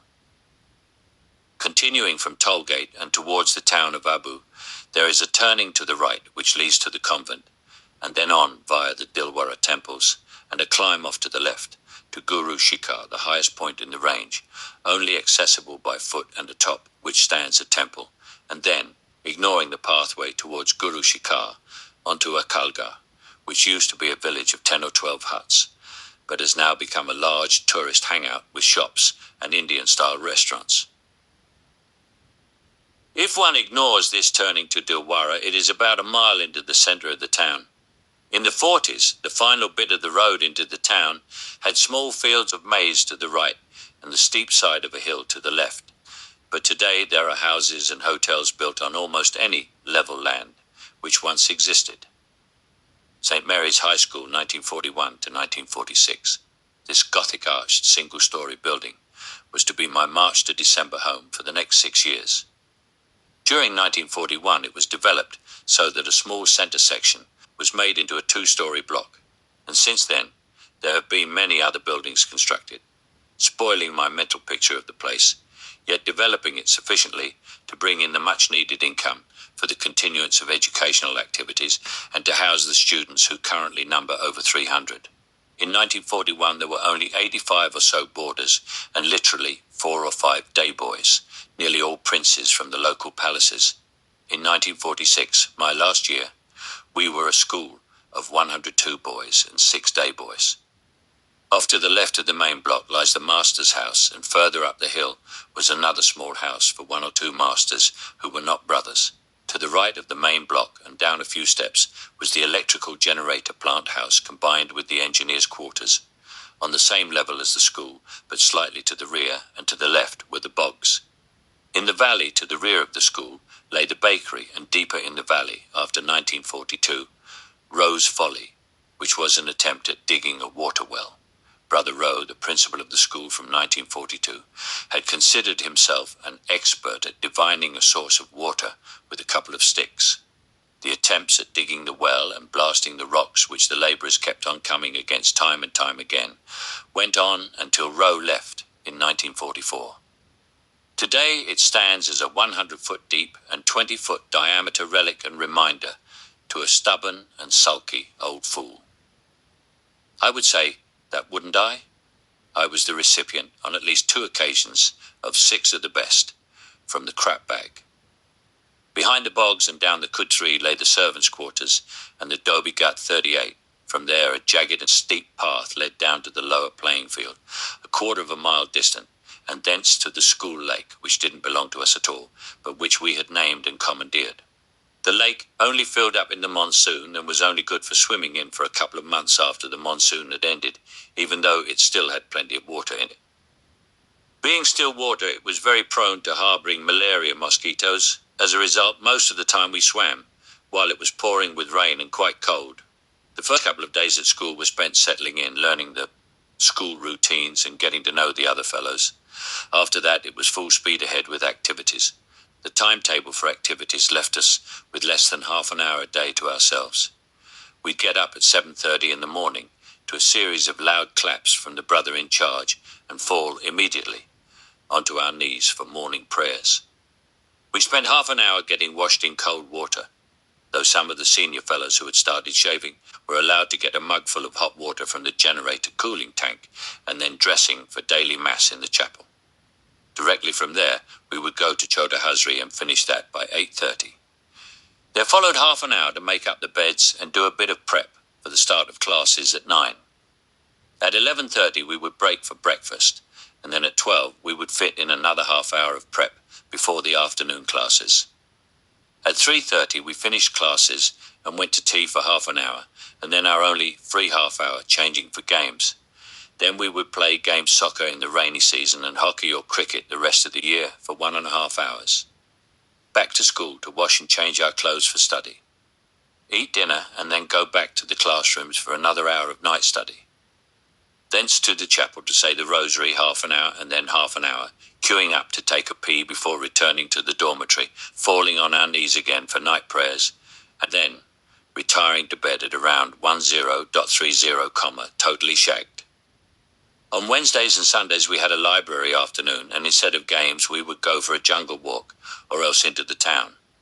I started off in Standard I4 and didn't even think about the years I would have to be in the school until senior Cambridge, SADX. The routines and discipline were familiar to me from the other boarding schools I had been to. Within a few days I became aware that we were being educated by, for the most part, a bunch of sadists who would brook neither nonsense nor any failure to study. They all looked like mature men, and a few of them were, but the majority of them were relatively young blokes in their 20s. When many years later one revisited the school and saw the then principal and asked him how old he was, he surprised me by telling me that he was just 26. "Shit," I said. "How old were you when you joined this band of thugs?" "They take us from about the age of 12. He replied, "But I joined the seminary at the age of 11. All their brothers carried around a leather strap, about 1.5 feet long and with several thin layers stitched together, about 1/2 inch thick. The strap was concealed in the deep pockets of their habits and were regarded as day-to-day, in fact minute-to-minute, weapons of punishment. It was not uncommon to get a normal ration of 10 whacks in a morning or afternoon session. In 1945, one of the boys in our class, Noah White, was so thrashed in one morning session, collecting 42 lashes, that in the lunch break he went over the wall and ran away from school. The responsible brother, Costello, had to spend the whole afternoon being driven up and down the road to Abu Road in an attempt to catch him and bring him back. Noel successfully evaded capture by hiding in the jungle and behind rocks until, crossing the open stretch at the bottom of the hills and the start of the plains, he had to break cover and was caught. He was brought back to the school and expelled. I met him in London in a nightclub 26 years later. He was a successful cartoonist with the Daily Mirror. Expulsion hadn't affected his chances in life. The heavy punishment stuff was a Malacca cane, which was usually only administered by the principal, though I had seen the vice principal use it on occasions. The non-brotherhood masters, the language, science and music masters, never carried any tools of punishment, and I don't think they approved of the brothers' teaching style, which was based on the principle, spare the rod and spoil the child. We had a couple of youngish lady teachers for the small boys. They never handed out physical punishment and were rather plain Jane types, but as the years rolled on and the juices began to flow, the then current lady teachers began to look more and more delectable. Though even at 16, we were thoroughly innocent virgins and would not have known what to do with a piece if it was placed on a plate in front of us. Aside from the servants, the rest of the staff were in religious orders, a couple of nuns for the sick bay and the junior dormitory, and the school priest. Class sizes were small, usually about 9 or 10 pupils, and if, like me, you stayed the course to the end, you had really become well acquainted with your peers. Our lessons consisted of the then usual subjects: physics, chemistry, arithmetic, algebra, geometry, English composition, English literature, Latin, Hindi, history, geography, and, naturally, catechism and Bible studies. I gave up geography in favor of a self-study course, None of the masters were experts on the subject and, in any case, took the geography class at the same time as I studied my subject. In hygiene and physiology, because I had wanted to be a doctor. There was little opportunity to vary one's subjects except as I did, and then one had to study alone, unless it was French or some other European language, when it was possible to study with one of the priests in the town. But being wartime, nobody even suggested learning German or Italian. One other thing I must mention, particularly for younger readers, was that in those days, a Cambridge examination was a whole exam. You could not take just one or two subjects and qualify for a pass in that subject. You had to take a minimum 6-subject exam, one of which had to be English and which you had to pass within a period of a week, sometimes 10 days, depending on the examination venue's timetable. If you only passed in 5 subjects, even with fantastically high marks, you had failed and had to resit the next year, not before. If you had taken and passed 10 subjects with excellent marks but failed to pass in English, it was the same. You had failed the whole exam and had to resit the lot the next year, not before. You will realize that there was a lot of studying done to achieve a pass. It was only a few days of starting school before I fouled up my first declension nota with our form master, Brother Punchinello Barry. I qualified for 2 whacks with the strap, and bloody hell, it hurt, but it soon became routine, and gradually our hands became tougher, and we could stand the whacks somewhat better. When the monsoons arrived, the weather was colder, and we used to sit on our hands to keep them warm, just in case we copped a beating. Describing the beatings as whacks might sound as though they were mere taps. Let me assure you that they were full-blooded swings, aimed from above the shoulder of the deliverer. In fact, they were so outrageous in their venom that they often missed the target and got you across the wrist. Some of the boys would try to move their hands with the force, like catching a cricket ball, so that the intensity of the blow would be somewhat less painful. But it was to no avail. If a brother suspected that that was what you were attempting to do, you just qualified for another whack. If you flinched and drew your hand away, you would either cop the stroke on the fingertips, very painful, and usually qualifying you for another delivery by the donor, or the brother would miss completely and whack his own leg. That really enraged the sod, and you'd better start saying your prayers. In our first year, we had 2 really nice guys in our class, Nelson Nelu Grant and Congo O'Neill. I never knew Congo's first name. We only ever addressed him as Congo. Both the lads were excellent sportsmen, especially Congo, who was an absolute giant of a fellow, but who had this dainty little way of walking on his toes with a bounce in his step. It was quite an incongruous sight. On the cricket pitch, he would swing out and score 6 after 6, or cutely sweep cross-batted the leg for 4. He could easily kick a football 3/4 of the way up the pitch, and when he played hockey, stand clear, because not only could he dribble like a magician, he came down the field like a train. And if he collided with you, I always used to think it would be requiescat in pace time. Nelu was also terrific at all sports and could run like a typhoon. However, neither of them were any good at study, and the brothers seemed to take such enjoyment in thrashing them when, as was usually the case, they fouled up their answers. A really horrid wile of Brother Barry was that if he caught you eating a sweet in class, for example, he would make you hand over any others which you had, and he would capture them, as he put it, and devour the lot himself. If it happened to be your last, or only sweet, and he was therefore unable to capture the rest, the rotter would give you a taste of his sweetie, the bloody strap again, instead. One day, we had a brainwave. Clint Hutchins, the genius of the class, produced a rap bar of chocolate laxative called Brooklax. The rest of us had never heard of the stuff before, probably because it was an American product, and surely Punchy had never heard of it either. Anyway, Clint assured us that 1 square of the bar was enough to give an elephant the runs, and the bar had about 6 or 8 pieces in it.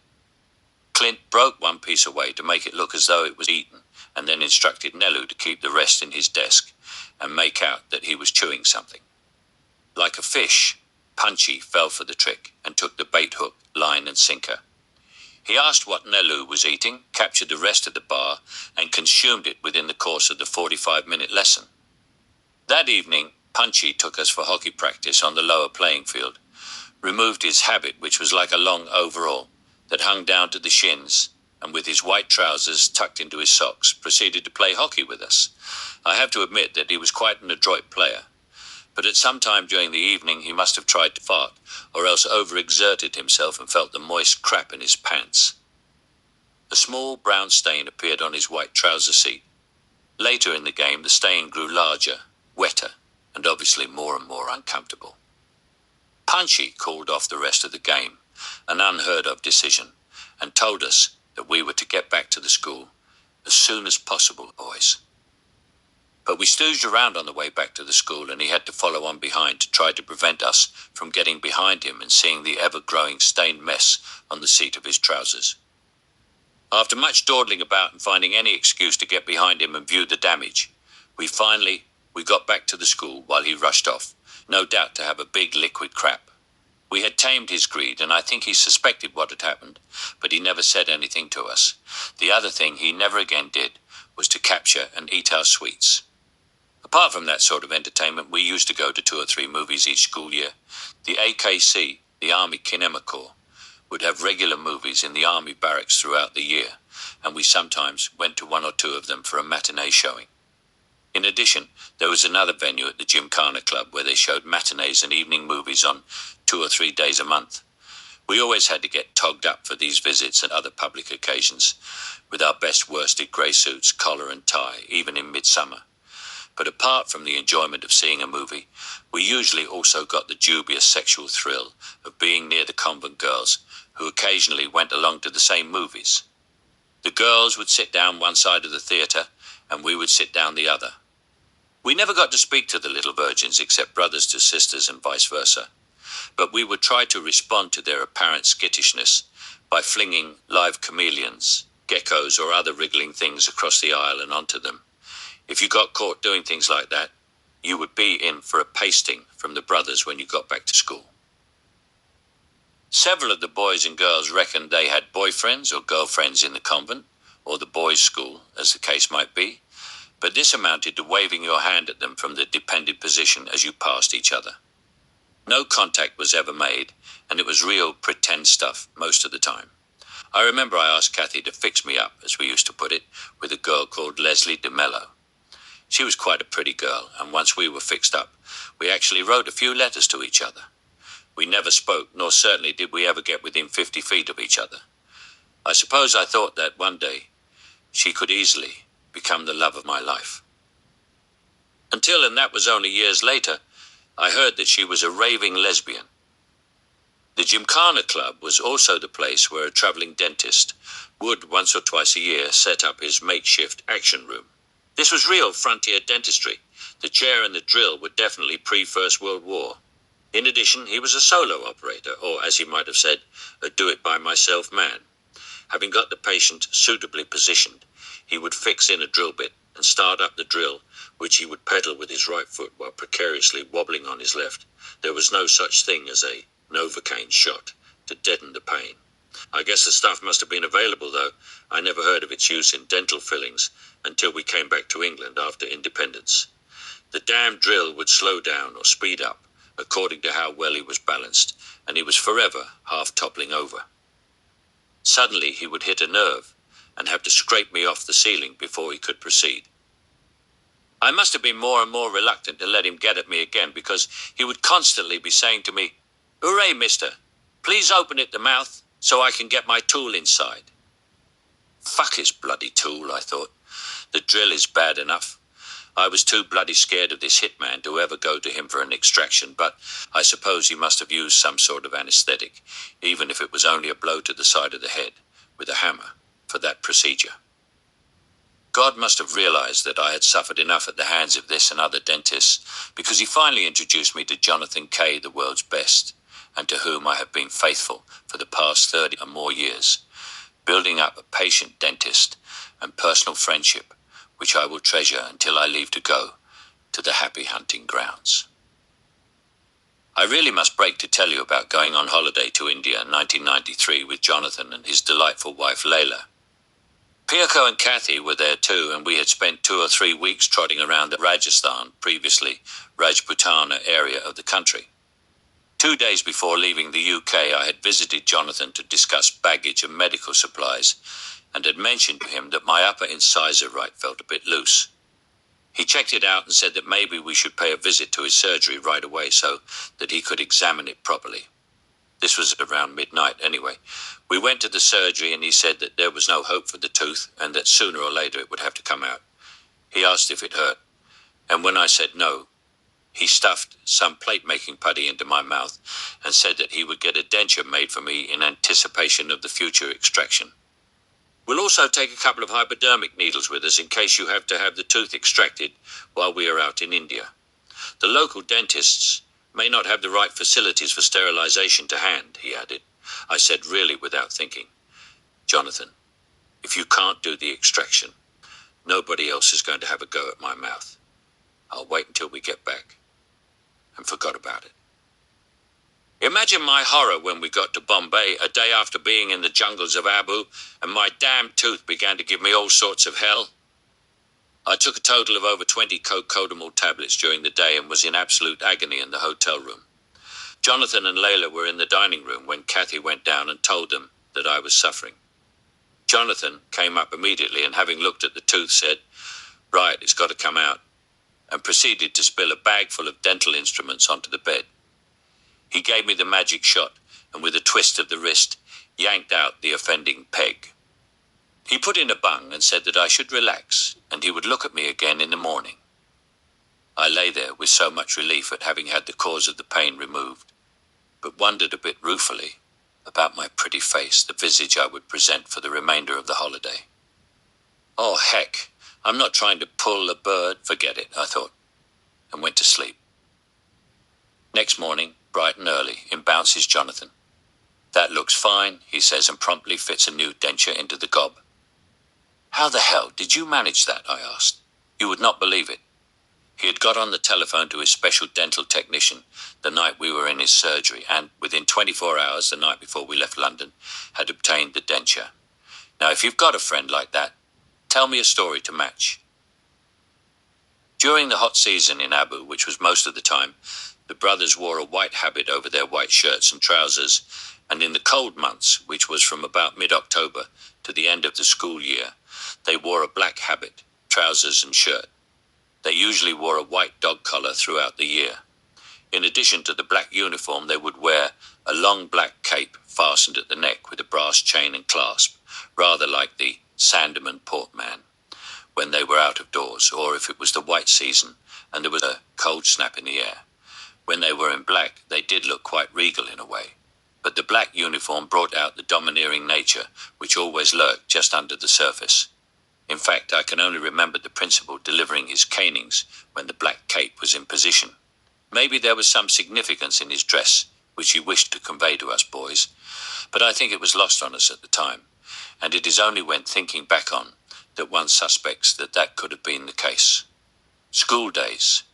Canings were always sudden, public, and delivered in the morning before Chota Hazri in the refectory.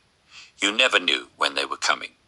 Maybe you had done something which you thought was going to get you a caning, and you would get a scolding on the spot, but then you might wait for weeks or months, worrying and wondering whether you really were in for it before the caning was delivered.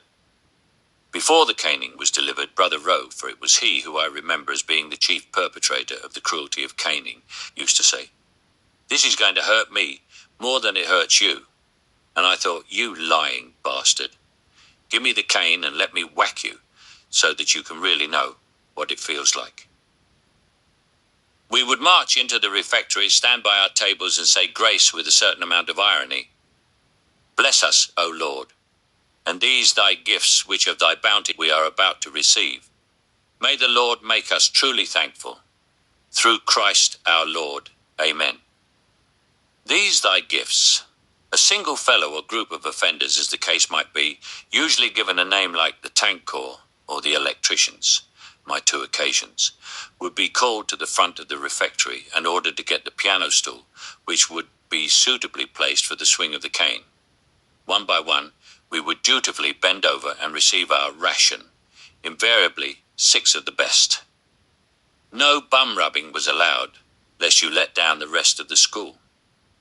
This was not a master's rule, but one strictly imposed by and adhered to by all the pupils. If you rubbed, you had failed and given the master his satisfaction, and were likely to be sent to Coventry for a week or two. In 1943, as part of the development of the school buildings, and Bro Rowe had assumed that his folly would become highly successful, a series of 100-gallon water tanks were installed on the rooftop above the washrooms. The tanks were intended to hold water pumped up from the well and piped in to allow us to draw water from taps rather than scoop it up in our aluminium basins from a water-filled bath in the bathroom. Until such time as the well was ready, the Bisty 40 had continued to mount the steps to the roof and fill the tanks from his sheepskin container. The whole operation would probably have taken 40 or 50 climbs up the steps. The temptation to have a quick dip in the tanks was very great, and 6 or 7 of us did so. But I think the bloody Bisty complained about the extra work he was having to do emptying and refilling the tanks. We were reported and became the Tank Corps Sergeants all, and with 6 stripes each across our backsides to prove it. The power generator supplied all the electrical needs of the school. Although it was quite a large bit of machinery, it was only used to supply lighting. Da Pereira was the engineer in charge and was naturally responsible for the maintenance of the supply. Each evening, at sundown, he would start the unit, and at midnight it would be switched off. The power lines were a very simple Heath Robinson affair. A couple of bare wires a foot apart hooked up to a wooden post at a height of about 20 feet and carried across to the side of the school building and thence to the various light switches within the school. It didn't take much figuring out to realize that by shorting out the bare wires, we could short out the whole school building. On several occasions we did so by tying a length of broken violin E-string wire onto a couple of stones and hurling the contraption up so that it fell across the main power lines. Why should we do such a thing? Well, once you were in the big dormitory from about the age of 12, you had to do a period of night study from 8 until 9, and then come down to the chapel for half an hour of rosary and prayers before lining up to go to the bogs for a pee and then to bed at about 10. Short-circuiting the lighting was one way of getting out of that late-night stuff, but eventually we were split upon, or else Da or someone else had seen and reported us, and we became the electricians. Throughout our years at the school, we were still able to enjoy our electrical failure no-study evenings whenever we wanted them, because we discovered that the lighting was so simply arranged that by connecting the bayonets inside any of the scores of light bulb sockets, we usually used a small coin to short other bayonets, we could virtually fuse the whole system. Da Pereira, I think in total exasperation, left the school before we had finished our senior Cambridge exams. In most sets of rules and regulations there is a catch-all clause. In the army it is conduct, prejudice to good order and military discipline. What does it mean? It means anything you care to name. If you blink on parade and the CO disapproves, he can have your guts for garters. We had something like that in St. Mary's. It was the meanings of words book, and its rules were used to administer a dose of the strap whenever a brother felt like bashing one of us. It went like this. We had set periods for library on a Wednesday and a Saturday afternoon. Having selected your library book, whenever you came across a word which was new to you, you wrote it down in your meanings of words book. Then you looked up the word in the dictionary and entered its definition together with its usage in a sentence. At a late time, you would have to learn the meaning.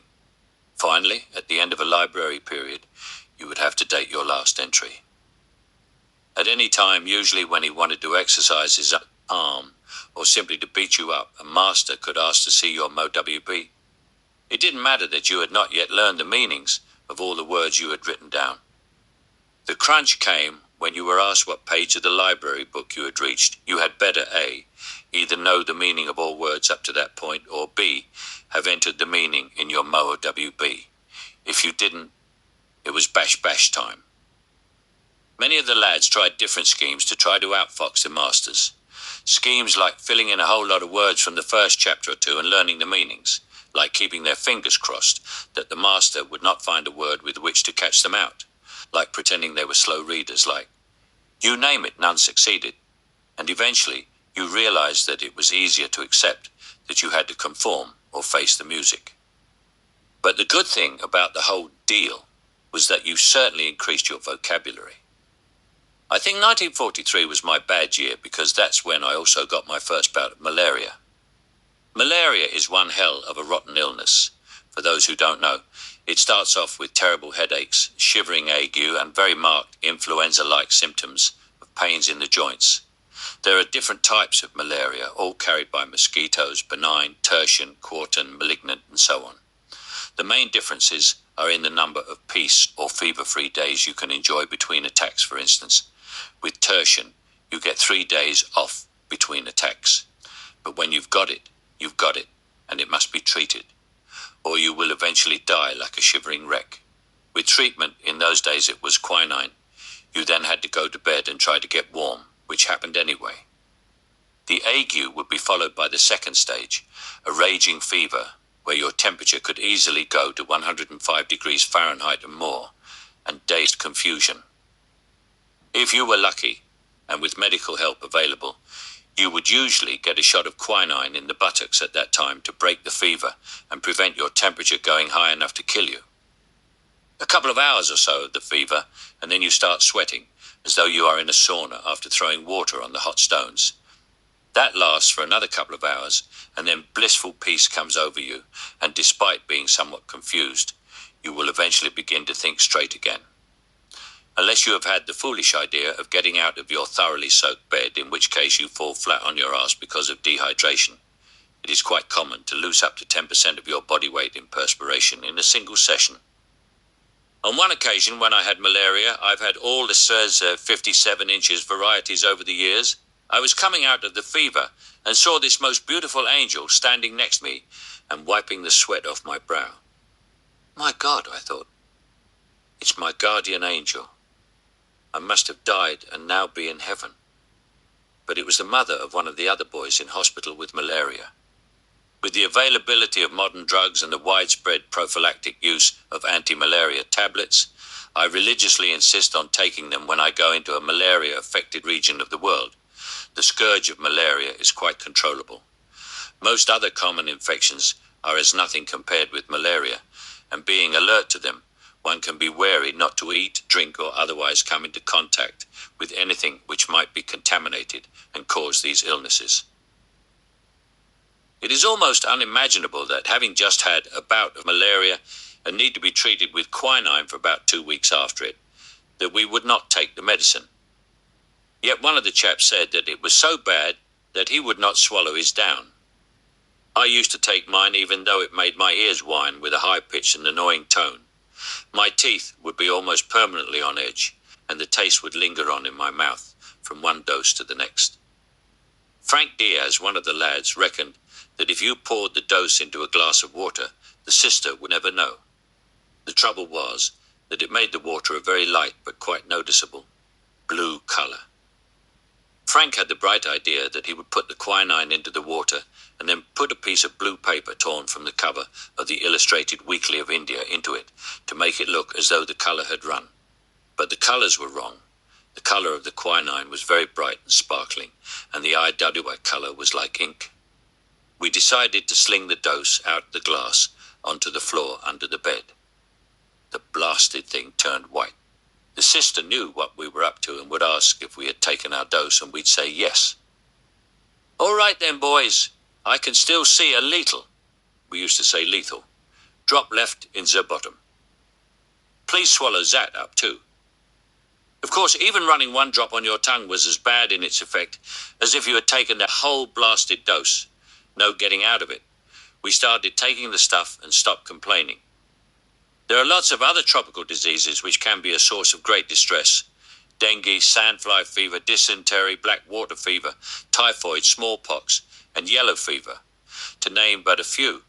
But in general, if you take care about where you go and what you consume, you only need to be sure and unfailingly take your malaria medication to avoid sickness. 1943 was also the year when I first began to feel the juices stirring. We were in Old Delhi at the time, and I had met and got friendly with Jeff Harvey, a lad from the St. Joseph's College, Nainital branch of the Christian Brothers Schools, and a son of another soldier stationed in the town. Jeff was a real tough guy and a champion boxer, with a pretty sister. We used to go out on our bikes nearly every day, and one day caught sight of a couple of really sassy girls, the Deflondor sisters, who used to go to some convent in Missouri. They too were on holiday, and we started to date them. Unfortunately, the holes were nearly over. I think we only had about 2 or 3 days to get to know them before they were due to go back to school. Anyway, Jeff and I were due back to our respective schools some days later, and so when the girls said that they would be going to the train station by themselves and departing late at night, we decided to see them off. The train was at least 2 hours late in departing, and Jeff and I hung around snogging these two beauties. Mine was Daphne and his was Babette, and swearing everlasting love and enjoying the delay more and more until, at last, the train began to move off. We leapt out of the carriage, blew one more kiss to them, Paul, and promised to write while at school. With throbbing bulges in our pants, we got on our bikes and started for our respective homes. Jeff's was nearer to the station and he peeled off, leaving me to continue alone along the mall. At that time, the anti-British movement, British Quit India, was in full swing. On the way to Mass on my bicycle on Christmas Day, 1943, I had seen thousands of handbills saying British Quit India, littered about and thought about what Harold, the lad at the Karachi hotel, had said before the war. It looked as though it was all coming true. Mainly because of this, there were frequent riots in the town, but also because it really was getting late. Mum was in a terrible state of worry at home. Dad was out of town, and the only person Mum could turn to was Dad's friend and second-in-command, Major Caldwell. Mum sent the bearer around to fetch Major Caldwell. There were very few private telephones in those days, and we weren't lucky enough to have one. And he came around to the house in a staff car. Telling Mum not to worry unduly, he set off up the mall, well lit, but at this time of the night, void of anyone. It was the only way he could logically go, as the other direction led into the jungle. Within a mile or so, he met me cycling back. He stopped the car and called out for me to put the bike in the back and drove me home. "Where have you been?" "Your mother is almost out of her mind with you being out so late and all the troubles," he almost shouted. Down at the station with Jeff Harvey, we were seeing some girls off to school.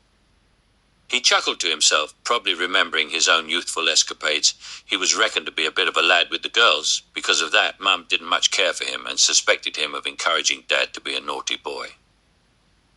"Don't, for God's sake, tell your mother you were out with girls," he warned. "Just say you were with your friend Jeff." When we got to the house, Mum was standing outside in her dressing gown, with a handkerchief in one hand and with a bottle of smelling salts in the other. She regularly lifted the bottle to her nose and sniffed at it, tears of worry in her eyes. This is a lasting memory of my mother, which, unfortunately, I saw enacted so many times later on, while the younger children were growing up and still giving her a worrying time. "Sorry, Mum," I said, and immediately decided not to write to Daphne after all, though I have to admit that she kept her part of the promise, and I did get a letter from her while at school. Anyway, I remembered we were going to be posted to Ferozepur within a couple of months, and God knows where the beautiful Deflondor sisters would wind up. Dad and Mum brought Major Caldwell, who held a wartime short service commission, up to Abu for a short holiday in 1943. He had never been abroad before his posting to India and was fascinated by the country. He was even more fascinated when he heard that he could get shoes made locally for about Rs.10 a pair. He went along to delivered within 10 days. He was so astounded at the quality that he, the Moochie, in and had himself measured for a pair, which were requested the Moochie to make a pair identical to one which he had purchased in England. The shoes were brogues and of very high quality, yet the Moochie assured him that he could copy them. "Bilkul aisa bana sakta, Sahib, one can make them exactly like yours, Sahib." But the price would be a little bit more Rs 12/8, equivalent to less than £1 at that time. Caldwell ordered originals to the Moochie as a pattern pair and gave the... You can imagine Caldwell's incredulous gasp when he saw the reproduction copy. They were near perfect down to the last stitch. The Moochie had unpicked the originals, copied everything and restitched them. Some Moochies were very clever. Dad had many items custom made for himself and our family.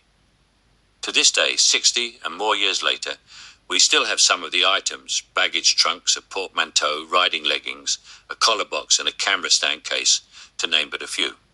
showing only the wear and tear of the years. They are in otherwise perfect condition. During the school year of 1943, I was unfortunate enough to somehow anger one of the Bully brothers. I cannot remember exactly why, but this oversized lout, Brother Lowram, had pulled me by the ear to the extent that it was partially torn off my head. I had heard a zazz sound, and on closer examination found that behind my ear there was a tear, and blood was oozing from it. I washed it and wiped it with a handkerchief, and after a few minutes it stopped bleeding. I guess nothing more would have been done, but it happened that Dad was visiting Abu because Mum had been taken ill while paying us a mid-year visit. He sent a message to the school that he would like to see me, and I was allowed to have an afternoon off. When I got to the Gymkhana club where Dad was staying, he noticed that my shoes were holed on the soles. I got a rollicking. Dad sent for the moochie, and I had to give him my shoes for re-soling. After he left, Dad noticed that I had this bloody scab behind my ear and asked what it was. I told him, and he was furious, absolutely out of his mind with anger. "Right, son," he said, "we're going to see the principal."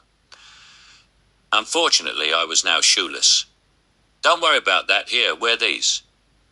He handed me a pair of his Keds 42, which were at least 4 sizes too large for me. He gave me a couple of pairs of heavy socks to wear, but that did not solve the problem. Another pair was rolled up and put into the toe spaces of the shoes, and like some Chaplin-esque clown, I flip-flopped across the room. "Right, that's good enough," said Dad, and we started on a shortcut across the fields and stony paths towards the school. When we got there, Dad went straight in to see the principal. I stayed outside and waited in case any corroboration was needed. After a few minutes, Lowram, having been summoned by the clerk, hurried up to the principal's office, and after what seemed like ages, he emerged with his head lowered. Nothing more was said of the incident. Lowram didn't speak to me for the rest of the year, and I wished he had been my form teacher, so that each day I could gloat at the bollocking he had received from the principal. Dad told me that justice had been done. I was satisfied. Old Delhi, where we lived virtually on the perimeter, was the military cantonment. All the major government offices were in New Delhi, which was an exquisitely designed and maintained city. In the center of New Delhi is Connaught Circus, over a quarter of a mile in diameter and housing the high-class shopping center. In the days of were regularly painted white or cream and were a delight to see. Over the Raj, the shops, restaurants, movie theatres and other buildings, the years since 1947, the place, like so many others in India, has fallen into disrepair, with the walls and colonnades of buildings cracking, peeling and filthy, with the stains of disinterest taking the attention of those of us who knew it in the old days.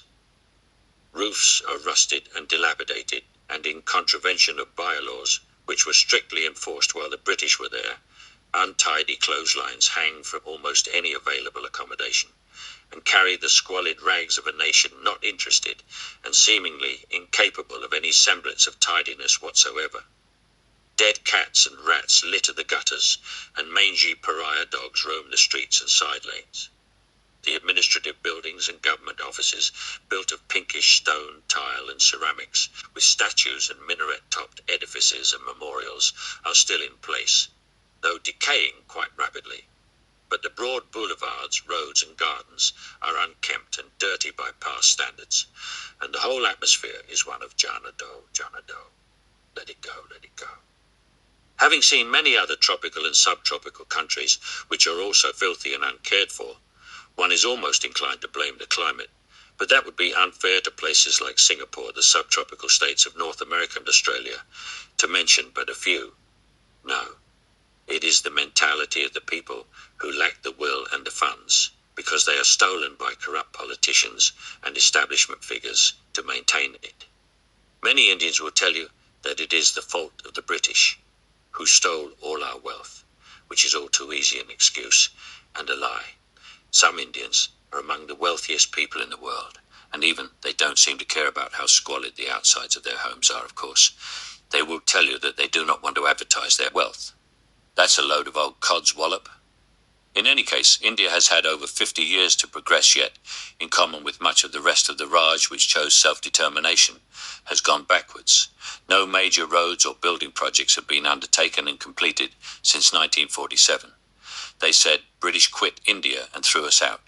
Yet so many of them, who were so vociferous in their demands for independence at that time, have followed the Brits, run away from their homeland, and are now living in Britain. Which begs the question, why? Talk to many young Indians who have heard stories from their parents and grandparents about the glory days of the Raj, and who are open-minded enough to listen and see, and they will tell you that, on August 15th, 1947, we ourselves perpetrated the worst crime against our country that we ever could.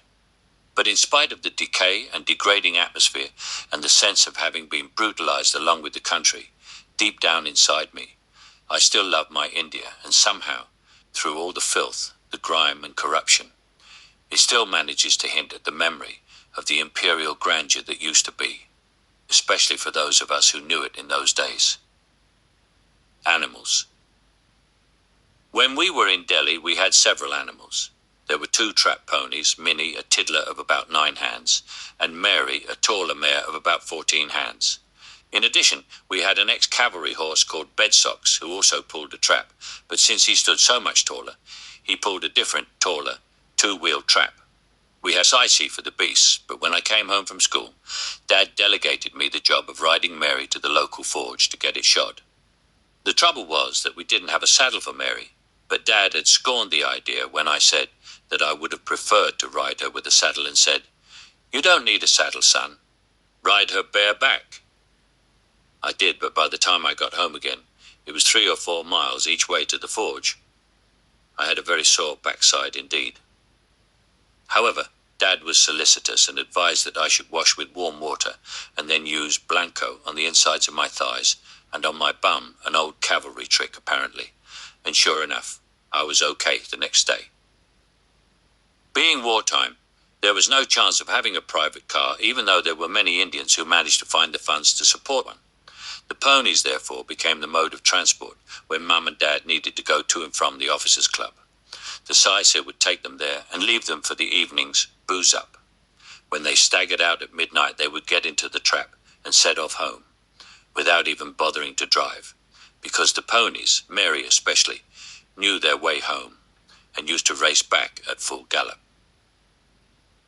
Running all the way alongside the house, there was a nullah, a kind of narrow ditch with a small bridge over which they had to make a sharp left turn to reach the house. On several nights I would hear them laughing and singing as they came home, but one night Mary got a bit hasty and dropped one of the trap wheels short of the bridge, and the trap turned over, leaving Mum and Dad sprawling in the nullah. The psyker was dug out from his quarters and, with the help of the other servants, righted the trap and stabled the wayward pony. Dad and Mum were not hurt and went to bed, no doubt deciding that they would, in future, keep the Saisi with them to bring them home in greater safety. We had 2 bull terriers, Socrates and Johanna, brother and sister from the same litter, and they were very gentle dogs with us, but Socks, especially, was always ready to scrap with other dogs, of which there were many, and even more if you counted the strays. The pair looked identical in every way, and when we played with them, we found it difficult to distinguish one from the other. But Sean, as yet only 3 years old, knew the pair and would call out to Socks or Joe, as the case might be, and always get the appropriate one responding. When I asked him how he knew the one from the other, he called out to Socks, who dutifully came over. "Okay, now turn him over," he instructed. When I had turned Socks over onto his back, Sean pointed to the dog's genitals. "You see those 2 lumps near his bum?" he inquired. "Well, that means he's Socks." Dad had several young British officers alone and away from England for the first time in many cases in his unit, and whom he would invite around to the house for the occasional drinks party or dinner. At Christmas time, 1943, a few of them, who were billeted together in a single officer's hut, had invited the family around to drinks as a return match. They were almost stoned out of their minds, but were having fun and making the most of being together at Christmas. One of them was swaying about riding a motorcycle, and when Dad asked how they had managed to get petrol for even that economical transport, He was told that they had mixed kerosene and a bottle of whiskey into the tank. The rest of them were giving their still-alive Christmas goose a pre-execution drink of whiskey, literally pouring it down its throat. Suddenly the goose, a domesticated bird, had had enough and, with a few wobbly steps along the pathway, took off and flew away, never to be seen again. They all chortled and fell about with laughter at seeing their Christmas dinner disappear into the distance. But they did not lose out because Mum and Dad invited them back to our house for the meal instead. These young subalterns all fancied Cathy and would line up to dance with her whenever she went to the mess with Mum and Dad. She was a good dancer and young and beautiful and exclusive to boot. Christmas was a long season which usually started in early December and carried on well into January with lots of dinners and dances for the adults and stacks of entertainment for the children. But until you had been to a grown-up's dance, you were still just a kid. Imagine my delight, therefore, when I was told by Dad that I could accompany him. Mum and Cathy to the mess for one of the many Christmas dinner dances. I hadn't the foggiest idea of how to dance, but this was an opportunity I was not going to miss. I begged Cathy to teach me to dance, and all that afternoon we practiced the waltz. 1, 2, 3, 1, 2, 3, until she finally decided that I had got it. I wasn't so sure, but when we got to the mess, I sat in my chair listening to all the foxtrots, tangos and rumbas and wondering if they were ever going to play a waltz. Cathy, of course, was on the floor and dancing each number almost before the music started. Hooray! At last! The orchestra struck up a waltz. I rushed over to Cathy and invited her to dance, but she was already on her feet with some young fellow. I didn't get a look in. All the young gallants were always there first, and out of courtesy, Cathy danced with them in preference to me. I couldn't do the foxtrot, quick-step, tango, or any other bloody dance for that matter, and so I was left at the table to brood over my shitty luck, and felt even worse that there were no other young ladies with whom I could, at least, have chanced my luck. Mum, darling Mum, danced with me, though, and put up with my wicked stamping on her toes. I decided then to learn to dance properly, and whenever I had the chance at home, I would wind up the gramophone and grab Cathy and make her dance with me. Strangely enough, though, Mary was my real dancing partner, both Cathy and Phil having disappeared over the horizon into marriage. We had a lot of fun together and really did a lot of dancing, especially when she finally left home and moved up to London in 1952. One eventually learned to make some sort of passable show of dancing. It was the jitterbug, bebop and jive in those days, and I pulled lots of ladies in later life with my competence. One day Cathy was invited to play tennis with a group of young officers. I was due to take her on the carrier of my bike and drop her off, but I got a puncture on the way. It was such a common occurrence on those rotten roads and pathways, and so we had to walk. Cathy was furious in case she missed her date, but all was well, and the hungry foxes had waited around for her majestic entrance. Talk about foxes! We had packs of jackals which yelped and howled right outside our windows at night. I would get up and sling a shoe at them, but they would only run away for a few minutes and then come back and start the howling again. Our other irritating guests were pariah dogs, which were mangy and sore-covered and always suspected of carrying rabies. They invaded the lines at all times of the day and night, and sometimes it became necessary to go out and shoot them. Dad usually did the job with a 12-bore, but occasionally I got to use a 410 for the hunt. Sometimes the pariah invasions were so bad that the local government offered 8 annas as a bounty for each dog proved to have been shot on production of its tail. I thought I could easily make a living doing the job full-time, but Dad reckoned it cost about 8 annas for each round of ammunition, and then there was the bother of cutting the tails off, bagging them and taking them around to the paying authority for reimbursement. I decided not to become a dog shooter. We did a lot of shooting in Delhi. Dad commanded a driver instruction unit, and after the recruits had learned to handle a vehicle on an open field with lines and hazards merely drawn on the ground, they would be taken out on public roads in convoy, and then into difficult terrain in some of the nearby states like Alwar and Jodhpur. Dad would survey the routes by staff car, and I would go along with him, his driver, and another officer from the unit. In Alwar, which was my favourite state, the Raja gave us permission to shoot. We found lots of game, chinkara buck, wild rabbits galore, partridge and quail, and stacks of wild geese and ducks. It was quite normal practice for us to go out late in the evening after Dad's office hours and after we had eaten dinner. The result was that you used to arrive at our destination in the middle of the night. Accommodation was generally quite easy to find, usually the waiting room on the local station, but the first thing Dad wanted on arrival was to get a cup of cha. That meant waking the teawala at the local station and setting him to fix a cup. I always felt very sorry for the bloke at Alwa station. He must have been well into his 70s and spent each night sleeping on the platform, bundled up in his blanket, awaiting the early morning express from Delhi. He made the tea with such an air of enthusiasm, yet all the while huffing and puffing, with the aches and pains of age and all, for a few annas for his trouble. One day we came upon a lake while we were in Alwa state, with a surface area of a couple of square miles. I would swear that every square inch was covered with wild water birds of different species. Dad gave me the unenviable job of skirting the lake and climbing the low hill on the other side, so that I could take a shot with a .22 and flush the birds over to his side. It took me a good 3/4 of an hour to an hour, scrambling over the rough terrain in the heat. To position myself and waving to him to attract his attention, I loosed off a single round. Immediately the sky was black with the shadows of 1,000,000 birds, and they all flew off towards Dad and the other officer. They must have loosed off about 4 rounds each of buckshot, but only a single bird came down and into the middle of the lake at that. Shit, I said to myself. What a pair of lousy hunters. Anyway, it now became necessary to retrieve the single trophy from the middle of the lake, and, having no boat, we engaged the assistance of a local water carrier who had a pole and a couple of chatties, round mud pots the size of a medicine ball lashed to the ends. The water carrier could not swim, but using the contraption he carried as a floating device, he pushed off from the edge, and after about half an hour of thrashing about like a drowning man, he eventually returned with the goose. We took it back to Delhi, and having prepared it as a roast, we ate it. It tasted like fish, awful.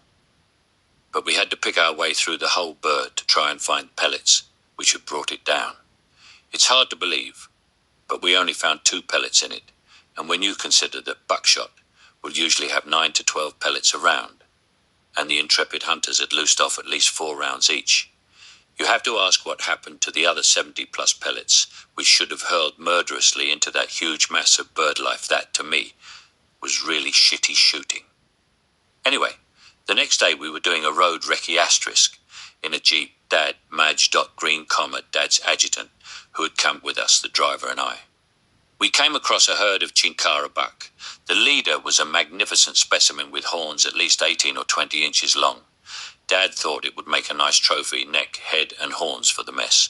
I had been busy rubbing off and rounding the noses of the service rifle .303 cartridges, so that they would not go through and through anything shot, and dangerously carry on to a distant village and injure someone.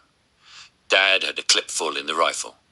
He aimed carefully and fired, and the buck fell. Before you could say Jack Robinson, the driver, a Muslim, was out over the side and herring off to cut the buck's neck to do halal so he could have a bit to eat. He cut the neck right at the top under the jawbone and completely wrecked Dad's trophy ambitions. Fortunately for the driver, he was a civilian, or I am sure Dad would have seen to it that he got a life sentence in the Glass House 45. Returning to Delhi, there was to be a rifle tournament between a bunch of American servicemen and British officers. Dad ensured that the Brits were short of 1 team member, and I got the place. It was a marvellous afternoon shooting on the practice ranges, and I was impressed by the Yanks and their shooting. There was this very tall chap with the American team, and he refused to take up the prone position in the freestyle competition, but instead sat on his backside with his knees drawn up. Resting his arms on his knees and firing sideways, he pumped off round after round at 300 yards and scored bulls with every one. The Brits said that the M1 he was using was almost unfair because it was so accurate, and challenged him to use a 303. With only 2 rounds to zero the target, the bloody kneeling prone and his special turkey shooter position. He virtually yanked, then gave us a demonstration of real shooting, standing, tore the bull out of the target. In fact, for a little extra fun, he would wait for the marker to signal and then aim at the marker as it was popped up. He told us he was a turkey shooter champion in the States. After that, I got to use different types of pistols and revolvers, and then a Tommy gun and a Sten gun, and that beautiful M1. This was followed by a burst from a Lewis, and finally a single round with a Bren gun. The Yanks were impressed with my youth. I was only just 13 and they took lots of pictures to send back home. Dad was as proud as a peacock and told everyone how he had taught me to shoot, that his grandfather had been the best shot in Ireland, and how the skill ran in the family. Somehow, I believe him because both Phil and Mary were excellent shots.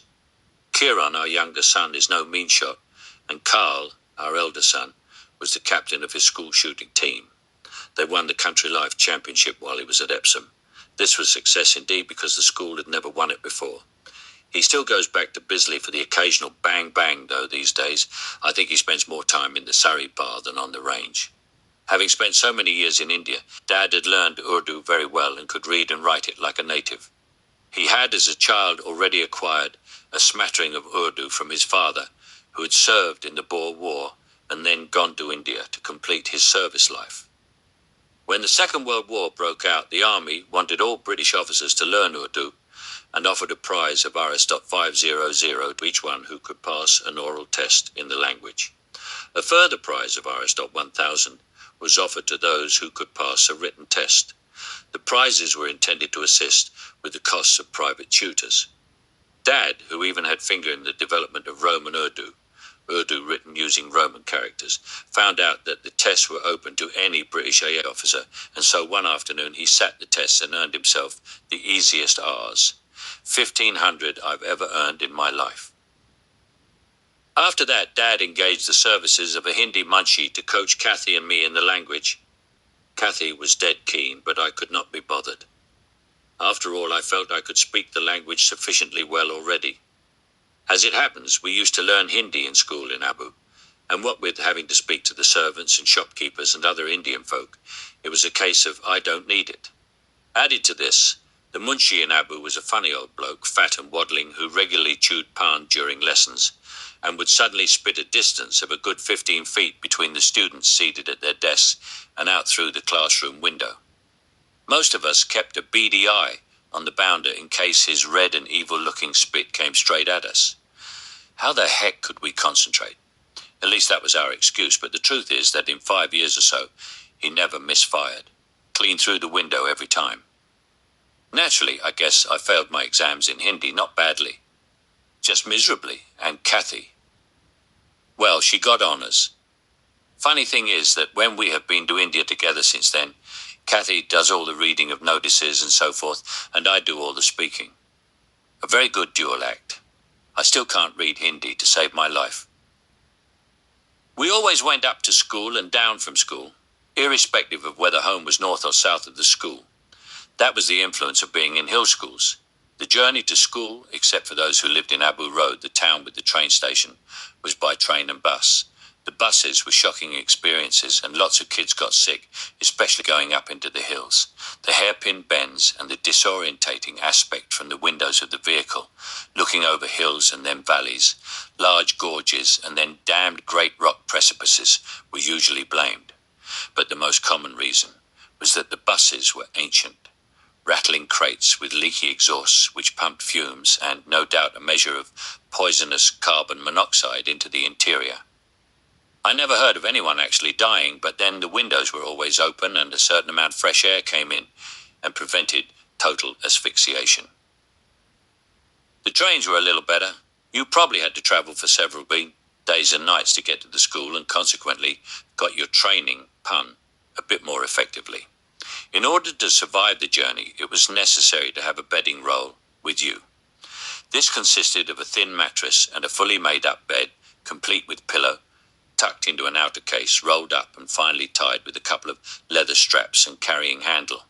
The coolie usually carried the bedding roll and all the rest of your luggage on his head, in his hands and often on his back, while you changed trains or arrived at or left the station. We went up in batches. If your home was north of Abu Road, you went up with the Ajmer batch, while if you lived south of Abu Road, you went up with the Bombay batch. Ajmer and Bombay were the stations at which a schoolmaster or teacher would meet you, make a group, and then entrain for Abu Road. From being a solo 2 or 3 person travelling group, you were suddenly a group of 30 or 40 young rascals. What hell it must have been for those in charge. It was not uncommon to join the Bombay batch and within minutes be in the banana-growing region of Bassein, where you could buy a hand of bananas for 1 anna and a whole branch with a dozen bunches for 8 annas. For 2 rupees you could have as many as you could carry. Within 20 miles of leaving Bassein you'd be sick of bananas, grand though they were. And then the mischief would start mash a bunch of bananas in the toilet sink and throw handfuls at the innocent workmen working on the sides of the railway lines.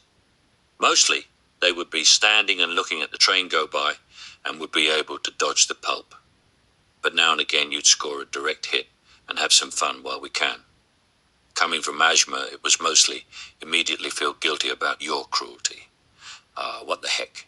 Let's try to pinch some fruit from one of the amazing variety of station vendors who mostly carried their wares in open trays or baskets on their heads.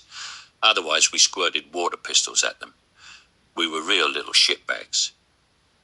If you think our attacks on the local populace was cruel, think of this. It is probably fairly well known that some families in India are so poor that they deliberately maim their children by cutting off a limb or twisting their bodies, thus making them professional beggars for the rest of their lives. In so many third world countries, life has no value. Thank God the Brits at least tried, and to a large extent succeeded, in putting an end to another evil practice, Suti 48.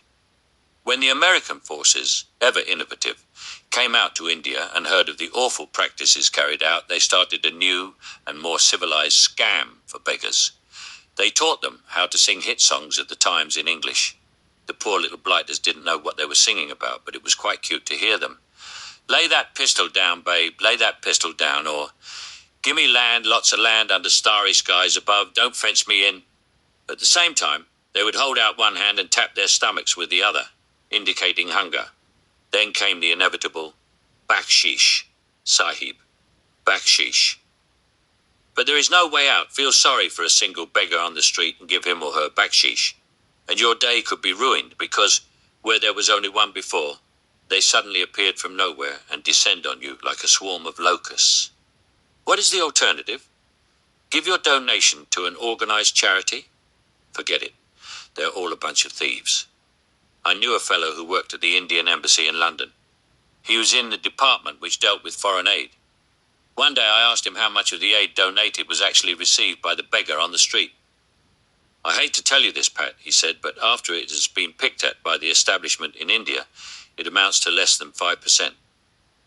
I have always, since the age of 18 anyway, looked at this question of charity with a somewhat jaundiced eye. It doesn't matter where it takes place. There is always somebody skimming off, should I say thieving, the top. Let me tell you of my experience in the army when I was a medical laboratory technician. One day the pathologist in charge called me over and asked me to fetch a couple of pints of blood from the blood bank. Yes, sir. Which group do you want? One queried, knowing of the importance of not getting the wrong blood into a patient. Oh, any group would do, he said, and although somewhat surprised, one certainly wasn't going to query his orders. I went down to the blood bank and asked for the blood. Yeah, which group? Any group. What he said, and then after a quick pause, let's see, you're from the lab, aren't you? It's Friday, and the bloke who wants the blood is Major Kick-Six-Six. Bloody hell. That's clever, I thought. How did you know? What does he do with it? He does it every weekend, mate. He pours it on his roses, swears it's good for them.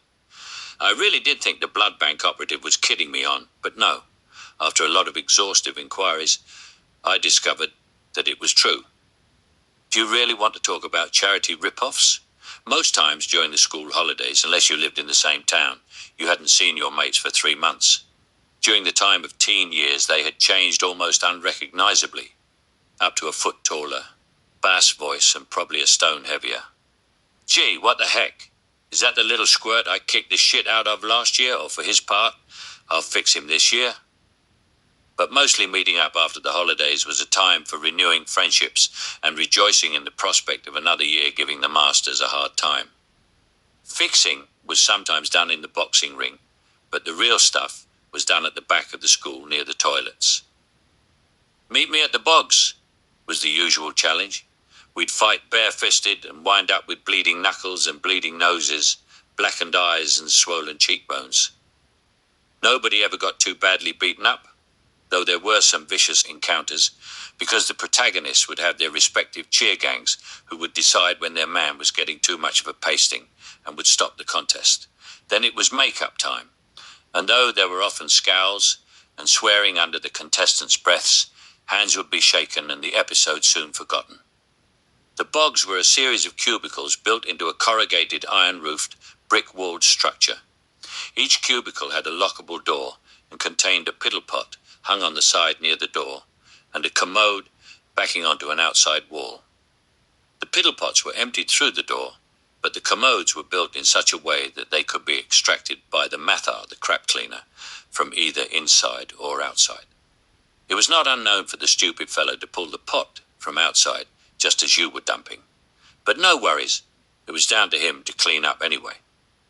All the excreta was collected in a 3-foot-tall cylindrical container, about 18 inches tall, and then carried across the back of the school grounds on the head of the mathar and then to a cesspit, dug into the back of the hill which stood way over to the rear guarding Rose Folly. One day, fooling around at the back of the school, some of the youngsters were rushing blindly about, and one of them, Zeppy Palmer, crashed into the fully laden mathar, knocked him off balance, and got the whole container load on his head and his body. I was among a bunch of lads there at the time, and will never forget the look of amazement on Zeppy's face with a huge sausage mostly decorating his head and the rest of it on his shoulder, his body drenched with urine and runny crap. Poor little runt. Just down the cud, near the bogs, was the best date palm in the area. It had great big dates on it, and we would throw stones, or use a catapult to knock the dates off the tree. For some reason or the other, the call to beware was heads, spikes, and toenails. If a wayward stone fell and hit someone on the head, whether it half knocked his brains out or just caused a bit of instant pain and an oozing of blood, the thrower was excused because he had uttered the magic words. Because it was common to throw stones at fruit trees such as mango, badam, or whatever, a lot of head stitching and bandaging was carried out in St. Mary's during a school year. Sometimes there were so many guys with their heads bandaged that it must have looked like a school for sick pun boys. There were also several broken limbs suffered by the fellows, a fall out of a tree, a crash down the side of a rock face, or a simple accident on the football, cricket, or hockey pitch. Most injuries were swiftly and expertly dealt with by one of the religious sisters in the dispensary. Apart from my regular bouts of malaria, I once had occasion to visit the dispensary for a serious problem. It was nearly always raining when we went swimming to our lake, and because we wanted to keep a raft there, we had collected a bunch of dried logs at the beginning of the monsoon and constructed a makeshift raft with the logs lashed to 80-gallon oil drums. Going out to the lake on one occasion, we noticed that the drums were floating free and the logs had disappeared. We reconstructed the raft, and though this time we anchored the raft in the middle of the lake, were amazed to find that the same thing had happened the next time we went to swim. Suspecting thieves, we reconstructed the raft for the third time, anchored it in the middle of the lake, and having left the lake for the school only about 10 minutes earlier, we rushed back to find that a bunch of bills were stealing the logs.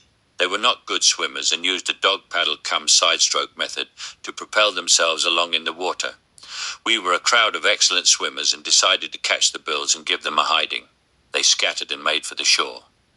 One was quite near me, and I went for him, but as he struggled up the bank, he turned and threw a scythe at me. The blade caught me on the left shin and opened a huge gash. I fell and examined the wound. The scythe had broken the skin and penetrated to the shin bone, and I guess because the water had been cold, it was just a deepish white cut.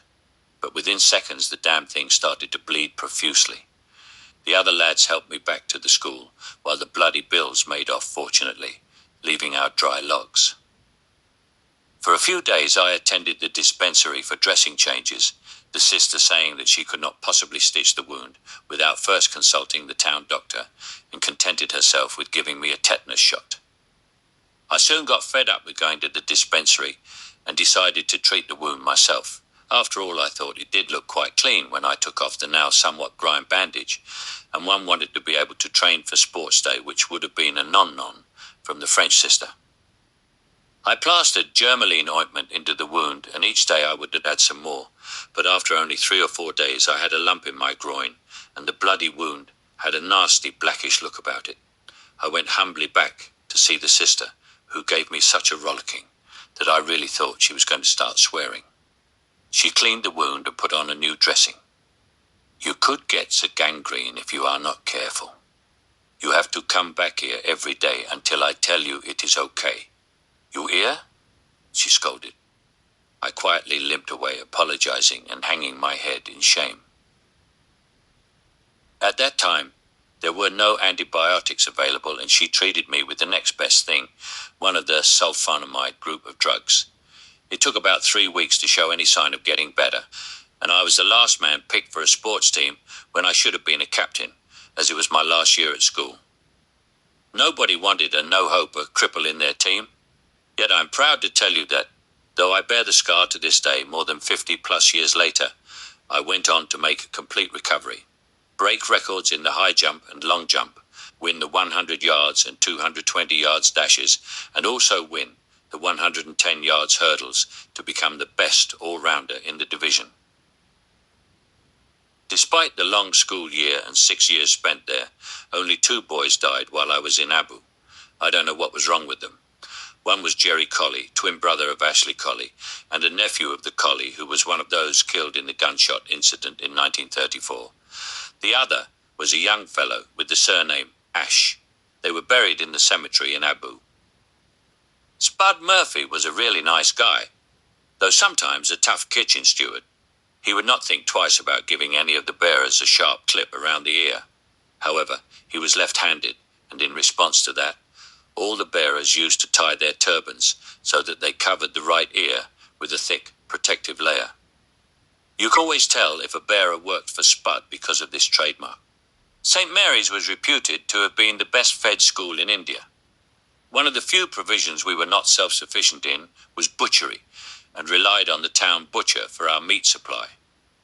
Being in a Hindu state, we never got beef to eat, and so it was always lamb, except on special occasions when we got chicken. Each evening the butcher would ride his pony up to the school with 5 whole lamb carcasses slung behind him. Spud insisted that the carcasses always had to have the sheep's tails, complete with the wool, left on. This was to prevent the butcher slipping the odd goat carcass, cheaper and more stinky, into the delivery. Spud Murphy was also a great hoaxer, and we all laughed at his antics, but one day it began to get serious and tragedy followed. There was one, Brother Placidus, a junior teacher and a deeply religious man, who would say his matins each and every day while walking the corridors of the school. He was kindly but shy, and Spud began to take the mickey, telling him that the Pope wanted to join the Catholic Church and the Church of England in harmony. Placidus, Spud said, was to be the joining factor. He had been chosen, according to Spud, to marry the then Princess Elizabeth, now Queen, and once more unite the 2 churches. Everything that was done was to be kept secret until the big day. This was because not only were church dignitaries, at least with the rank of Archbishop, due to fly into Abu by seaplane and land on Naki Lake near the center of the town to make preparations, but the war was on, and spies might have got wind of the intended journey and attempted to shoot down the plane. Later on, it was suggested to Placidus, "Your blushing bride, Princess Elizabeth, might even land there to meet you, and to discuss the honeymoon arrangements." I suppose that if Placidus had been able to consult the bishop of the diocese or any of the other religious fraternity, rather than the brothers, things would not have got out of hand, but they did, and with a nasty sting in the tail. It beggars belief, but Placidus, after a couple of years of brainwashing by Spud, gradually began to believe the story. Spud told Placidus to say his prayers with extra devotion and humility, and to become even more religious, because the time for the great meetings and the marriage ceremony were fast approaching. The other brothers, and I hate to admit it, we senior boys too, kept up the hoax and would encourage Placidus whenever he had doubts. Placidus began to wear his black habit and sacred hat throughout the year and eventually began, on Spud's egging on, to require that the boys bowed to him as they passed. Placidus would make the sign of the cross and bless us as we bowed our heads in his direction. In the second year of Spud's brainwashing, Brother Placidus went completely bonkers. He would reprimand the principal for doing something which he didn't approve of. He would suddenly fall prostrate in the middle of the playground or anywhere else in the school, like a sinner before his God, and wail out prayers of supplication to heaven. He spent hour after long hour in the school chapel praying, with that sudden raising of his voice as religious Bible thumpers are wont to do.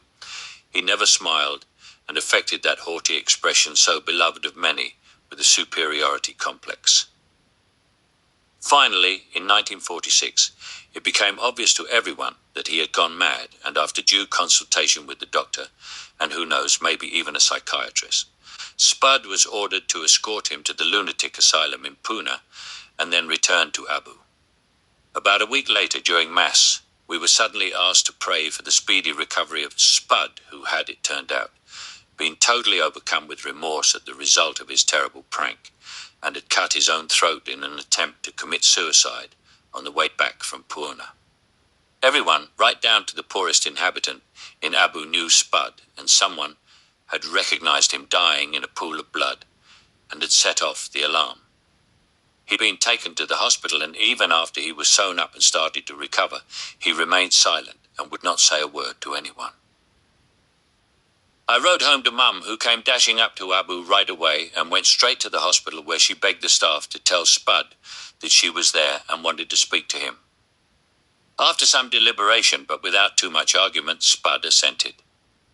Remember that Spud was godfather to my sister Philomena and a good friend of Mum and Dad, and I guess he had taken that into consideration.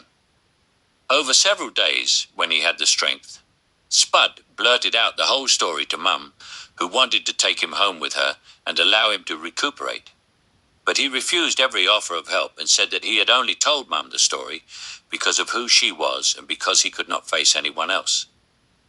Mum left Abu after about 10 days and went home. Soon afterwards, the school year ended, and when it reopened in 1947, Spud had disappeared.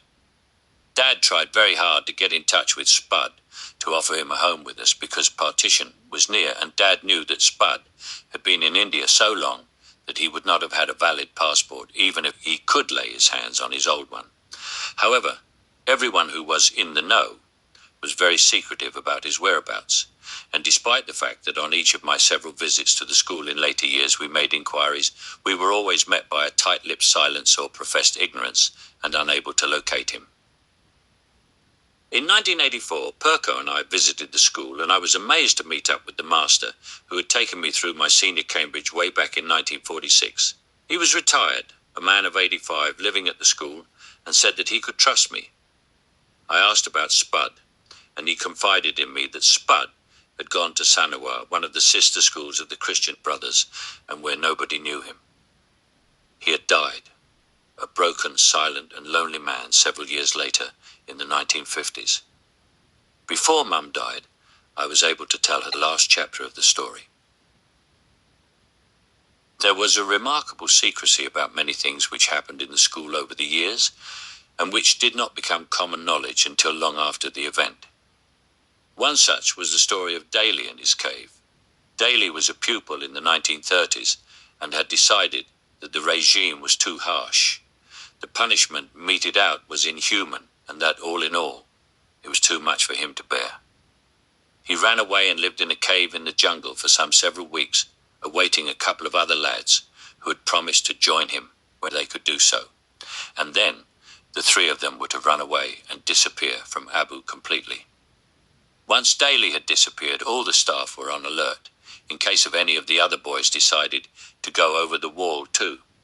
The two other lads had eventually decided that Daly must have been long gone, because he had not given any signal that he was in the cave, known only to himself, and, in any case, would never have been able to survive and wait for them.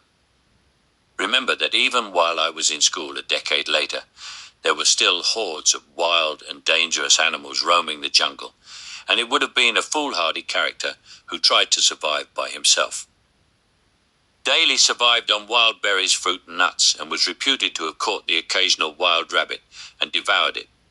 Finally, he decided to go it alone, but came back to the school very late one night and told the brothers that he was leaving and should be left alone by them.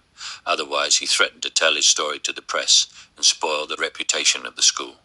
In return, he said, he would not say anything about his cave, the deal he was making, and the harsh treatment the boys received. Perhaps the story would never have become common knowledge if it hadn't been for the fact that when one of Daly's intended companions left school, he broke the story, but with one essential piece of information missing. Where was the bloody cave? Its whereabouts became known when, about 2 years later, the Beale who had befriended Daly told the story of a white explorer who was living in the jungle secretly and intended to demonstrate that he could kill a tiger with his bare hands. A fine piece of lying at that. But unfortunately, the Beale said, the Sahib had left his sanctuary of the cave, and after such a long time was feared killed by a tiger or a panther. It was the Beale who showed the masters the cave, which happened to be only a mile or so from the school. During the 40s, we were all aware of the story and the position of the cave, but recent telling of it to the boys of today show that it has now passed into the forgotten history of St. Mary, yes. If you didn't like the pumpkin, swede or other soft vegetables served at mealtimes in Abu, it was hard to get out of eating them, and you would be persuaded to swallow them by being threatened with the strap if you didn't eat them. Monkey Bearer was a favourite of the lads because he could spirit the mush off your plate in his jaran and dispose of it. One day, he didn't show up for work, and word soon spread that he had been at the local toddy shop the night before and got drunk and into a fight with a couple of other blokes. Nobody had seen it happen, but it appeared that someone had knifed Monkey Bearer and left him bleeding to death on the roadside. That was a cause for alarm anyway, but then, and of more importance to us at the time, we had to figure out a way of disposing of our slushy vegetables. I can't remember who thought of the master plan, but it really was a good one. The idea was to scoop up a dessert spoonful of the mush and dangle the spoon handle over the edge of the table. When nobody was looking, you gave the handle a sharp hit with the heel of the hand, and the contents went flying up and stuck on the ceiling of the refectory. For some reason or another, none of the masters seemed to notice the lumps of swede or cabbage or whatever, which hung from the ceiling immediately after a meal. Some time later, having dried out sufficiently to lose some of their adhesive qualities, the lumps would fall off the ceiling and onto the floor, but the culprits were long gone by then, and it only remained for the mess bearer to sweep and clean up. If the food was inedible but unlikely to stick to the ceiling, we used to sling it under one of the 3 40-foot rows of tables to one end or the other, and hope for the best.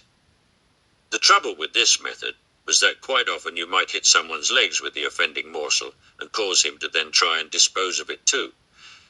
This could easily lead to a whole lot of the boys getting involved in the disposal business and attract the attention of the masters, who would then start looking under the tables and try to catch the culprit, or culprits. Most of the time, though, we were all so damned hungry that we picked our plates clean and looked around for other things to eat. I remember that it was quite commonplace to go along to Spud's office and beg a loaf of bread and some butter to eat in between meal times. If we were lucky, we could also scrounge some sugar, and then the feast would be near perfect because we would pull out the soft centre of the loaf, spread the butter inside, and then load it up with the sugar before reinserting the centre and making pigs of ourselves. One day I went along to Spud to ask for the loaf, and he must have been feeling in a genial and mischievous mood because he gave me the loaf and the butter and then suggested that I should raid one of the tuck boxes which were kept under lock and key, and in which the lads, mostly the princes, kept jars of jam and pickle which, he said, they have no need of since they never eat it and are probably too well fed anyway. Spud gave me several of the keys to tuck boxes, and my classmates and I went on a really heavy raid. We had one heck of a feast that day. We used to spend the greater part of our pocket money on stuff to eat. Puri tuck was a favourite when we went into the market. For 4 annas, this consisted of about 8 Indian puris, 5-inch circular unleavened fried pieces, and a folded leaf container with raw mango or lime pickle in it. That was devoured with relish by the lads. Then there were the Indian sweets, jalebis, burfi, halwa, gulab jamuns, and a host of others. If you didn't have a lot of money, I was supposed to get ours, 2 per month, but rarely did you, would wait for the kekris too. Wallah to appear at the school wall and buy one from him for about 1 anna. In its natural state, a kakri is a bit of vegetable, but by cutting off a small portion at one end and rubbing the cut end with it, it was really nice, refreshing, and almost sweet fruit. For those without any money, and many of the others too, it was a case of eating off the land. The dates and other fruit which I have mentioned before were consumed with glee, but later on we discovered that there were very young palms which we could chop a hole into near the base of the fronds and enjoy regular scrapings of the soft pulp which grew therein. In addition, a sugary water used to accumulate in the hole, and we would drink that for refreshment. Unfortunately, some of the little sods in the school would piss into the hole and ruin the treats, but not before some other unfortunate had tasted the muck. Palm trees were the source of many consumables. Apart from dates or coconuts, as might be the case, you could also use them to provide toddy. When fresh, toddy was a thirst-quenching and not unpleasant drink, but when allowed to ferment, it became an inexpensive, strong alcoholic tipple, which the natives enjoyed and often made them musties 3, as had been the case with monkey bearers' assailants. See above. The method of collecting the toddy was by hammering a pipe into the crown of the tree, tying a small chatty onto the end of the pipe, and letting the liquid slowly drip into the pot. After a couple of weeks, a specialist in the art would climb the tree and reclaim the filled pot. Naturally enough, we lads, espying the booty while it was still on the tree, would try to hold the pot with a pellet shot from an air gun, and try to collect the toddy directly into our mouths, no fear of piss in the chatty from way up on high. Quite often we would be chased by the pot owners, who might throw a couple of stones at us, but there were usually so many collection points that it was more a case of implied threat, rather than a real intention to catch or harm us.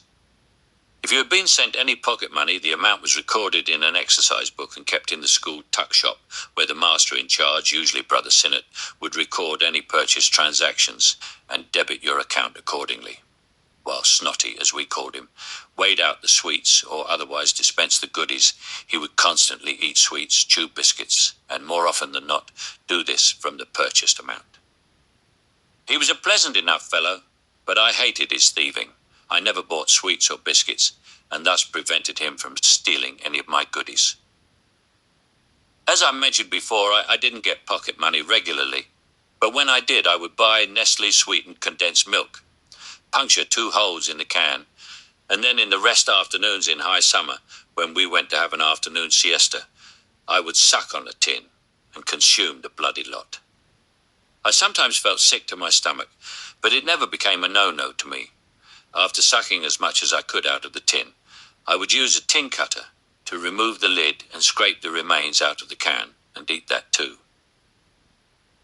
Years later in Riyadh, Saudi Arabia, when the office was closed for the afternoon break, I would regularly buy and consume a tin of the stuff, but whereas I would have been quite happy to consume half a can at a time, I was forced by circumstances to eat the lot at one go. In Saudi, if you put down half a can of condensed milk and had a nap for an hour, ants, million of the little blighters, would be in the can when you woke up. Ants and cockroaches, usually almost as big as horses, I sometimes thought, are the only household insects which live in Riyadh. It is so hot and dry that most living creatures leave the town off their to-visit lists. But that is another story. The dormitories were long halls with about 10 rows of 4 beds each, and long runs of wires above the beds. These were the mosquito netting wires onto which we tied our mosquito nets at night. Once the nets were up, it was virtually impossible to see more than down a row or across a column. Naturally, this gave us ample scope for more mischief, especially once the main lights were turned off and only the small night lights remained on. We knew that punchy day. Bro Barry's shortened nickname Coward, even though he put on a brave face. And one night, while he was on dormitory duty, several of the lads slung their ties across the floor under their beds and wiggled them in the half-light, calling from different parts of the dorm. Snake, snake, snake, and there's a punchy, was sick with terror and ran to whole family lie of them, the end of the dorm near the dorm master's door, so that he could make a quick getaway. Then, in a quavering voice, he shouted orders to the boys to switch on the main lights and raise all the mosquito nets and get rid of those snakes, for God's sake. As pre-planned, nobody moved, but disguised voices from different parts of the dorm shouted back, "Catch them yourself, Punchy. Get rid of them yourself, you coward and others. Damn it, look, one's in my bed. Help! Help! This one is one of those deadly poisonous vipers, and it's going to strike me. Please, God, forgive me my sins. Oh, heck, I've been bitten and I am dying." And one of the guys shouted, "Shut up. They are only rock snakes. Go to sleep and they will snuggle up to you."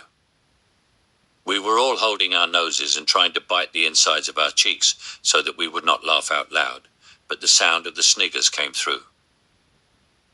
Brother Barry was terrified out of his mind and went into the dorm master's room and certainly, after checking about to make sure there were no snakes there, just locked himself in and we didn't see him for the rest of the night. The next day he looked a bit sheepish but didn't speak of the snake attack. Good, that's one up to us. Maybe we can use it again, but I don't remember that we did. We had two brothers in the school, Carl and Trevor McCann. Their father was the curator of the Bombay Natural History Society, and he had taught the lads how to catch snakes, recognize birds' eggs, smoke bees out of their hives, and all manner of other skills which appealed to boys. Carl was older than one, but Trevor was in the same form as I was. We became firm friends, and he taught all the fellows in the class some of the skills he had acquired from his father. We learned how to catch snakes and skin them, but none of us made pets of them, whereas Trevor did.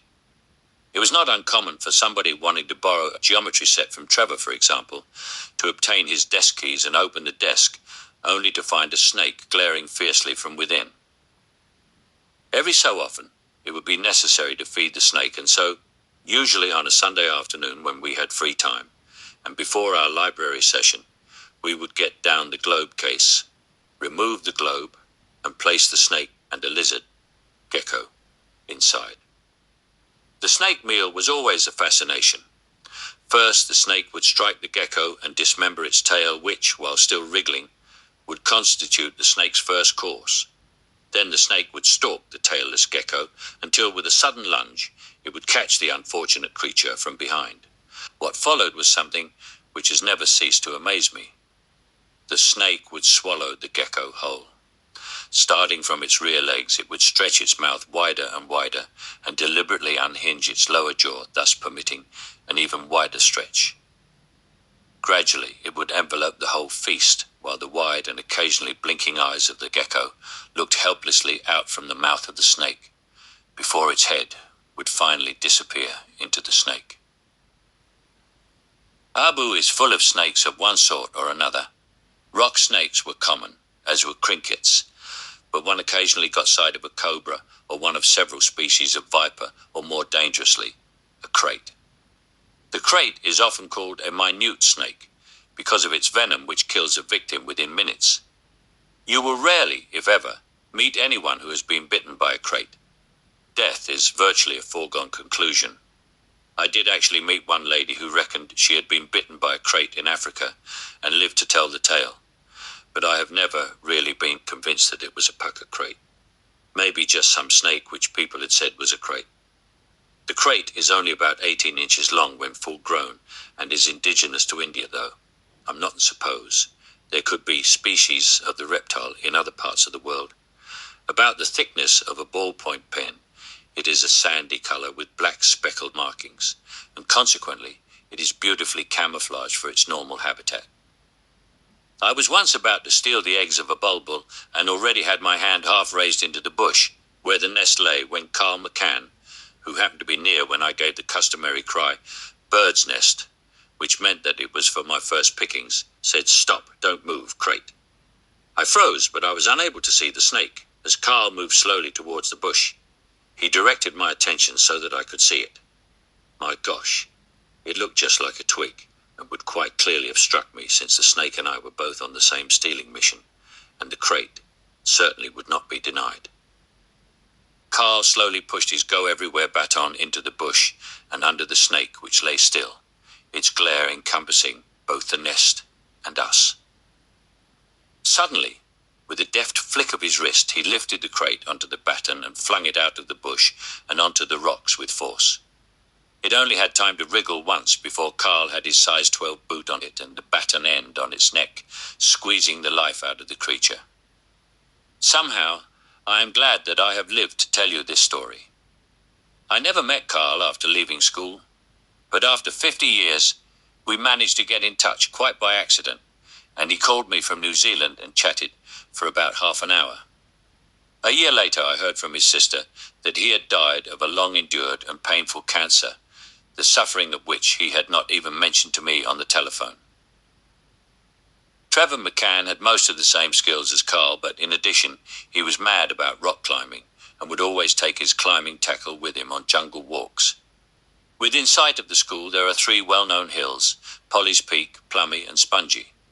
Polly's Peak is very noticeable because it stands on the horizon, but it was not a great hill to climb. Plummy is like a self-standing hill which rises about 2,000 feet from its base in a nearby valley. I climbed it a couple of times, but it was sheer hell. On top of Plummy stands a miniature temple where a couple of hermits used to live. Spongy, on the other hand, is a huge pock-marked rock which rises about 200 feet and overhangs its base, which is already 4,000 feet above sea level. Nobody lives there, but it is home to the largest beehives I have ever seen in my life. They have to be 40 feet long, 10 feet in thickness, and hang 8 feet down. The brothers used to tell us that during the holidays they would leave their straps up among the hives so that the bees could put plenty of stings into them for the coming year. Everyone knew it was just a joke because even though there were some rather intrepid fellows among them, they would never have had the balls to attempt to climb Spongy, leave alone get among the hives. Even Trevor was never able to climb its face from bottom to top, but he had ambitions and tried unsuccessfully to smoke out the bees on more than one occasion.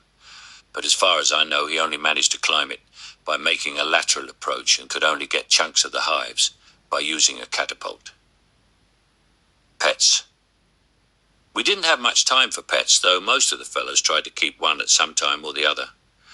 The pets which were most commonly raised were birds and the occasional squirrel. The birds were usually bulbuls, Java sparrows, and doves, though we did try to keep snakes, and Trevor McCann once caught an iguana lizard and tried to keep it. But it grew too fast and was too unwieldy, and he soon got rid of it. The Indian iguana is an interesting reptile which can grow to a length of about 8 feet and makes a trainable pet. Stories are told of how in the early days of the British Raj, iguanas were trained by thieves and dacoits to wear a rope belt tied around their hindquarters and then set them to climb the walls of storerooms and forts with their owners lashed to the rope. Once atop the wall, the thieves would untie themselves and go and do their mischief. Snakes were very popular until they started to shed their skins. Then they became listless and were of little more interest to their keepers. Birds were fairly easy to rear and feed, but coming from wild stock, they always flew off once they were grown up. Otherwise, a stray or wild cat would have them for a tasty snack. During the first year I was in Abu, a wildcat, meaning that it looked to have come from domestic stock, but had lived in the wild for at least a couple of generations and had gone bush, came and deposited a litter of kittens in the fireplace of our classroom. Bro Barry had decided that he would rear one, but it disappeared into the jungle within a few days. The rest of the litter were left to fend for themselves, and soon got fed up, scrounging bits from the kitchen, and wandered off into the bush too. Now, squirrels were a different matter. We usually picked them up off the ground where they might have fallen from a nest in a tree. Sometimes one of the lads would go looking for a nest and steal the young. You kept your tame squirrel in your shirt pocket. We all wore shirts with flapped pockets on the chest and fed it with a cotton wool imitation tit dipped in milk. At night you would keep it in a shoebox filled with cotton waste and with air holes for ventilation. I guess you could keep a baby squirrel for a couple of weeks before it gave you a sharp thank you bite and disappeared into a tree. In 1986, Perko, the boys and I visited India and Abu, and we were lucky enough to have a bearer bring us a baby squirrel with which I demonstrated the rearing techniques I had used as a boy. The lads were quite fascinated because I had told them stories of rearing squirrels before we went out to India. Kieran, in particular, loved the little thing and dutifully fed it and kept it in a box and wandered around with it all the time. He donated it to one of the servants' children when we left, the monsoons. In India, you used to be able to say exactly which day the monsoon would break, and in Abu you could almost name the hour. However, it seems that the climate has changed quite considerably, and prognostications about weather are now much more difficult to make. In the 40s, it was easy, and easier still to say how often and much rain was going to fall every day, and a lot.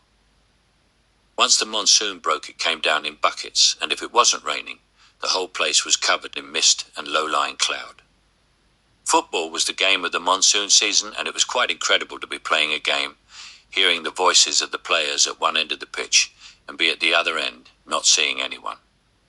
We turned out for football every day except Wednesday and Sunday afternoons. Then, wringing wet, we would go back to the washroom and dorm to bathe and change for study.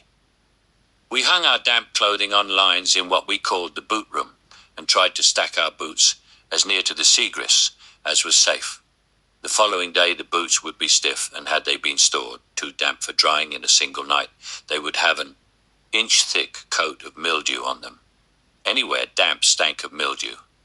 The classrooms were damp and cold, and the brothers' straps stung more than usual. We used to try to humour the masters, and, as with the village schoolmaster, in the deserted village. Full well the boding tremblers learned to trace the day's disasters in his morning face. Full well they laughed with counterfeited glee at all his jokes, for many a joke had he. We feared for the bloody strap and its pains, especially during the cold weather. When it really was impossible to go out and play football, a waterlogged or flooded ground, we would read, play board games, or play mini-cricket. Mini-cricket was played with a 6 or 7 inch bat, carved and fashioned out of the branch of a date palm branch, and a marble. If in striking the ball you broke a window, that was deducted from you pocket money, or your parents were billed with the cost the next month. The school carpenter, poorly designated as such, because he was an absolute genius, would fix the repair. He stammered atrociously, boy,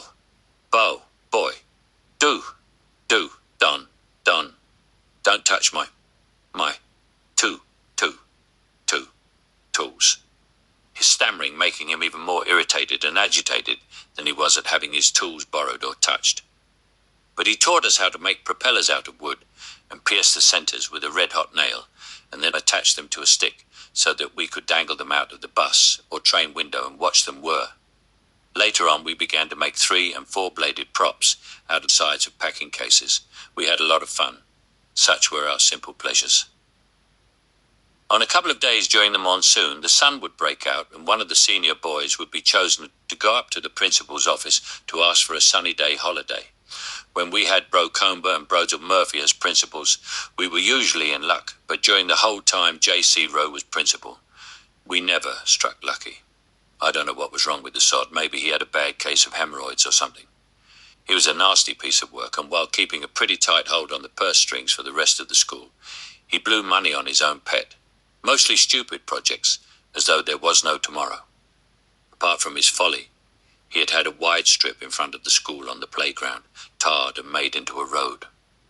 That had wrecked the ground as a playing pitch, and when sports day came around, we found ourselves running around a really skinny track with almost hairpin-like bends at each end. He set up a rain gauge on the boundary wall and measured the rainfall each day.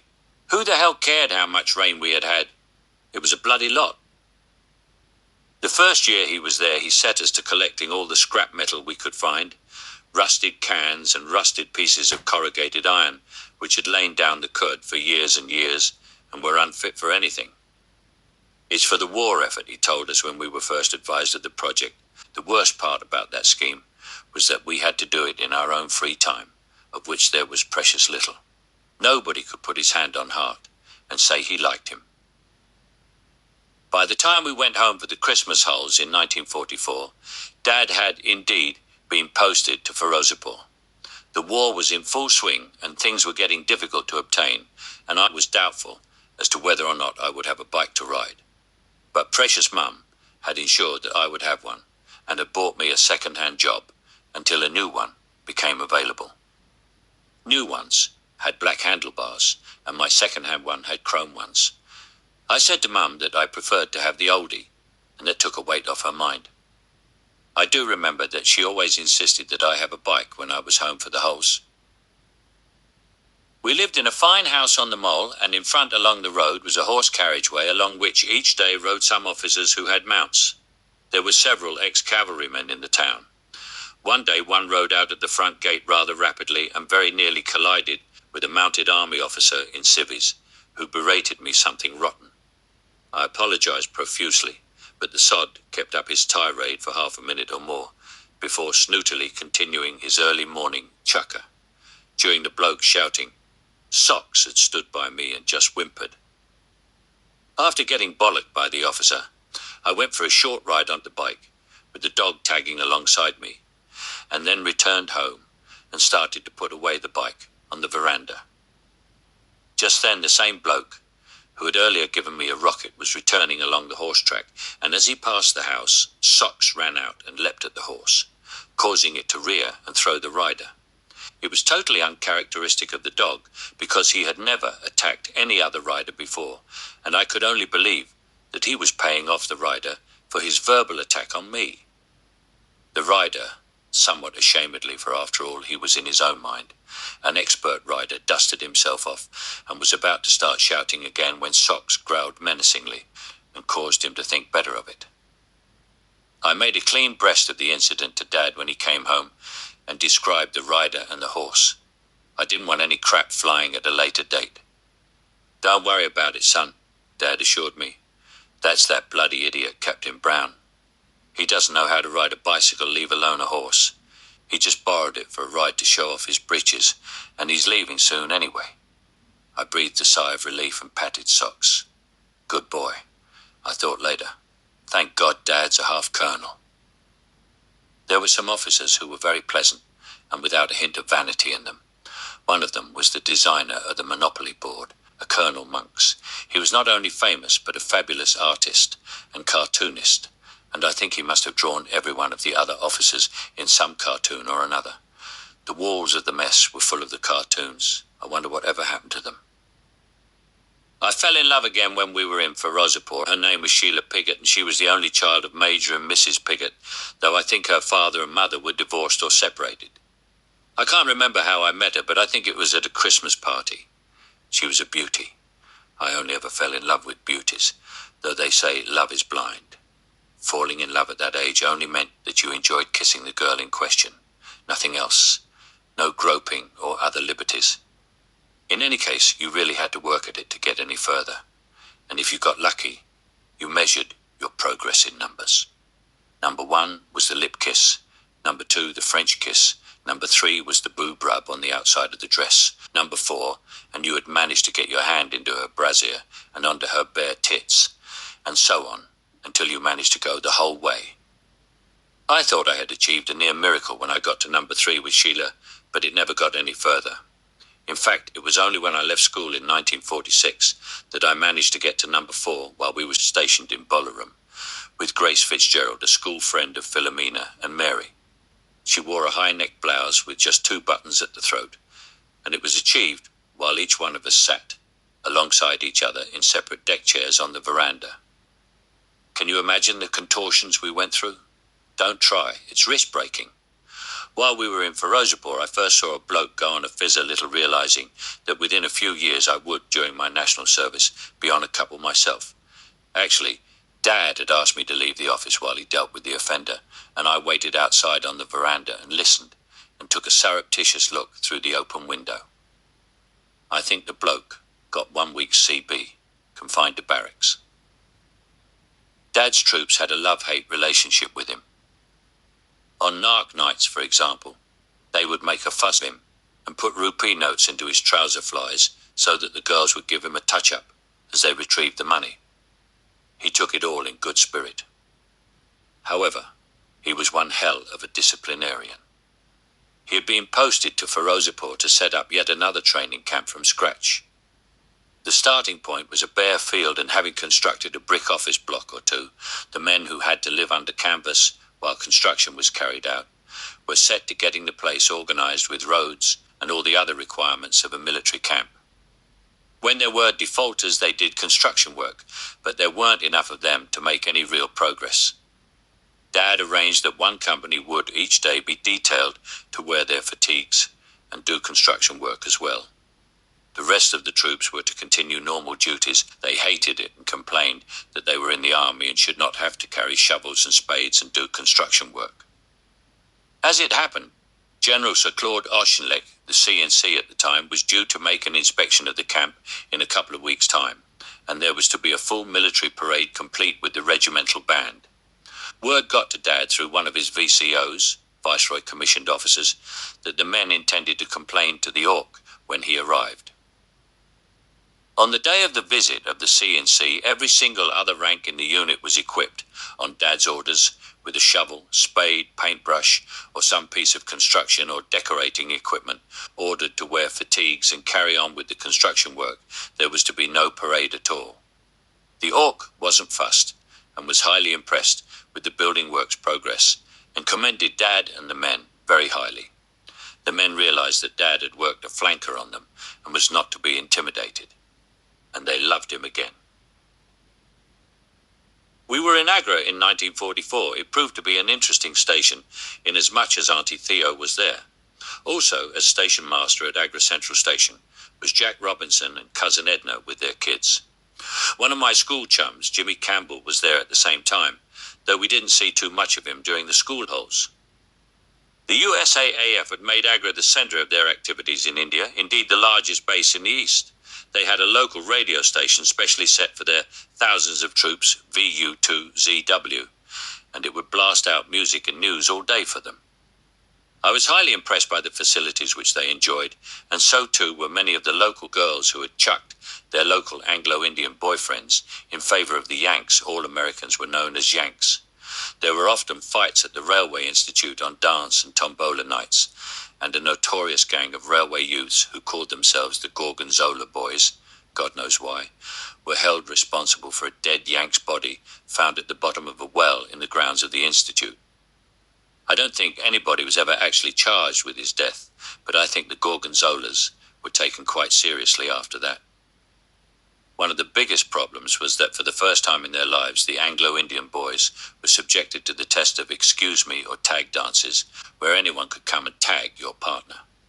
Some of the Anglo-Indian girls were veritable beauties, and the Yanks, with no one of their own nationality available, naturally made a huge play for the local ladies. The girls, in turn, were absolutely smitten by the charms of the Yanks, with their smart uniforms, chewing gum, apparently unlimited private availability of jeeps to go for drives and picnics, and the base PX, which held all sorts of goodies, with which the Yanks used to woo them.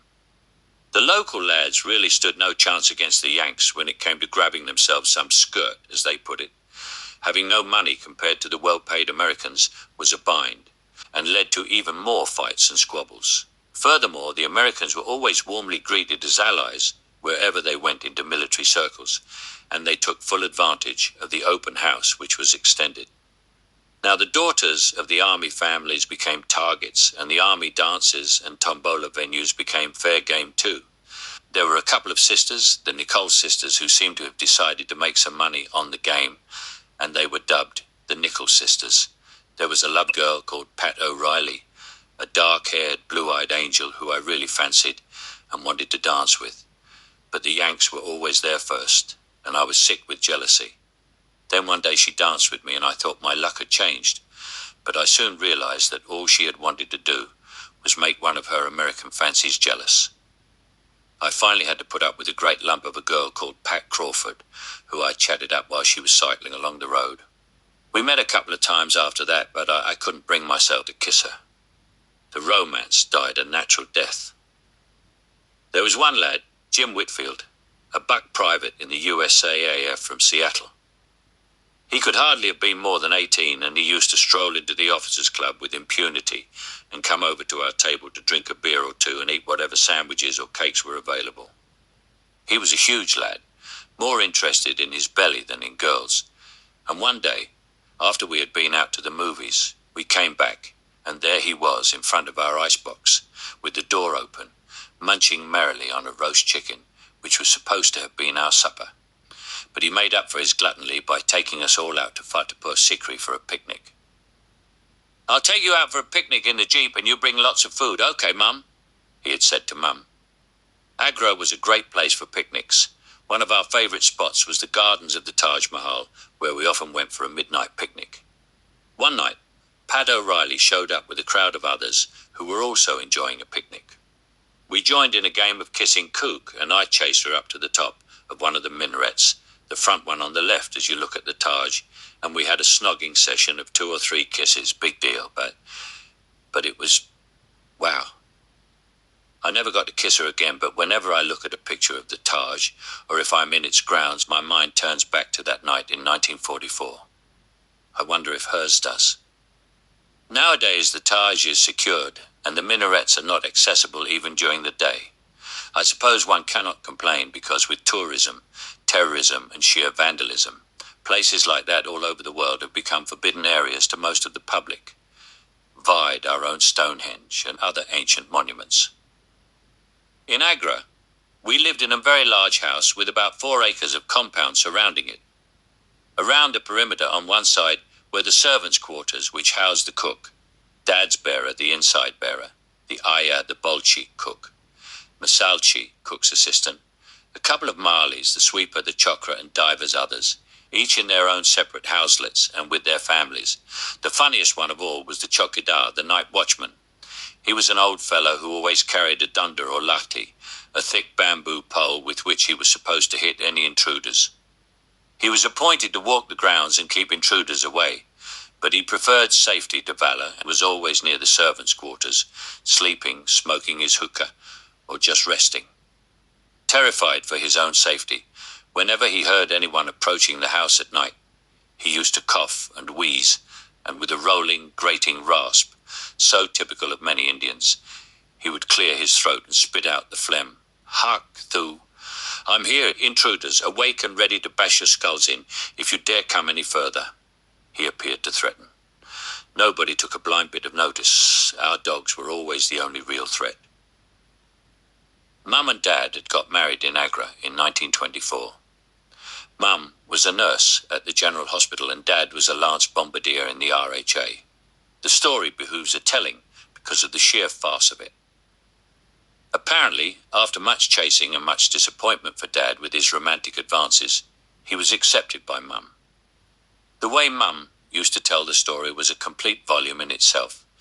But let me just tell you about the wedding itself. Auntie Theo had agreed to hold the reception at her quite salubrious home, and the district magistrate was to perform the civil ceremony at his offices. Mum was born a Catholic, but having spent several years of her early life away from her home in Mahe and living with a Protestant family, she had adopted that faith, and so she was not permitted to be married in the church.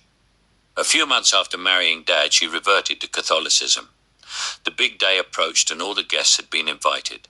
A large matrimonial banquet had been arranged and everything was ready. Unfortunately, the magistrate was delayed up country in one of the districts within his jurisdiction. He had sent a message to Agra that he would not be back for at least 3 or 4 days and suggested that Mum and Dad wait until his return. However, no account had been taken of the fact that there were many guests who had turned up from places 2 or 3 days' travel from Agra and who were only intending to stay a maximum of 1 or 2 days in the town before returning to their homes. Worse still, there were some of Dad's friends who had had to apply for special leave to be present, and it was not likely that they would get any extensions. Time for their applications was too short. Remember that at that time, fast communication was only by telegraph, and even then a runner had to be used to get the telegram to the addressee. This could take a couple of days if they lived any distance from the telegraph station. And of course, there would be a similar delay for a reply. Mum was beside herself. What was she to do? Auntie Theo came to the logical decision that the couple should go ahead and hold the wedding feast and not tell the guests that they were not yet married. I think a couple of the witnesses had to be let into the secret as well. So the banquet went ahead, and nothing appeared to be out of place until it became time to retire to the conjugal home. Theo, a strict Catholic though full of fun, would not hear of Mum and Dad sleeping together without being married, not only because it was not the done thing, but also because of what others might say if word got out. So Mum stayed at Theo's place, and Dad had to go back to barracks, where he was ribbed something rotten by his friends, who could not understand why he was not in a hotel or married quarter and sleeping with his new wife. 3 days later, the magistrate returned to Agra and performed the ceremony. In 1944 and 1945, our teacher was Broser Xavier Snotty Sinnott, the tuck shop chief, thief pun. He was quite a nice chap, but he could also use the strap quite well. By this time we were 14-year-olds and getting somewhat grown up for the strap. But Snotty had an alternative. He was a wicked chalk thrower. He used to wear spectacles with the highly polished lenses and could somehow see the reflections of the boys in them, even while he was writing on the blackboard. It was often the habit of the boys to be inattentive while the master was busy writing on the board. But it didn't work with Snotty. When he could see inattention or simple dozing off in the classroom, he would suddenly spin around and hurl his piece of chalk at the delinquent. He never missed, always hitting the head of the unfortunate student with a resounding ping and bringing the miscreant and the class to order. In his second year with us, we started to applaud his accuracy when the strike was made, and though he had looked angrily at us and started to reach for his strap the first time we did it, he changed his mind when we, mostly nearly 6-footers, sat and smiled challengingly at him. He still continued to throw the chalk, however. "I've got to keep my eye in for next year's boys at E," he would say, but it was with much better humour and no viciousness at all. Snotty was actually a brilliant scholar and an even better tutor. His Latin was impeccable, and his knowledge of the Latin set books was such that you could start him off anywhere in Caesar's Gallic Wars, Virgil's Aeneid or Ovid, and he would carry on for page after page by heart. His math skills were formidable too, and I would swear that he knew the logarithm tables from memory. It was certainly no accident that his preparation of us as students for the Cambridge exams was the reason why, for the first time ever, every single candidate in our year passed. He had a little mongrel called Blackie, who loved him like a father, and who would sit outside the classroom for hours on end and wait for his master. Blackie was a good gun dog too. He was hairy, a bit like a poodle, and it took ages to get the stickleweeds off him after a frolic in the jungle. Snotty would take a 12-bore out with him on jungle walks and make the class beat for wildfowl. Most of the time, being out of sight of him, we used to smoke a cigarette or two and shout as though we were beating. The non-smokers among us, there were probably 2 or 3, would try to teach Blackie to do all the beating, but would keep up the shouting to make Snotty think that we were all hard at it. It was no wonder that he hardly ever got a brace of birds, even when they were literally running all over the jungle.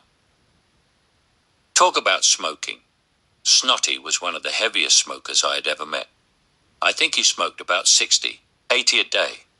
He had this rasping smoker's cough from early in the morning to last thing at night, but it never seemed to bother him. He would just take the phlegm out of his mouth into his handkerchief and put it away carefully in his pocket and light up another cigarette. The Dobigat was always covered in his hankies. Dad was very fond of Snotty and vice versa, particularly because Snotty came from somewhere near Wicklow, and they had a lot to talk about in common. If and when Dad came up to Abu, he would always ask Snotty around for a snifter to the Dak bungalow, where it was customary for Dad and Mum to stay for a few days.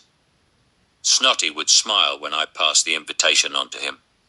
When he came back from his drinking session, we never saw him on the same evening, but Dad assured me that Snotty had had a skinful, as he used to put it. When Snotty left the school, he went to South America and became a priest.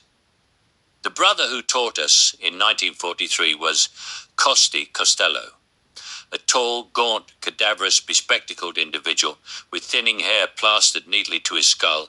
He could sometimes be a terrifying sight and had mood swings which suggested that there was something very wrong with his psyche. It was he, you will remember, who had treated Noel White so viciously. He didn't come back to the school the following year, and I suspect he was moved to another Christian Brothers branch to keep him out of the way. In the late 50s, I was sitting atop a London bus in Bayswater late one afternoon when, looking down, I suddenly saw him. I rushed down the stairs, and sure enough, it was he. He was in civvies and pushing a bike. His trouser bottoms were in cycle clips. He looked taller than he had been when we were in school, and he cast his eyes furtively about him. He saw me approaching him, and a guilty look of recognition spread across his face. "Hello," I said. "Remember me?" I could see a computer-like databank flashing through his brain, checking, wondering if he had given me a tough time in Abu. In a faltering voice, he stammered, yes. You're Patrick O'Meara, aren't you?"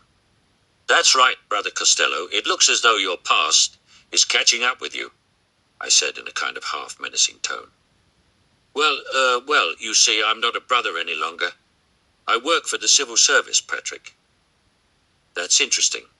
Where do you live?" I could see him messing his pants with fear in anticipation of a thump on the jaw or a kick in the ghoulies in repayment for all those evil punishments he had dished out to me and the rest of the lads in the class. Well, you see, I live over near Paddington Station." And then, as though he had received inspiration from heaven, "Have you met Brother Barry in England?" "No. I can give you his address and telephone number. He works for the Port Trust in the city, you know. Here, let me write it down for you quickly.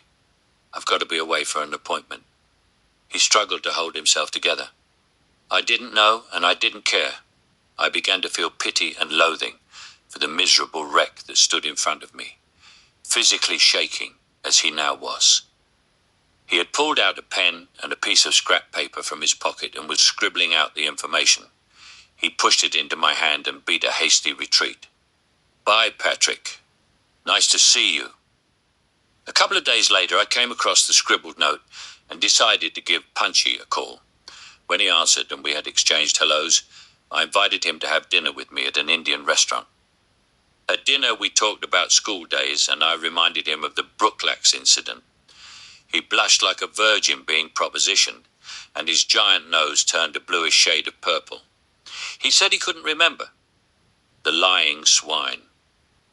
Anyway, more important was that I suddenly realized that his demeanor was typical of what we used to call a poof. I had been totally ignorant of such a thing when I was in school. It's amazing how innocent and ignorant I was as a youngster, and in his effeminate way he confided that he was out of the Brotherhood and sharing a flat with a friend in East London. He told me that Costi was also out of the Brotherhood, but added, somewhat sneeringly, that he had gone and got married, and was the father of 6 children.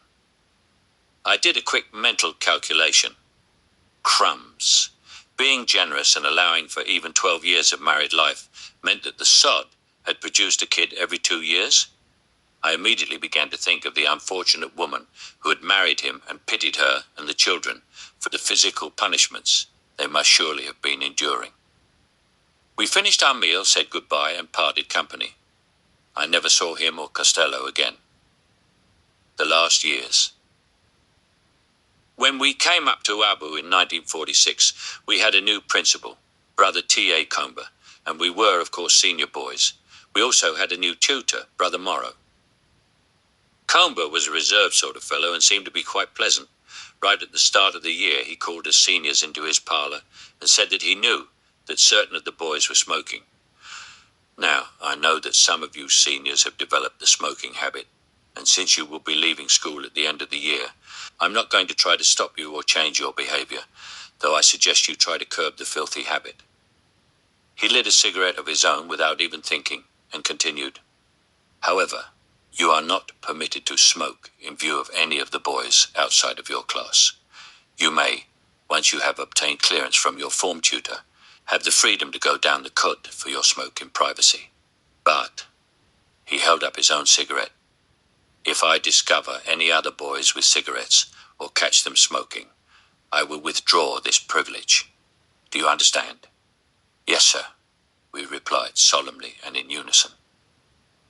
I think that of the 10 of us in our class, only Claude Betty Almeida and Peter Coulter were non-smokers. Betty was the genius of the class and never stepped out of line. He and Clint Hutchins, the other genius, could just look at the cover of a book and know it off by heart. At least that is what we used to say. Until Betty's appearance in about 1943, I could sometimes unseat Clint for top of the class. But once Betty showed up, it was always he or Clint who were in first place. I was extremely happy when, in the finals, I too managed an honours pass.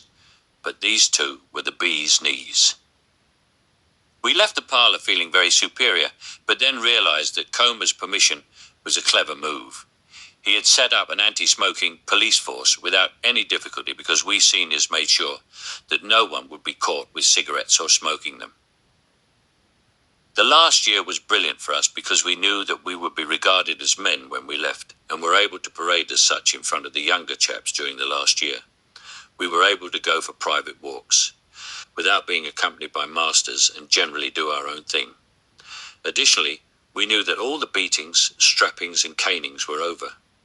We had not been given a hard time even during the previous 2 years, so there was not much chance that any of the masters would be foolish enough to take us on in our final year. In all, it was a pleasant time, and I would have agreed with the old cliché that school days are the best days of our lives, except that I had, some years previously, promised myself that I would never utter the words and believe them. Comer was more generous with odd holidays when the monsoon rains broke for a day or two. He also allowed more than the single annual class picnic, which we had become used to in the years before his arrival. Earlier, it was possible to get a second picnic by collecting the most money out of our miserable pocket moneys for the Holy Childhood, a charity which I never believed in because I was certain that the brothers used to nick and spend the money on themselves, underscore the unholy brotherhood. There was a chart outside the refectory which showed how the collections were growing. Each class was represented by a coloured line running horizontally and cutting vertical lines indicating hundreds of rupees. The class with the highest total sometime in October would be the winners, would get to go on a picnic, naturally getting the day off too. For several years in a row our class had won the picnic, though this was not because we were foolish enough to donate large sums of our pocket money to the cause. It was because we had an Indian prince in our class who, on the last day, would make a contribution of a couple of hundred rupees, or more, if the circumstances demanded, so that we would win. Picnics were nearly always enjoyed at a place called Tal, which lay beyond the Dilwara temples and off to the left on a side road to Akhalgarh. On picnic days, the cooks and their helpers would set off at about 5:30 in the morning, with the pre-cooked chicken curry, rice and the rest of the trimmings. Others would go into the town, pick up the pre-ordered sweetmeats and cakes, and join the cooks on site. If any of the boys had ideas about climbing to Guru Shikhar or walking to Akhalgarh, they would set off early too. Trevor McCann was nearly always in that bunch, wearing his ammunition boots and equipped with a bayonet, his dart and a length of rope. The rest of us used to make a slow stroll of it and spend most of the time swimming in the Tal at our destination. At sundown, we would make our way wearily back to the school and fall into our beds, no night studies on picnic days, and pass out. The next day, God knows how the habit started, we would all troop off to the dispensary and take a dose of Epsom salts. Although we sometimes considered it, we never had a picnic at Sunset Point. Sunset Point is now very well known as a landmark for tourists, but in our school days it was a quiet spot to walk to and see the sun setting over the plains. If you get there on a clear evening when there is no heat haze, it is possible to look steeply down a Kudside drop of 5,000 feet and then into the distance across the plains of Rajputana, now called Rajasthan. It is sometimes possible to see the plains stretching 80 or so miles into the distance. There then follows a spectacular sunset, which I won't even attempt to describe. If you get a chance, go and see it for yourself, but be prepared to be foiled by the haze. Good luck. The Dilwara temples are world famous amongst students of ancient architecture. It used to be possible to walk into them quite freely and with no delay at all. But now, because of the widespread publicity they have acquired through tourism, it can sometimes be quite difficult to get into some parts of the temples. The carvings are, to the untutored eye, similar to many other temple carvings throughout India, but with regard to their geographical location in temples way up in the hills, they must qualify as being quite unique. Naki Lake, the place where Princess Elizabeth was due to meet up with brother Placidus, is quite near the centre of the town on its western flank. It is reputed, in Indian mythology, to have been created overnight by a minor god who dug it out with his fingernails in a single night as one of several tasks set for him to complete before he could marry a beautiful princess and daughter of a major god. Shades of Hercules, we always thought. Nearby is a recreational garden where visitors and the locals can sit alone and meditate or chat in family groups, and from where one can hire rowing boats and inspect the lake at leisure. There was a belief that Naki Lake would claim at least one life each year through drowning.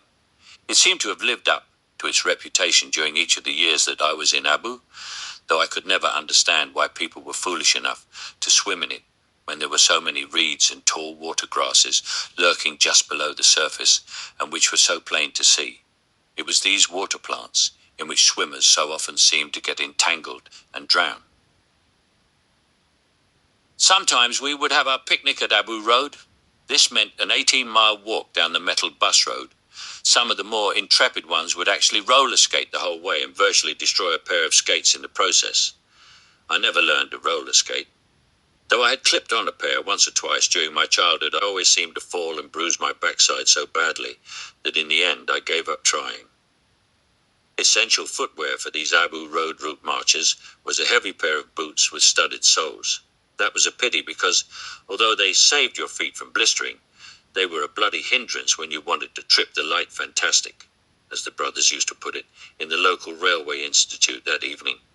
It was customary for a dance to be held in the institute when the senior boys had picnicked in the town, and any of the girls who were not away at hill schools would attend and dance with us. But those damned great clodhoppers really ruined your style, and there was no chance of any nifty Fred Astaire footwork to dazzle the ladies. 1946. This was the year that Placidus went Dialali, the short form of Dialali Tap, or Dialali Madness. It was said that troops went round the bend when they were stationed there that I nearly lost my leg, and during which I felt myself really grow up. At the end of the year, Sean, who had been with me in Mount Abu as the youngest boy in the school, and I went south to Bangalore. Sean had had to stay up and wait around for me after the other boys had all gone home, because it was the custom for fellows taking Cambridge exams to stay at school beyond the end of the normal school year. We got to Bombay and spent a couple of days with my cousin, Edna, and her husband, Jack Robinson, who, as mentioned before, was the station master at Bombay Central. Their several children were down from their school for the Christmas holidays too. An aunt of ours, Bruni, and her children came to visit and took us all for a picnic to Juhu Beach, where, for the first time that I can remember, I ate the soft, creamy flesh of a baby coconut. At that time, it was a great experience, though nowadays, baby coconuts served on just about every tropical beach throughout the world.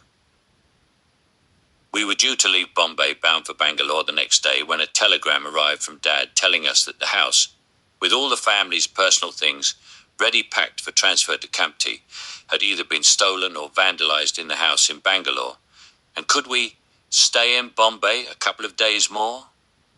This was a bit of a bore because we were dying to get home and see the rest of the family again.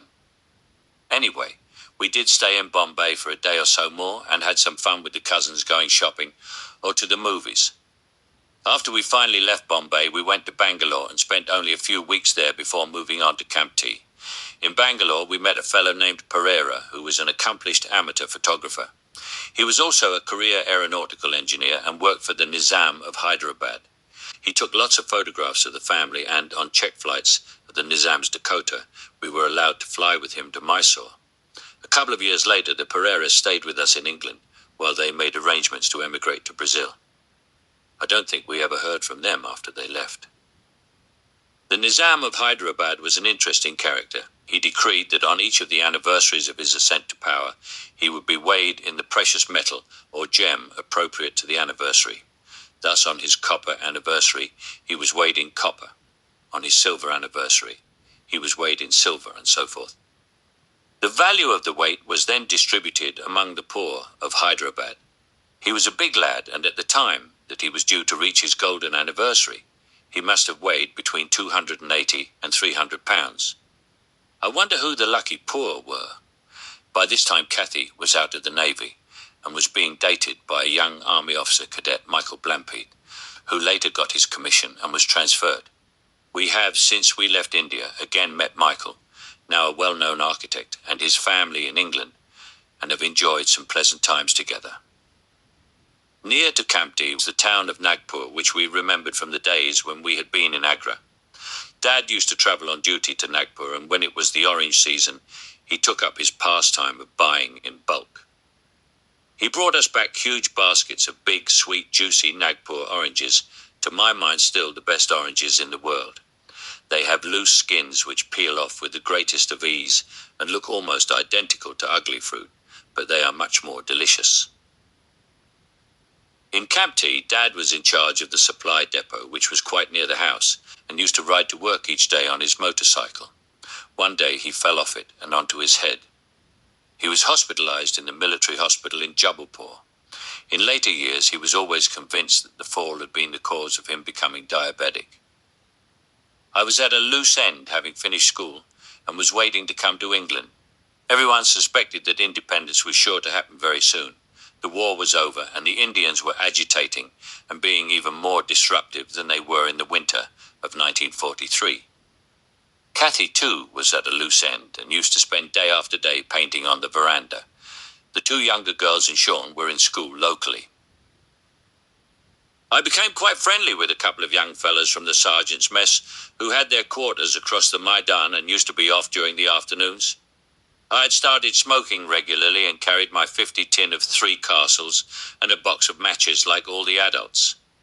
One day the NCOs asked me if I would like a drink of whiskey with them. No problem, yes thanks. So we sat on their veranda smoking like chimneys and really tucked into the booze. After a couple of hours, and for the first time in my life, I was as pissed as a fart and decided to go home for lunch. I wended my way across the Maidan with the bloody path weaving from side to side and me laughing at its silly antics. Cathy was on the veranda as usual and immediately saw that I was plastered. "You're drunk," she said rather sternly, and then, amused at my imbalance and clutching out for the veranda roof support, she smiled. "Let's go and have lunch." Then I went to bed and fell off to sleep. In the evening, I got the beastie to draw a bath for me and then talked Mum into going to see this marvellous flick. I had no money and was totally dependent on Mum's generosity to pay for my ticket. We both went on our bikes, and when we came home, it was dark. There were no street lamps and we had no cycle lights, but neither was there any traffic at all. I could see fairly well in the dark, but Mum was near blind in it. Coming around a bend in the road, there was a cow sitting in the middle. I saw it and swerved, and called out to Mum to watch out for the cow. But she was already right up to it. She applied her brakes. But it was too late, and she ran right into the beast, nearly toppling over onto it. The animal jumped up in disgust. How dare we disturb its rest? More an allegation than a question. Mum just stood there and giggled, so much so that she could not remount her bike. We had to push the machines the rest of the way back home. She could always see the funny side of a situation. Major, later, Lil Tay. Cole Daniels and his wife and 2 children lived in Kamptee. I met them at the officers' mess one day, and when he asked me to ride out with him in the morning, I gladly accepted. He borrowed a couple of horses from the cavalry stables and rode up to the house with the spare in tow. I thought he had lost control of the horses because he rode right up onto the veranda. Mum was just inside the house and couldn't believe the sight. But Daniels was just fooling around, and whenever we went riding together and he called for me, he would do the same thing. We were only in Kamptee for a relatively short time, and when we moved out, I lost contact with him until, in 1952, I discovered that he had, on D-Mob, bought a hotel in Boscombe, just outside Bournemouth. I was working as a salesman at the time, and would always stay with them when I was in the area. Cathy had met Colonel Terry Fitzpatrick, who was G2 Deccan area at the time. They fell in love and later got married. Terry became my buddy too. We regularly went for picnics to a place called Totalado, where there was a nice little lake and a slow-moving river. Terry used to let me drive his army jeep when we drove out there, and it was all marvelous entertainment. However, on one occasion we nearly came to grief. Kathy and Terry had wandered off and left the rest of us alone to mess about in the water. We had a lie-low mattress, which we used as a raft, and on which we lay or punted around. I had taken Phil out on it, and about 10 or 12 feet out from the bank, I started rocking it quite vigorously, until she fell off into the water. She soon got to her feet in the water. It was only about 4 feet deep, and started laughing. She wanted to do it again and again because she thought it was great fun. Then Mary wanted to join in the game, and so, sitting on the raft myself, I took each one of the girls out in turn and dropped them over the side by rocking it. Eventually, it became simpler to take both of them out together and making them both fall off. Neither of the girls could swim, but the water was not deep. I got bolder and took them out further and further, but still with the water at a depth of only 5 feet or so. Certainly, you could stand up in it and still keep your head above the surface. On the 4th or 5th rocking mission, when both of the girls had been successfully dumped over the side, I noticed that Mary was in difficulty in the water. At first I thought she was kidding, but soon realized that she was out of her depth and was beginning to drown. I leapt off the raft, inadvertently kicking it away as I did so, and went to her assistance. But the moment I got within arm's length of her, she flung her arms around my neck and her legs around my body and started to push me under. Damn, even I couldn't touch the bottom of the lake. All sorts of thoughts rushed through my mind. I decided to get clear of Mary, and with a lot of struggling, managed to get her legs from around my waist and her arms from around my neck. By this time, it had been such a heavy strain that I was exhausted. I tried to get hold of the raft, which had drifted even further away when I leapt off it. It was hell. My head was bursting, and my lungs filled with fire. Mary was going under, but I just had to get the raft first. I couldn't risk tangling with her again. I swam after it, and after much difficulty recaptured it, and eventually managed to drag myself onto it. Exhausted, I started to move it in Mary's direction, at the same time thinking that, if the worst came, I could always give her artificial respiration if she needed it. It was a struggle, but eventually I managed to pull Mary onto the raft, and the pair of us lay there filling our lungs with deep, deep breaths. Slowly, I maneuvered the raft to the riverbank and pulled Mary to safety. Phil stood there bewildered and aghast at the scene, but rushed to her sister and put her arm around her comfortingly. Mary, fortunately, only needed comforting and the promise that we would never do any more ride-em cowboy stuff. As soon as I had recovered my breath, one swam out to the point at which we had been in difficulty and checked and rechecked the depth of the water. Sure enough, I was well out of my depth, and to this day can only assume that beneath that otherwise benign stretch of water, there was a much deeper pit below the surface. Mary always reckoned that she never learned to swim because of that day's experience. Terry's Jeep fascinated me. When Jeeps were first introduced, I had seen a demonstration of its capabilities and marveled at the way you could take them almost anywhere. They could be driven up the steepest of slopes, through deep mud, over the rockiest of terrains, and even up steps. One day Kathy was entertaining Terry on the veranda. I got into his Jeep and started it up, not checking but soon finding out that he had left it in first gear. It leapt forward and the front bumper got bent as I hit the garden gate post. The next day, Terry was due to inspect a Gurkha regiment, and there was no chance of him getting the Jeep repaired in time. He had taken us out to the Gurkha camp with him, and I had to stand in front of the Jeep to hide the damage. When the parade was over, we took snaps, and Terry had to hide the damaged bumper with his beret. He was a great sport, and I thought he was a marvellous guy. Kathy and Terry were married in Bombay and left for England immediately afterwards. They had 2 sons, Michael, a pilot with Air New Zealand, and Timmy, a great artist who lives in California. While in Kamptee, I met Hector King. He was a W01 with the mess and an ex-schoolboy from Abu many years before I was there. He was married, and his sister-in-law, Rita Maxwell, was spending a few weeks on holiday with them. Rita was really pretty and a hot little cracker, and it was not long before we began to spend a couple of hours getting to number 4 in the back of Hector's Fiat Topolino during the afternoons while he and his wife took a nap. Have you ever seen a Topolino? Actually, it would better have been described as number 5, because not only could I get her cute little titties into my hands, I could pull them out and kiss them. But whenever I tried to slip my hand between her thighs, she would balk and pull away. God knows what I would have done if she had let me touch l'oignon d'or, as the French call it. I used to go swimming with Rita on Sundays, but one day she caught sight of this new-in-town young officer and made a beeline for him. Actually, he was a very handsome young man, but I think she must also have promised him a really speedy approach to number 5 and beyond, because he was instantly hypnotized by her. They cavorted around for half an hour or so, then left the poolside together, and I never saw her again.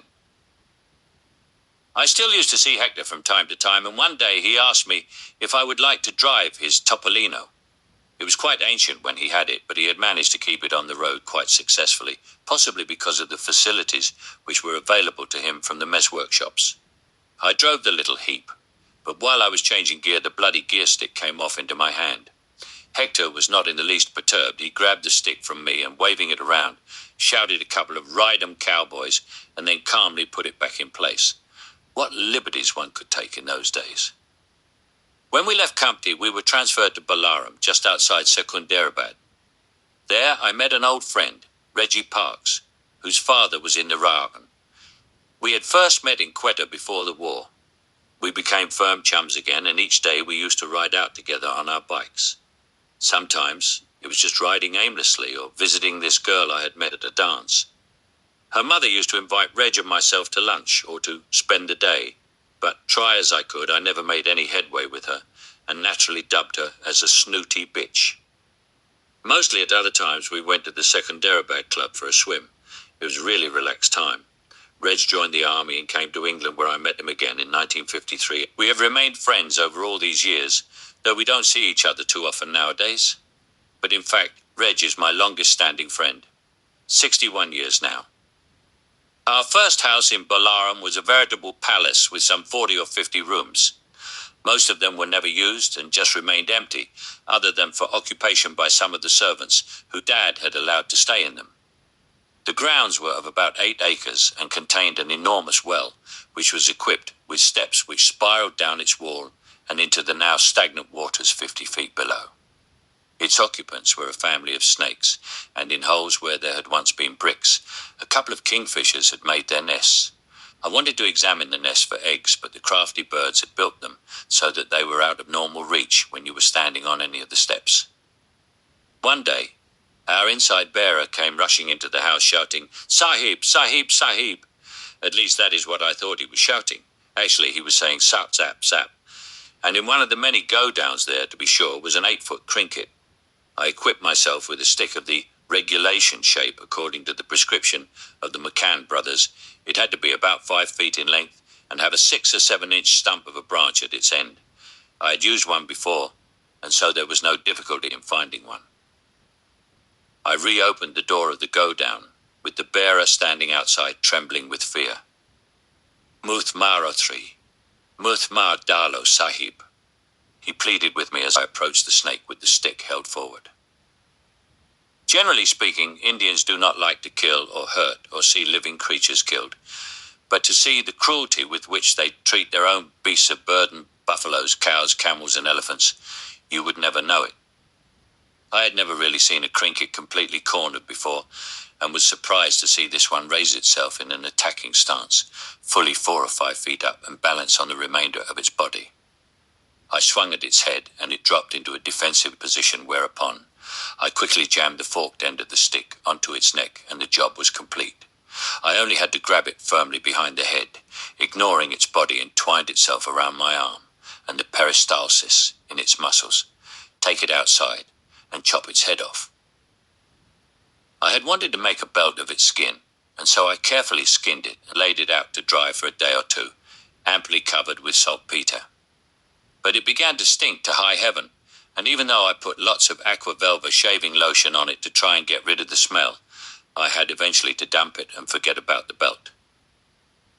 When we lived in the palace, Dad started to bring lots of novels back to the house. They were specially printed editions of Penguin and other well-known publishing houses, which were for the forces. I could polish off a novel each day.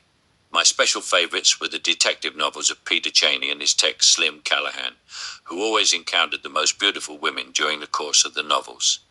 The women were often clad in thin silk kimonos when they came to the door to meet him, and wore mules, sexy slippers, which they would slowly slip off when they curled up on the settee in their living rooms. But most of all, I admired the tough and cool style of Slim Callahan himself, who used to have a quick shower and then splash some eau de cologne into his hair while he downed 4 fingers of whiskey. He smoked a cigarette, carefully extracted from his gold cigarette case, and looking into the mirror of the dressing table in his bedroom, watched the smoke curl up into his nostrils as he slowly let it trickle out of his mouth. Sometimes Slim would blow a smoke ring, and so I learned to blow smoke rings too. Whenever he was in London and needed to pass some time waiting around, he would go into a news theatre and look at some cartoons and the Pathé News.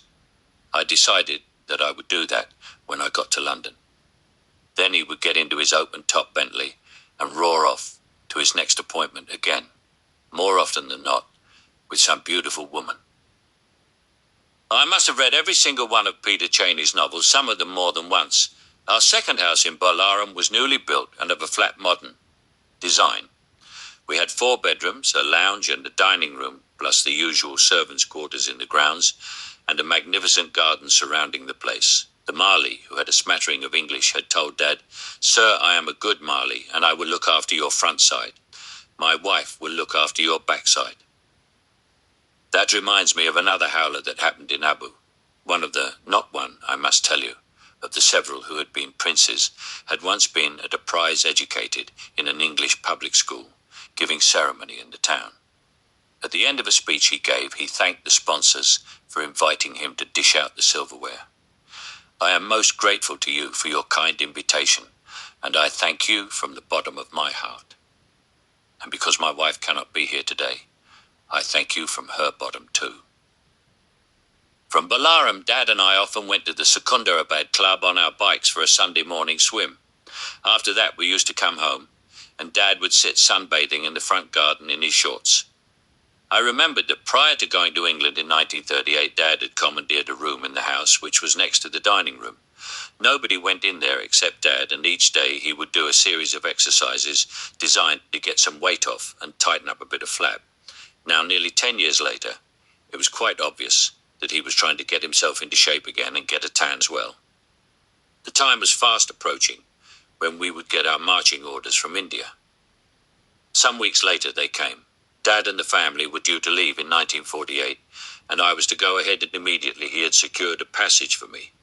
A peon was dispatched to Madras to get me a passport, and on Indian Independence Day, the 15th of August 1947, my movement order came through. It was the custom for most of the military and their families to go to the embarkation unit in Deolali camp for allocation of passages. Normally, there was a delay of 2 to 3 weeks in the camp before one's passage came through. But when I arrived in the camp, I met up with an old friend whom I had known in Abu Roy Stevens, was a Lawrence College student at the time, and had been in Bangalore when Sean and I had gone there in December 1946. In addition, there was another lad of the same age as we were, also the son of an Indian Army officer. We were all billeted together and hoped to be on the same boat bound for England.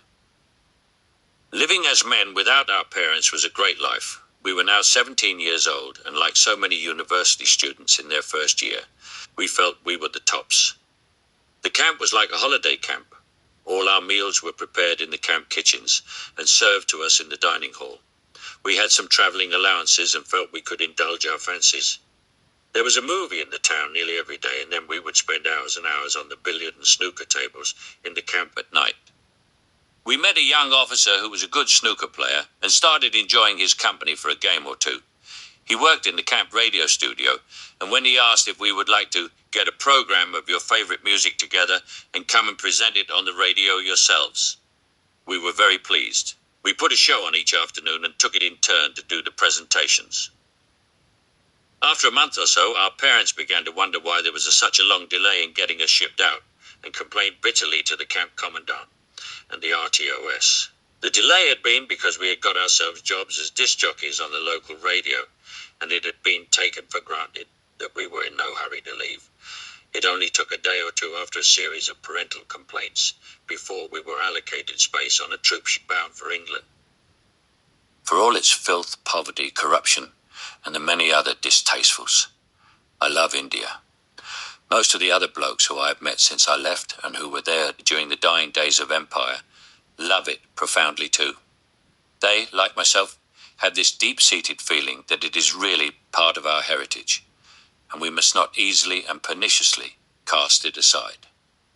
Unfortunately, we are a dying breed.